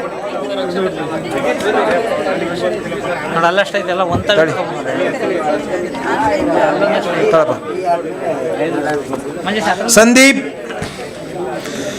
ಸಾತ್ವಿಕ್, ಮಮತಾ ಎಸ್ ಡಿ, ಚೈತ್ರ ಇದೆ ಕಣ, ಹುಡುಕಿ ಎತ್ಕೊ ಮಗನೇ. ಪ್ರಕೃತಿ ಪ್ರಸನ್ನ, ಅದರಲ್ಲಿ ಇಲ್ಲ ಕಣ, ಪ್ರಕೃತಿ ಪ್ರಸನ್ನ, ಮಹೇಶ್ ಕತ್ಯಾನ್, ಕಾವ್ಯ, ಡಾಕ್ಟರ್ ಕಾವ್ಯ, ಉಲ್ಲಾಸ್ JH, ಉಲ್ಲಾಸ್ ಕೊಡು ಮಾಡಿದ್ದೆ ಅದು ಬಂದಿಲ್ಲ. ಗಾಯತ್ರಿ M, ಮಂಜು MM, ಅಬ್ದುಲ್ ಭಾಯ್, ದೀಪಕ್ SK, ರೋಹನ್ ತಿಮ್ಮನಗೌಡ, ತಿಮ್ಮರಾಯ ಗೌಡ್ರ, ಏನೋ ಒಂದು, ಕಬೀರ್, ಗುಣವಂತ, ನಿಧಿಶ್ರೀ C, ಕಲಂದರ್ ಅವಾಗಿಂದ ಕರೀತಾ ಇದೆ, ಯಾರು ಬರ್ತಾನೆ. Sahana, Geeta DH, Mahesh BP, Divya V, Girish CJ, ರಾಷ್ಟ್ರೋತ್ತರ ಸುಮಿತ್ರಾ ಮೇಡಮ್ ಇಲ್ಲ, ಅದು ಕರೆಕ್ಟ್ ಮಾಡ್ಕೊಳ್ಳಿ. ಇದು ಕಲಿಬೇಕಾ? Okay. Deepa S Anand, Rakesh M, Jayanth J Gowda, M Sameer. ದಯವಿಟ್ಟು ಯಾರು ಸಿಕ್ಕಿಲ್ಲ ಅವರು ಇಲ್ಲೇ ಚೇ ಮೇಲೆ ಕುತ್ಕೊಳ್ಳಿ, ಯಾಕಂದ್ರೆ ಹೊರಗಡೆ ಕನ್ಫ್ಯೂಷನ್ ಆಗುತ್ತೆ. ಇಲ್ಲೇ ಬರ್ದು ಇಲ್ಲೇ ಆನ್ ದ ಸ್ಪಾಟ್ ಕೊಡ್ತಾರೆ ಸರ್. ದಯವಿಟ್ಟು ಕುತ್ಕೊಳ್ಳಿ, please be seated your chairs. K R Rekha madam, doctor Rekha madam, Anil Kumar G, Ashok, Jyothi, Satwik,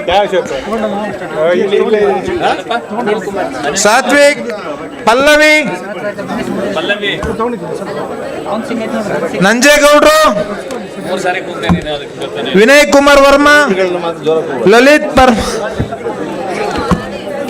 John Christopher, Abhijit T, John Calvin, PK Srinivas, Ashwin Kumar Vaidya, Chandrashekhar Patel, Shri Harsha M, Shivakumara, Sandeep, Chetan Nayak, Ankita, Chaitra TN ಕೊಡು. ಕೃತಿಕ್ ಶ್ರೀ. ಈಗ ಯಾರು ಸರ್ಟಿಫಿಕೇಟ್ ಸಿಕ್ಕಿಲ್ಲ ದಯವಿಟ್ಟು 2 ರೋಲ್ ಕುತ್ಕೊಳ್ಳಿ. ಈಗ ಸರ್ ಬನ್ನಿ ಸರ್, ಬರ್ತಾರೆ. ಇಲ್ಲ ಸರ್ಟಿಫಿಕೇಟ್ಸ್ ಇದೆ, ದಯವಿಟ್ಟು ಕುತ್ಕೊಳ್ಳಿ. ಕನ್ಫ್ಯೂಷನ್ ಇರ್ತದೆ. ಯಾರು ಸರ್ಟಿಫಿಕೇಟ್ ಕಲೆಕ್ಟ್ ಮಾಡಿದ್ರೆ ಅವರು ಹೊರಗಡೆ ಕಾಫಿ ಟೀ ಕುಡೀರಿ. ಇಲ್ಲ ಹೊರಗಡೆ ಹೋಗಲ್ಲ, ಸರ್ಟಿಫಿಕೇಟ್ ತಗೊಂಡು ಯಾರು ಹೋಗಲ್ಲ ಸರ್. ಅವ್ರು ಕನ್ಫ್ಯೂಷನ್ ಮಾಡ್ಬಿಡಿ, ಕುತ್ಕೊಳ್ಳಿ ಕೇಳಿ ಫಸ್ಟ್. ದಯವಿಟ್ಟು ಸರ್ಟಿಫಿಕೇಟ್ ಎಲ್ಲ ಕುತ್ಕೊಳ್ಳಿ. 2 ರೋಲ್ ಮನೋಜ್ ಸರ್ ಬರ್ತಾರೆ. ಹರೀಶ್ ಎಲ್ ಸಾಗರ್ ಹಾಸ್ಪಿಟಲ್ ಕುತ್ಕೊಳ್ಳಿ ಅಲ್ಲಿ ಸರ್. MT ಸರ್ಟಿಫಿಕೇಟ್ ಕೊಡಿ ಸರ್, ಬರ್ಕೊಳ್ಳಿ. ಎಲ್ಲ ವೇಟ್ ಮಾಡ್ತಾರೆ ಸರ್. ಮನೋಜ್ ಸರ್ ಒಂದು ನಿಮಿಷ ಸರ್, ಸ್ಲೈಡ್ ಕಳಿಸ್ಕೊಡಿ ಸರ್. ನಮ್ಮ ಸ್ಟೂಡೆಂಟ್ಸ್ ಟ್ರೈನ್ ಮಾಡಿ. ಎಲ್ಲ ಸ್ಲೈಡ್ಸ್ ಬೇಕು ಸರ್. Day 1 day 2. अच्छा ये पेन ड्राइव में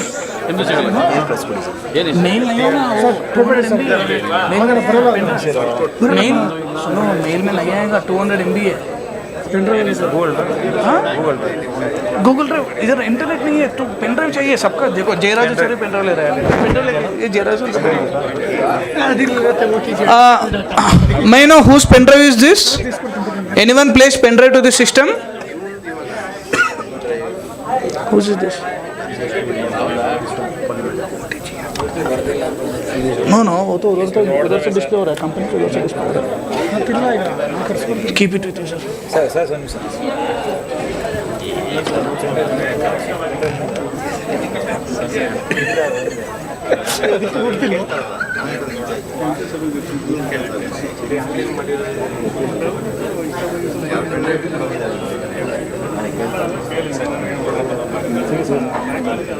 सागर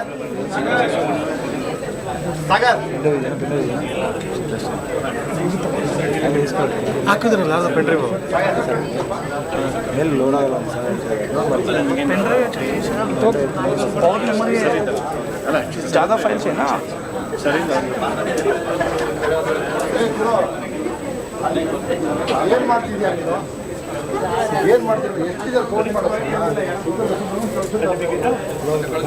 फिर से एक राउंड अनाउंस कर देंगे क्या सर? वो MT मीन जो पेंडिंग है अगर हो गया 3 राउंड हो गया यार. अगर कोई पता है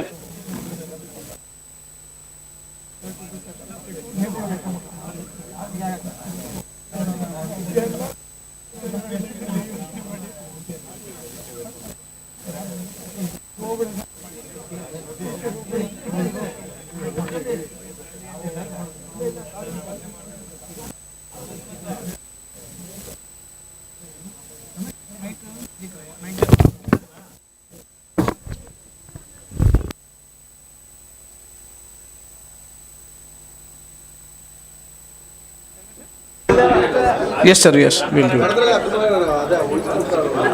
Likesh, IT team.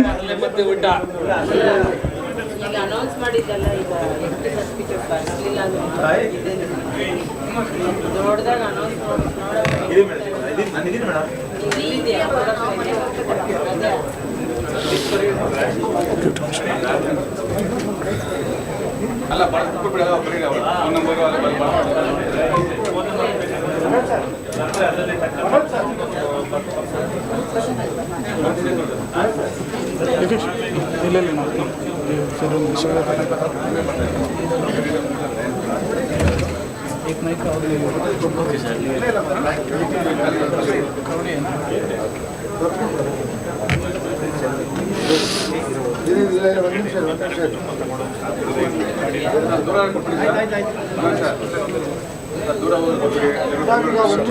Thank you, sir. Thank you, sir.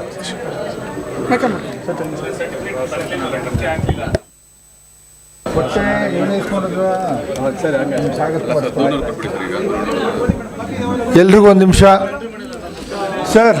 Hello ಕುಮಾರಣ್ಣ, ಒಂದು ನಿಮಿಷ ಅಣ್ಣ, ಬಾಣ ಪಕ್ಕಕ್ಕೆ ಬಾ. 15 ಸರ್ಟಿಫಿಕೇಟ್ ಇದೆ, ಮಿಕ್ಕಿದ ನಾಳೆ ತಲುಪಿಸೋ ವ್ಯವಸ್ಥೆ ಮಾಡ್ತೀವಿ. ದೂರದಿಂದ ಬಂದಿರೋ ದಯವಿಟ್ಟು ತೊಗೊಳ್ಳಿ. ಮಿಕ್ಕಿದವರು ದಯವಿಟ್ಟು ಇಲ್ಲಿ ನಮ್ಮ ಕುಮಾರಣ್ಣ ನಿಂತ್ಕೋತಾರೆ, ನಿಮ್ಮ ಹೆಸರುಗಳನ್ನ ನೋಟ್ ಮಾಡ್ಕೋತಾರೆ. ಇಲ್ಲೇನೆ ಸಾಗರ್ ಅವರು, ಅವ್ರಿಗೆ ಅಲ್ಲ ಒಂದು ನಿಮಿಷ ಔಟ್ ಸ್ಟೇಷನ್ ತೊಗೊಳ್ಳಿ. ಮಿಕ್ಕಿದವರು ಯಾರು ಬರಲಿಲ್ಲ ಅದು ವಿತಿನ್ 2 ಡೇಸು ನನ್ನ ನಂಬರ್ ಕಲೆಕ್ಟ್ ಮಾಡ್ಕೊಳ್ಳಿ. ನಿಮ್ಗೆಲ್ರಿಗೂ ಕೊರಿಯರ್ ಮಾಡೋ ಜವಾಬ್ದಾರಿ ನಮ್ಮದು. Thank you, sorry for inconvenience. ಎಲ್ಲಿ ಹುಬ್ಳಿ ನವೀನ್ ಯಾರು? ಹುಬ್ಳಿ ನವೀನ್ ಮನಿ ಯಾರು? ಕಾಫಿ ಒಂದು ನಿಮಿಷ ದಯವಿಟ್ಟು ಇದು ಮಾಡಬೇಡಿ, ಯಾಕಂದ್ರೆ ಫಂಕ್ಷನ್ ತುಂಬ ಚೆನ್ನಾಗಿದೆ. ಲಾಸ್ಟ್ ಮಿನಿಟ್ ಎಲ್ಲ ಫಾಲೋ ಮಾಡ್ಕೋಬೇಡಿ ದಯವಿಟ್ಟು. ಮನೋಜ್ ಸರ್ ಬಿಗ್ ಬಾಸ್ ಇದ್ದಾರೆ, ಎಲ್ಲ ಮಾಡ್ಕೊಡ್ತಾ ತಲೆಕ್ಷಕಬೇಡಿ ಸರ್. ನವೀನ್ ಅಂತ ಕೊಟ್ಬೋಣ ಹುಬ್ಳಿ. ಔಟ್ ಆಫ್ ಸ್ಟೇಷನ್ ಮಾತ್ರ ಸರಿ ಹುಬ್ಳಿಗೆ ಮೇಡಮ್ ಹೊರಡಿ ಮೇಡಮ್.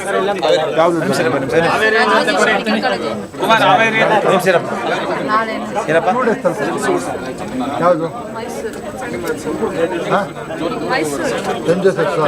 ಸರ್ ಇಲ್ಲಿ ನೋಡಿ, ಇಲ್ಲಿ ಬಳ್ಳಾರಿ ಅಂತ ಕೊಟ್ಬಿಡ್ತೀನಿ. ಯಾರು ಕೊಡ್ತೀವಿ? ಒಂದು ನಿಮಿಷ ಹೇಳ್ತೀನಿ ಕೇಳಿದೆ. ಒಂದು ನಿಮಿಷ ಒಂದೇ ನಿಮಿಷ ಇಲ್ಲ, ಒಂದು ನಿಮಿಷ ಹೇಳಿದ್ರೆ ಒಂದ್ ಕಡೆ ಕೊರಿಯರ್ ಆದ್ರೂ ಮಾಡ್ಬೋದು.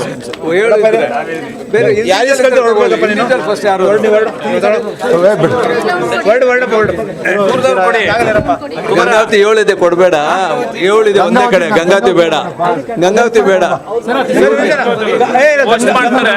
ಗಂಗಾವತಿದು ಒಟ್ಟಿಗೆ 7 ಇದೆ, ಬೇಡ ಅವ್ರಿಗೆ. ಗಂಗಾವತಿ ಕಳ್ಸ್ಕೊಡ್ತಾರೆ ಸರ್, ರೆಡ್ಡಿ ಸರ್ ಕಳ್ಸ್ಕೊಡ್ತಾರಂತೆ. ನಿಮ್ ಸರ್ಟಿಫಿಕೇಟ್ ಬರುತ್ತಪ್ಪ, ತಲೆ ಕೆಸ್ಕೊಬಿಡಿ. ಗಂಗಾವತಿ 7 ಜನ ಕೊಡೋಣ, ನೋ ಪ್ರಾಬ್ಲಮ್. 7 ಜನ ಬೇಡ.